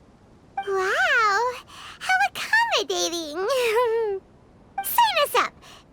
But wait, Paimon's getting ahead of herself again. We should see what the traveler thinks first. Why aren't you saying anything?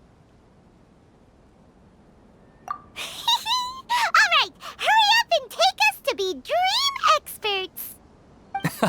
Very good. Follow me then.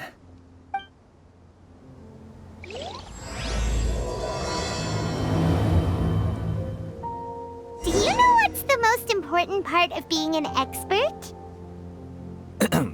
Well, I suppose it must be accumulating knowledge and sharing your experiences? Nope! It's all about the title! From now on, Paimon will be known as Paimon, the Dream Expert! Okay.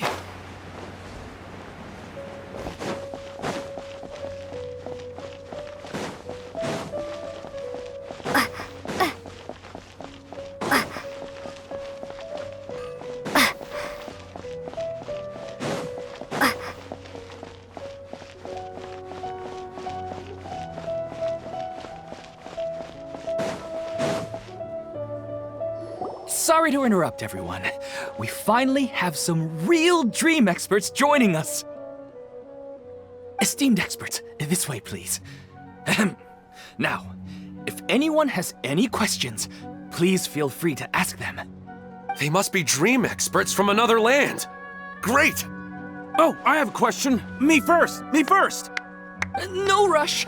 Everyone, please line up and ask in an orderly fashion.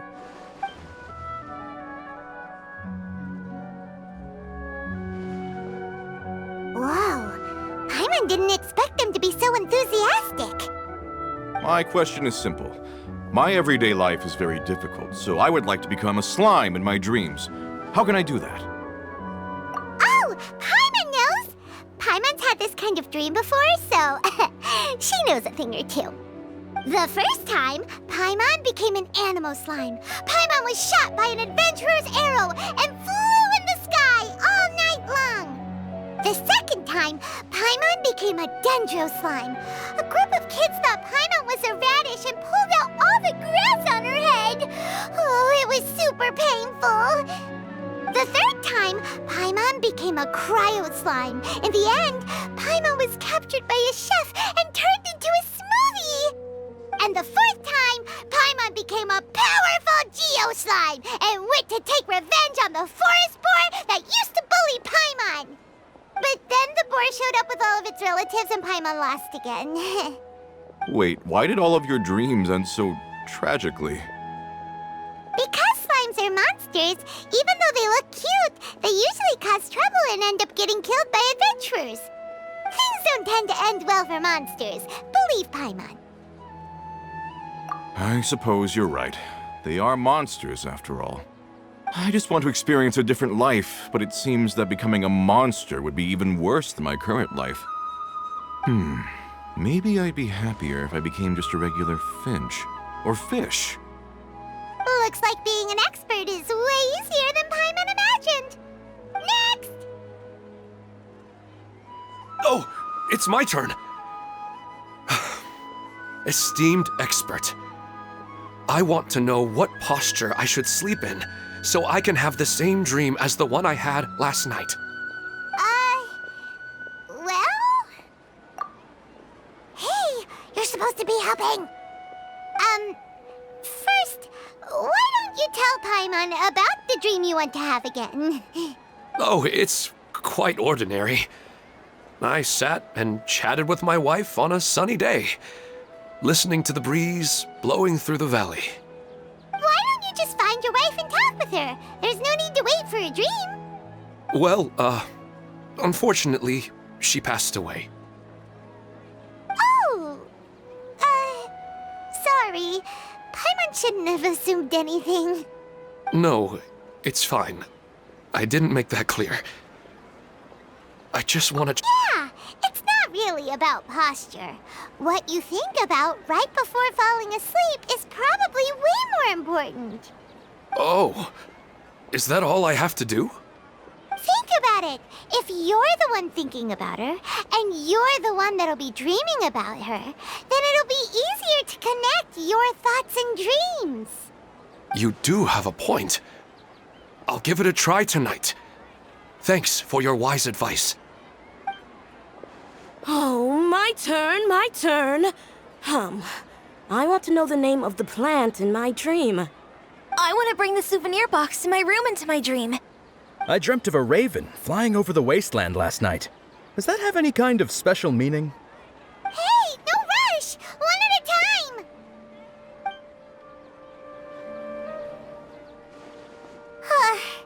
Their questions were way too difficult. We don't actually know anything more than they do. We're just more experienced dreamers, that's all.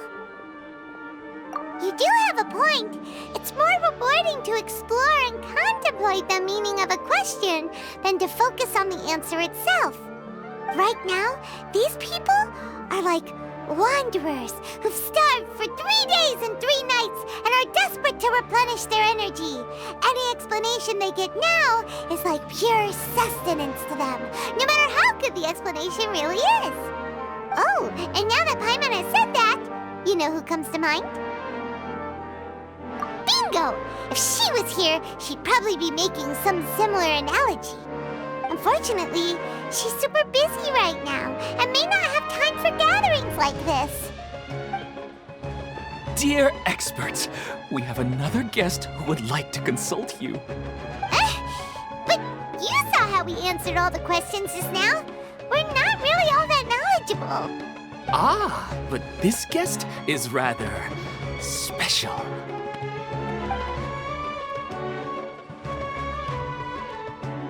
My question is, why didn't you immediately tell me about such an interesting place? Huh? Nahida, how did you get here?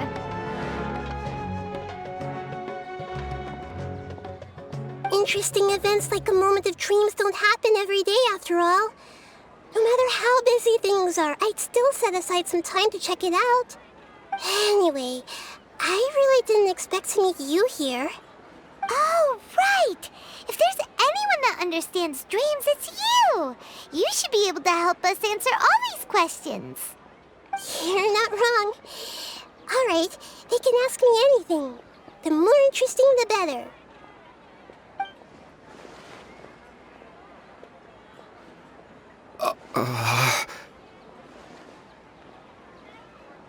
Huh?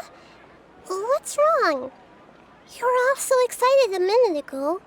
Why the sudden hesitate even so? It's not like I look super intimidating or anything, right? And in terms of reputation and renown, you've also done many great things in Sumeru, yet they didn't even flinch at you. Alas, the interesting questions have all vanished in an instant. It appears I'm the one spoiling the fun here. I'll see myself out. Oh, that's not true, Nahida. I don't want to get in the way of the original purpose of a moment of dreams, which is to let people gather here and freely share their marvelous dreams. Now the atmosphere here is like water poured into a container. The water is more secure and settled, but it has lost its free-flowing nature from the river. I just want it to be another drop in the water, not the cold and restrictive container. She's sulking. Hey! It's all right, everyone! No need to be shy. The Dendro Archon is really nice, so please just go ahead and ask. Otherwise, she'll leave. All right. I'll give it a try. Oh, it's the slime guy. Hey, drop the nicknames, would you? Besides, I don't want to become a slime anymore.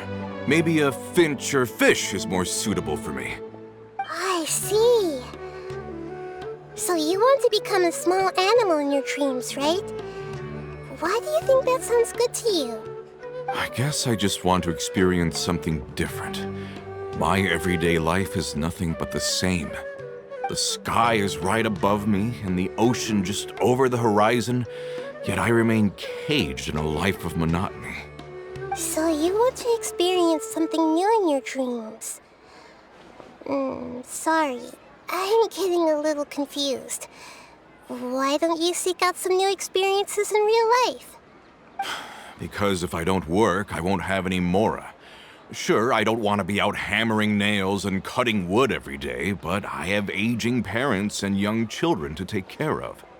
By the time this all dawned on me, I realized that my life has already been filled to the brim by trifling matters, and I have no more freedom. But if that's the case, then even if you became a flying bird or swimming fish, you will still be hammering nails and cutting wood in your dreams. The reason is you've already been caged. It doesn't matter what your physical body turns into. her mind will still be stuck in the same predicament. Really? That sounds pretty terrible. Then what should I do? I don't know everything that you're going through, but how about replacing your hammer? Huh? Replacing my hammer? That's right. Having worked for such a long time, you of all people must know what makes a good hammer. Well, of course. A good hammer needs to be heavy enough to drive the nail in with just a couple taps, and the handle has to have a good grip to it, not too smooth. Come to think of it, I haven't replaced my current hammer in quite some time. You should replace it. Then decorate the handle with something you like. Maybe some ornaments, fur, or hard leather wrapping. Then, write the names of your children on it. That makes sense. I think it'd give me a good boost of energy at work. A new sense of adventure often begins with the little things in life. You don't need to become a bird in the air or a fish in the sea. You only need to do your best in life, and all those things you cherish will become your source of happiness. Yes. Yes, I get it now. This is a real eye-opener for me. I'll go and pick out a new hammer right away. No, I should make one of my own. Thank you, Great Dendro Archon. That's Arnahita! Only you would know how to get right to the heart of the problem. Actually, I didn't really understand the problem. Huh? I gave him that advice because I once saw a worker doing the same thing. Whenever he became tired, he would look at some names on the handle of his tool. After a moment, he'd start to smile. It really surprised me at the time.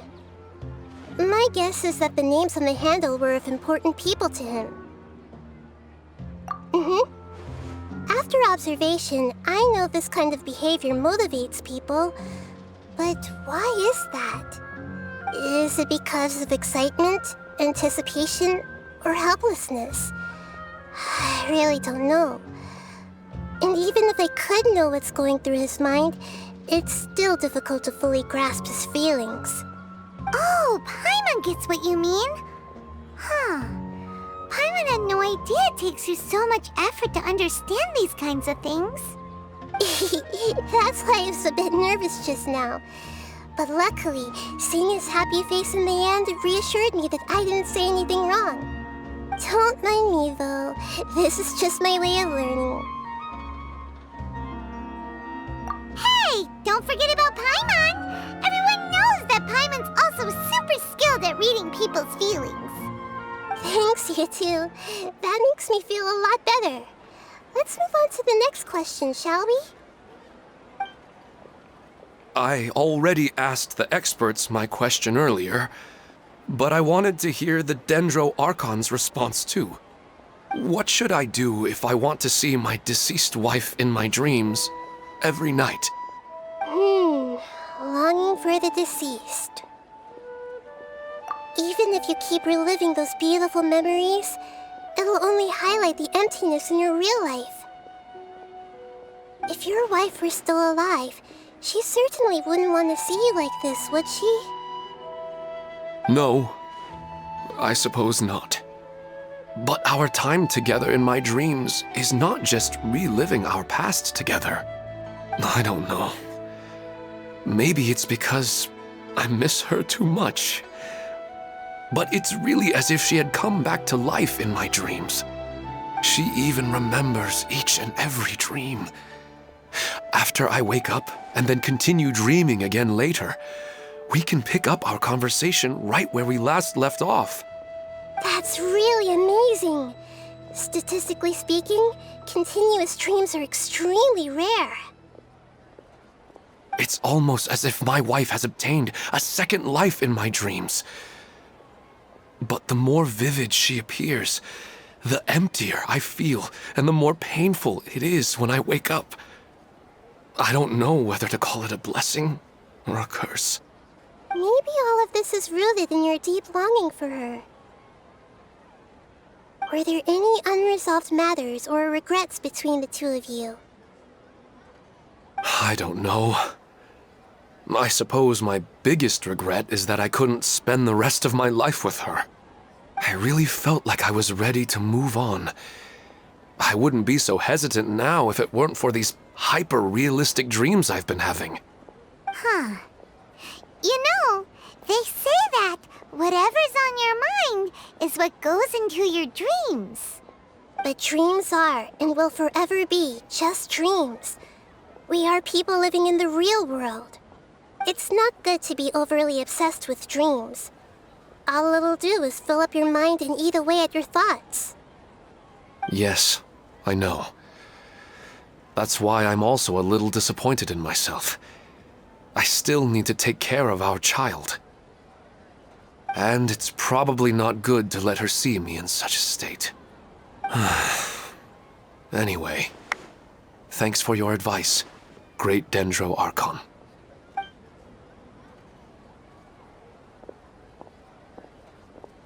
I'm a little worried about him.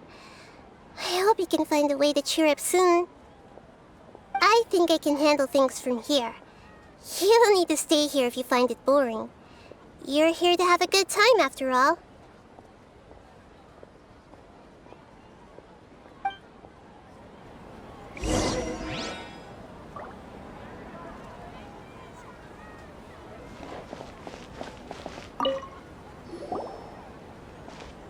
Are you feeling any better now? Yes.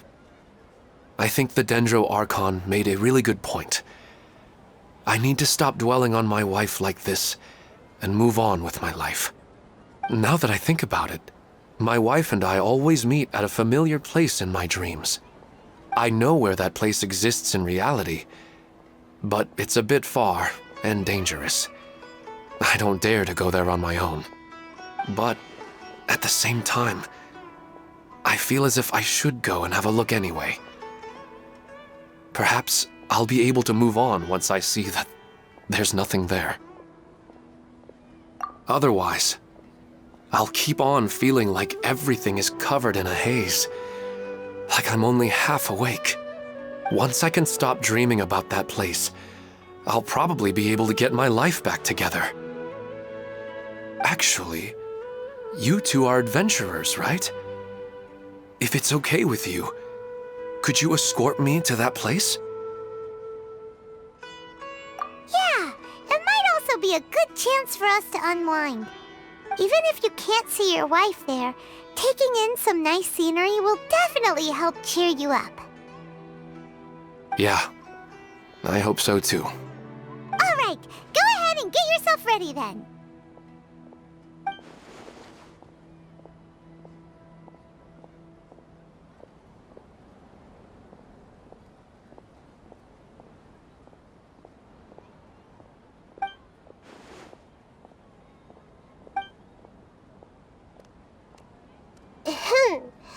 Are you headed off to some interesting place without telling me again?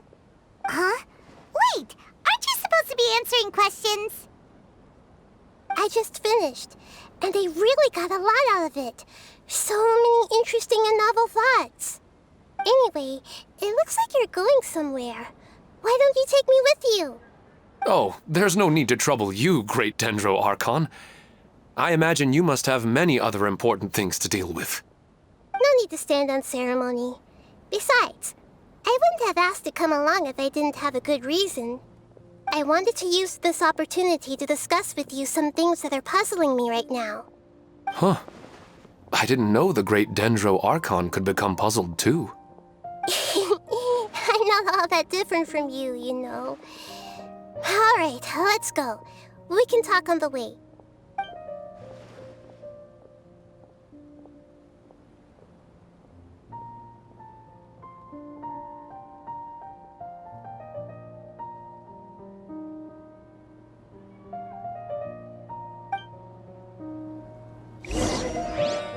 This new shipment of items, they're all so ridiculously overdesigned. Why isn't it working?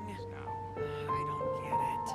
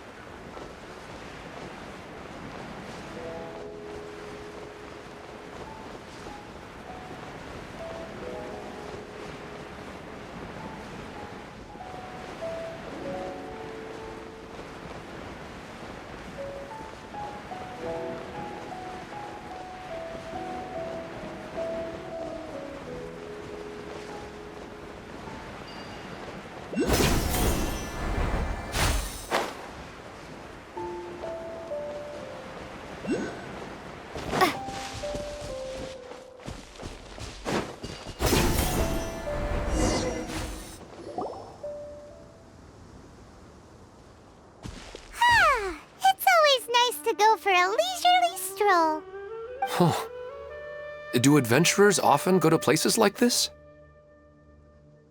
Huh. I guess so. So, this is where you always meet your wife in your dreams? Yes, for the most part. Our place is on the summit, just up ahead. When I saw her in my dreams, we didn't do anything but talk about ordinary, mundane topics. I'd tell her about our daughter, Haidar, and she always listened intently. She would also reminisce about the past with me, telling me interesting stories and cracking jokes. It feels like no matter how long we may chat, it's never enough. Sometimes, it's the little things in life that matter the most. This is the part I'm a little puzzled about. I am very familiar with dreams, and normally, they lack logic and continuity. But you said she could remember what you had told her before, right? That's right. She always listened to me carefully in real life, and now, she's doing the same in my dreams. She always surprises me with some details from our lives in the real world. The fact that she can remember such things makes me feel like she's alive. Whoa, that's pretty weird. Well, dreams are kind of weird to begin with. However, the problem is that his dreams have too much structure and continuity. Most dreams are far more fragile than you can imagine. For example, a loud noise outside your window in the real world could cause your dream self to get loaded into and fired out of a big cannon. Another example. If you're thirsty in the real world, then you might find yourself trudging through a desert in your dream. But the appearance of your wife seems unusually stable and unaffected by any outside interference. Statistically, this should be extremely rare. I don't understand it either. But I have no reason to suspect or reject these dreams. They're too beautiful. But I still want to figure out the how and the why. These kind of dreams are novel to me as well. That's why I want to have a look at the scene your dreams have been taking place at. Let's go. Just think of it as a nice little hike to the top of the mountain.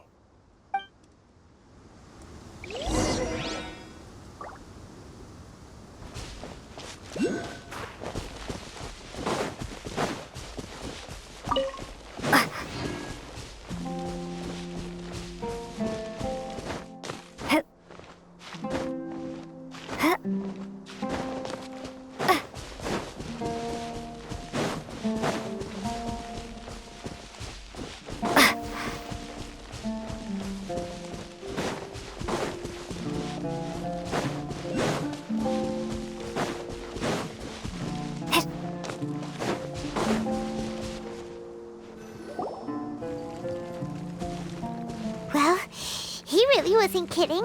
This place definitely isn't safe. No matter. We'll just finish them quickly. Huh? Are you going to fight too, Nahida? Of course. This is all part of our little trip.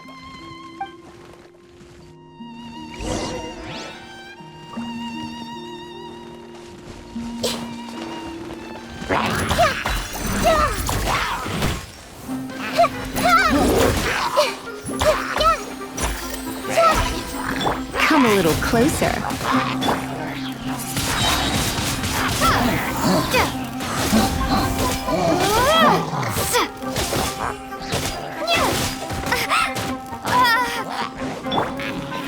No one escapes my sight! That's cheating!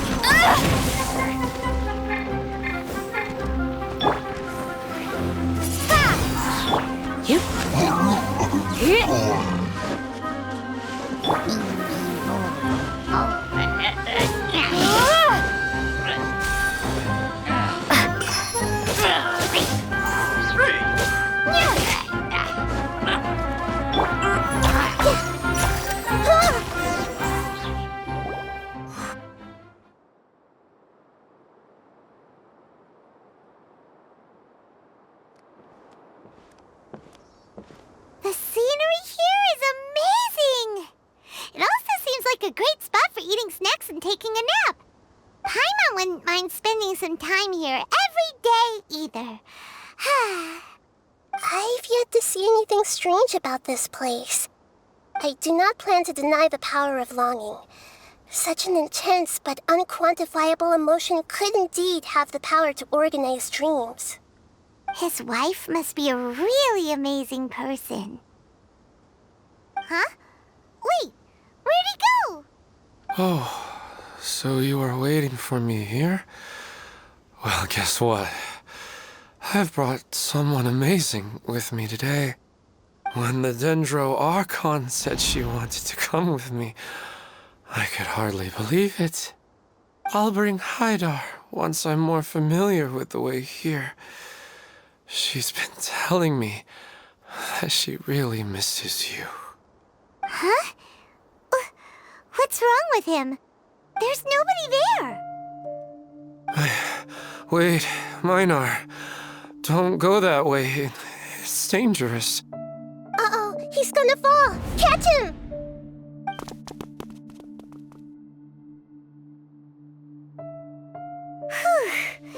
Luckily he didn't fall. But what was all that rambling about?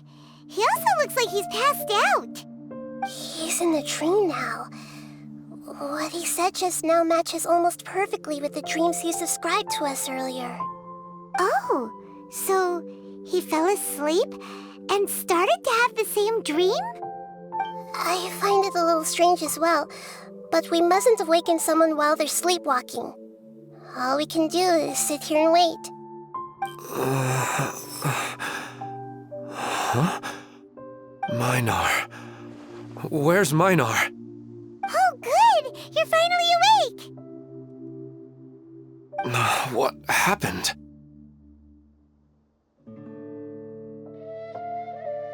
Huh? Sleepwalking? Oh, right.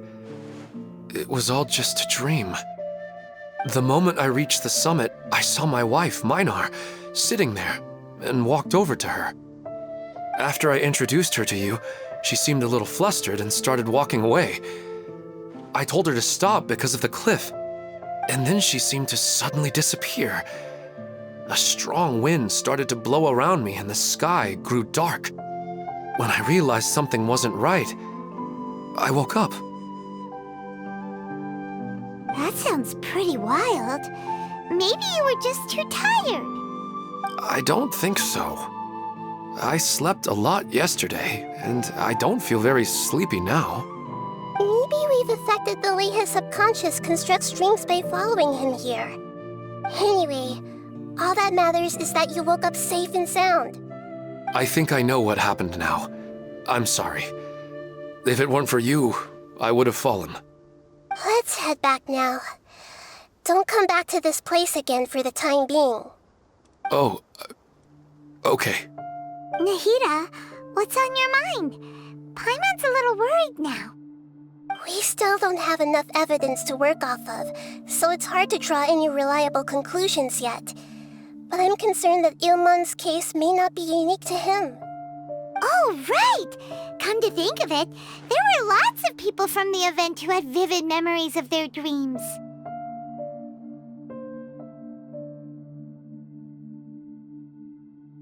Right. And not only at a moment of dreams, there may be people like this all across Sumeru. We need to understand what's happening and the rate of its development as soon as possible. Then there's no time to lose. Let's head back. Stop standing there, Ilmon. Let's go.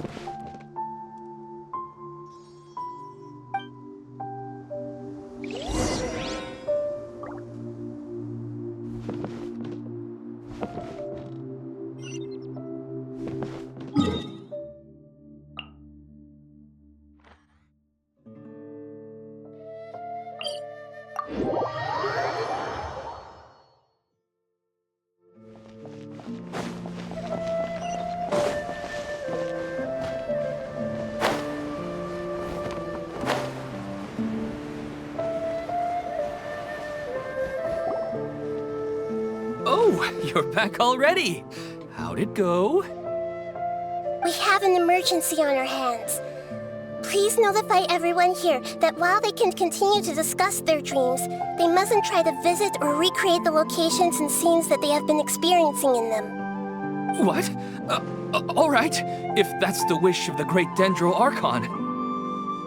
But could you at least tell me what happened? You all look so serious.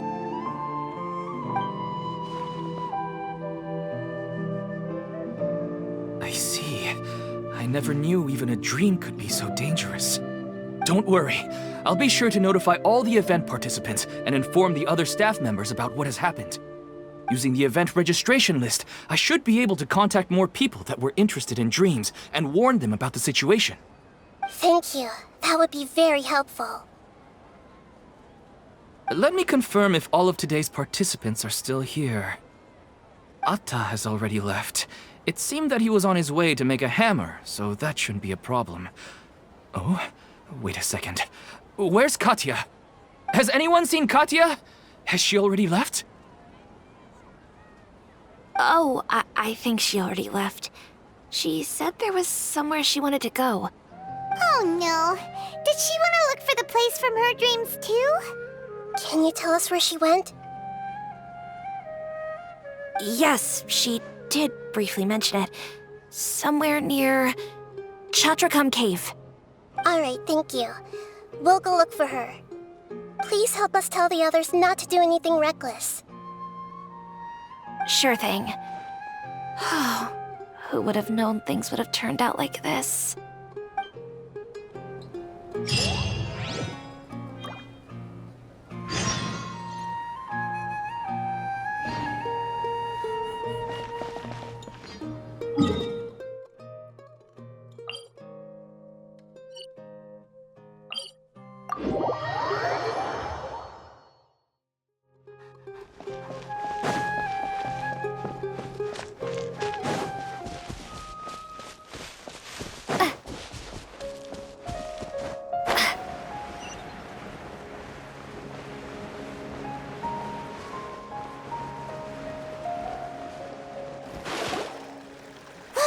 She's sitting over there, and surrounded by monsters! Come on, let's rescue her!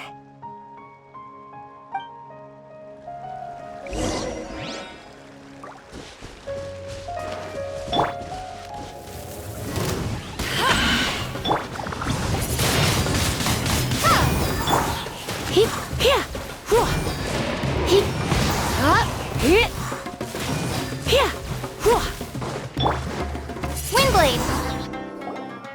She seems to be in the same condition as Ilman earlier. Yes, but luckily she hasn't been injured or jolted awake yet. Let's carefully move her somewhere safer. See you tomorrow, Professor Aisha. Huh? Why am I back here again?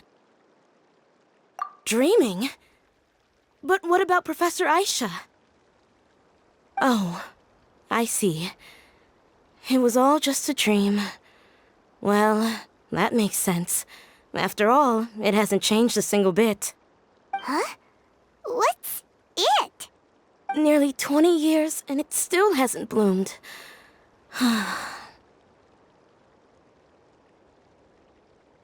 Does it have something to do with your dream? Please, tell us what you mean. Sorry. I'm still feeling a little groggy. Please give me a moment here. Alright, where to start? Right, this plant. So, Professor Aisha gave me this plant just before she left. She was a good friend of my parents, and my first real tutor. She was also an outstanding Amorta researcher. In addition to her extraordinary academic talents, she was also skilled in combat and would accept lots of work from the Adventurers Guild. Oh, so you mean she's left on an adventure? Yes. When I was about 10 years old, she told me that she must go look for the secrets of the Abyss, and that she would be gone for a long time. I grabbed hold of her and wouldn't let go. I didn't know what the Abyss was.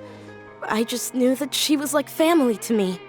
She hugged me, and we cried for some time until I fell asleep. When I woke up, I was already back home. She still decided to leave, but had left behind a letter for me saying that I was the person she cared for most in this world.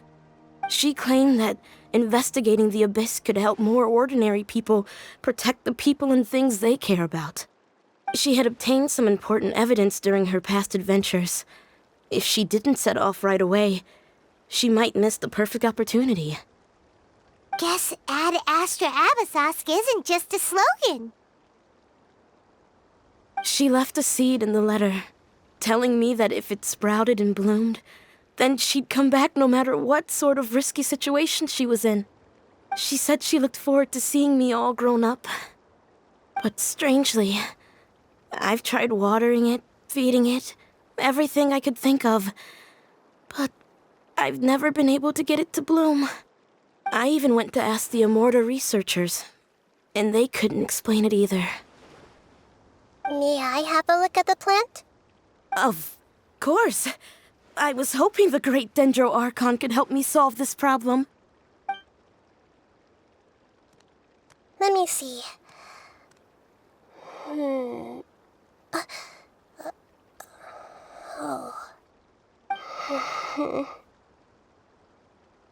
Huh? We've never seen that look on Nahida's face before.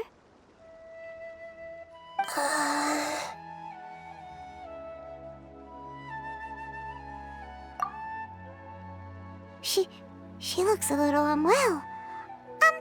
Hold on, we'll be right back.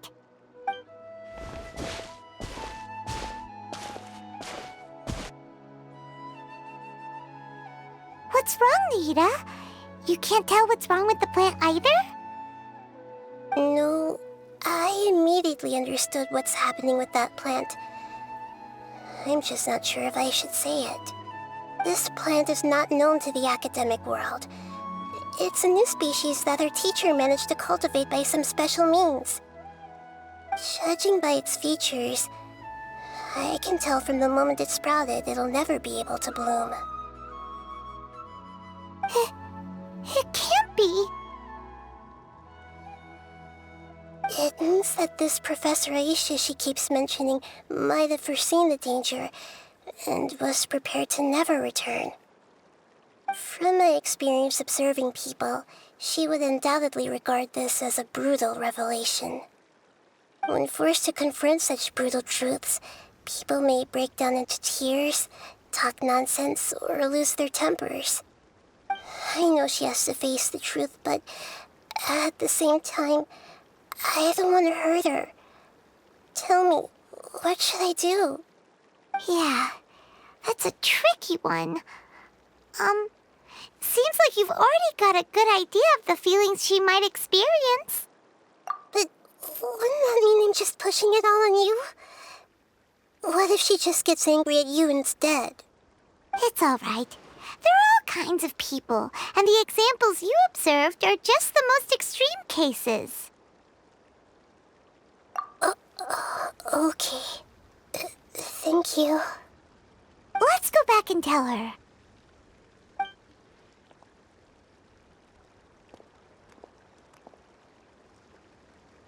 Huh?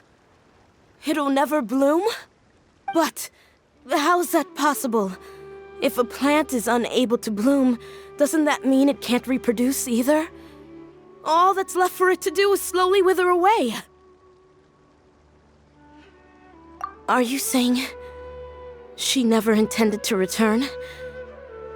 Seriously? So everything she said was a lie?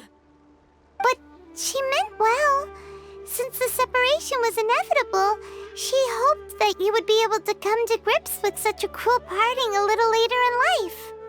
Yeah, her love, care, and attention to you, all those warm moments were real. I guess she had hoped that you could understand and respect her choice after learning the truth. I see. Sorry, I don't want to sound ungrateful, but it's just so much to take in. The dreams are so beautiful. Yet reality is heartlessly cold. I really thought she had come back. I had so much to tell her.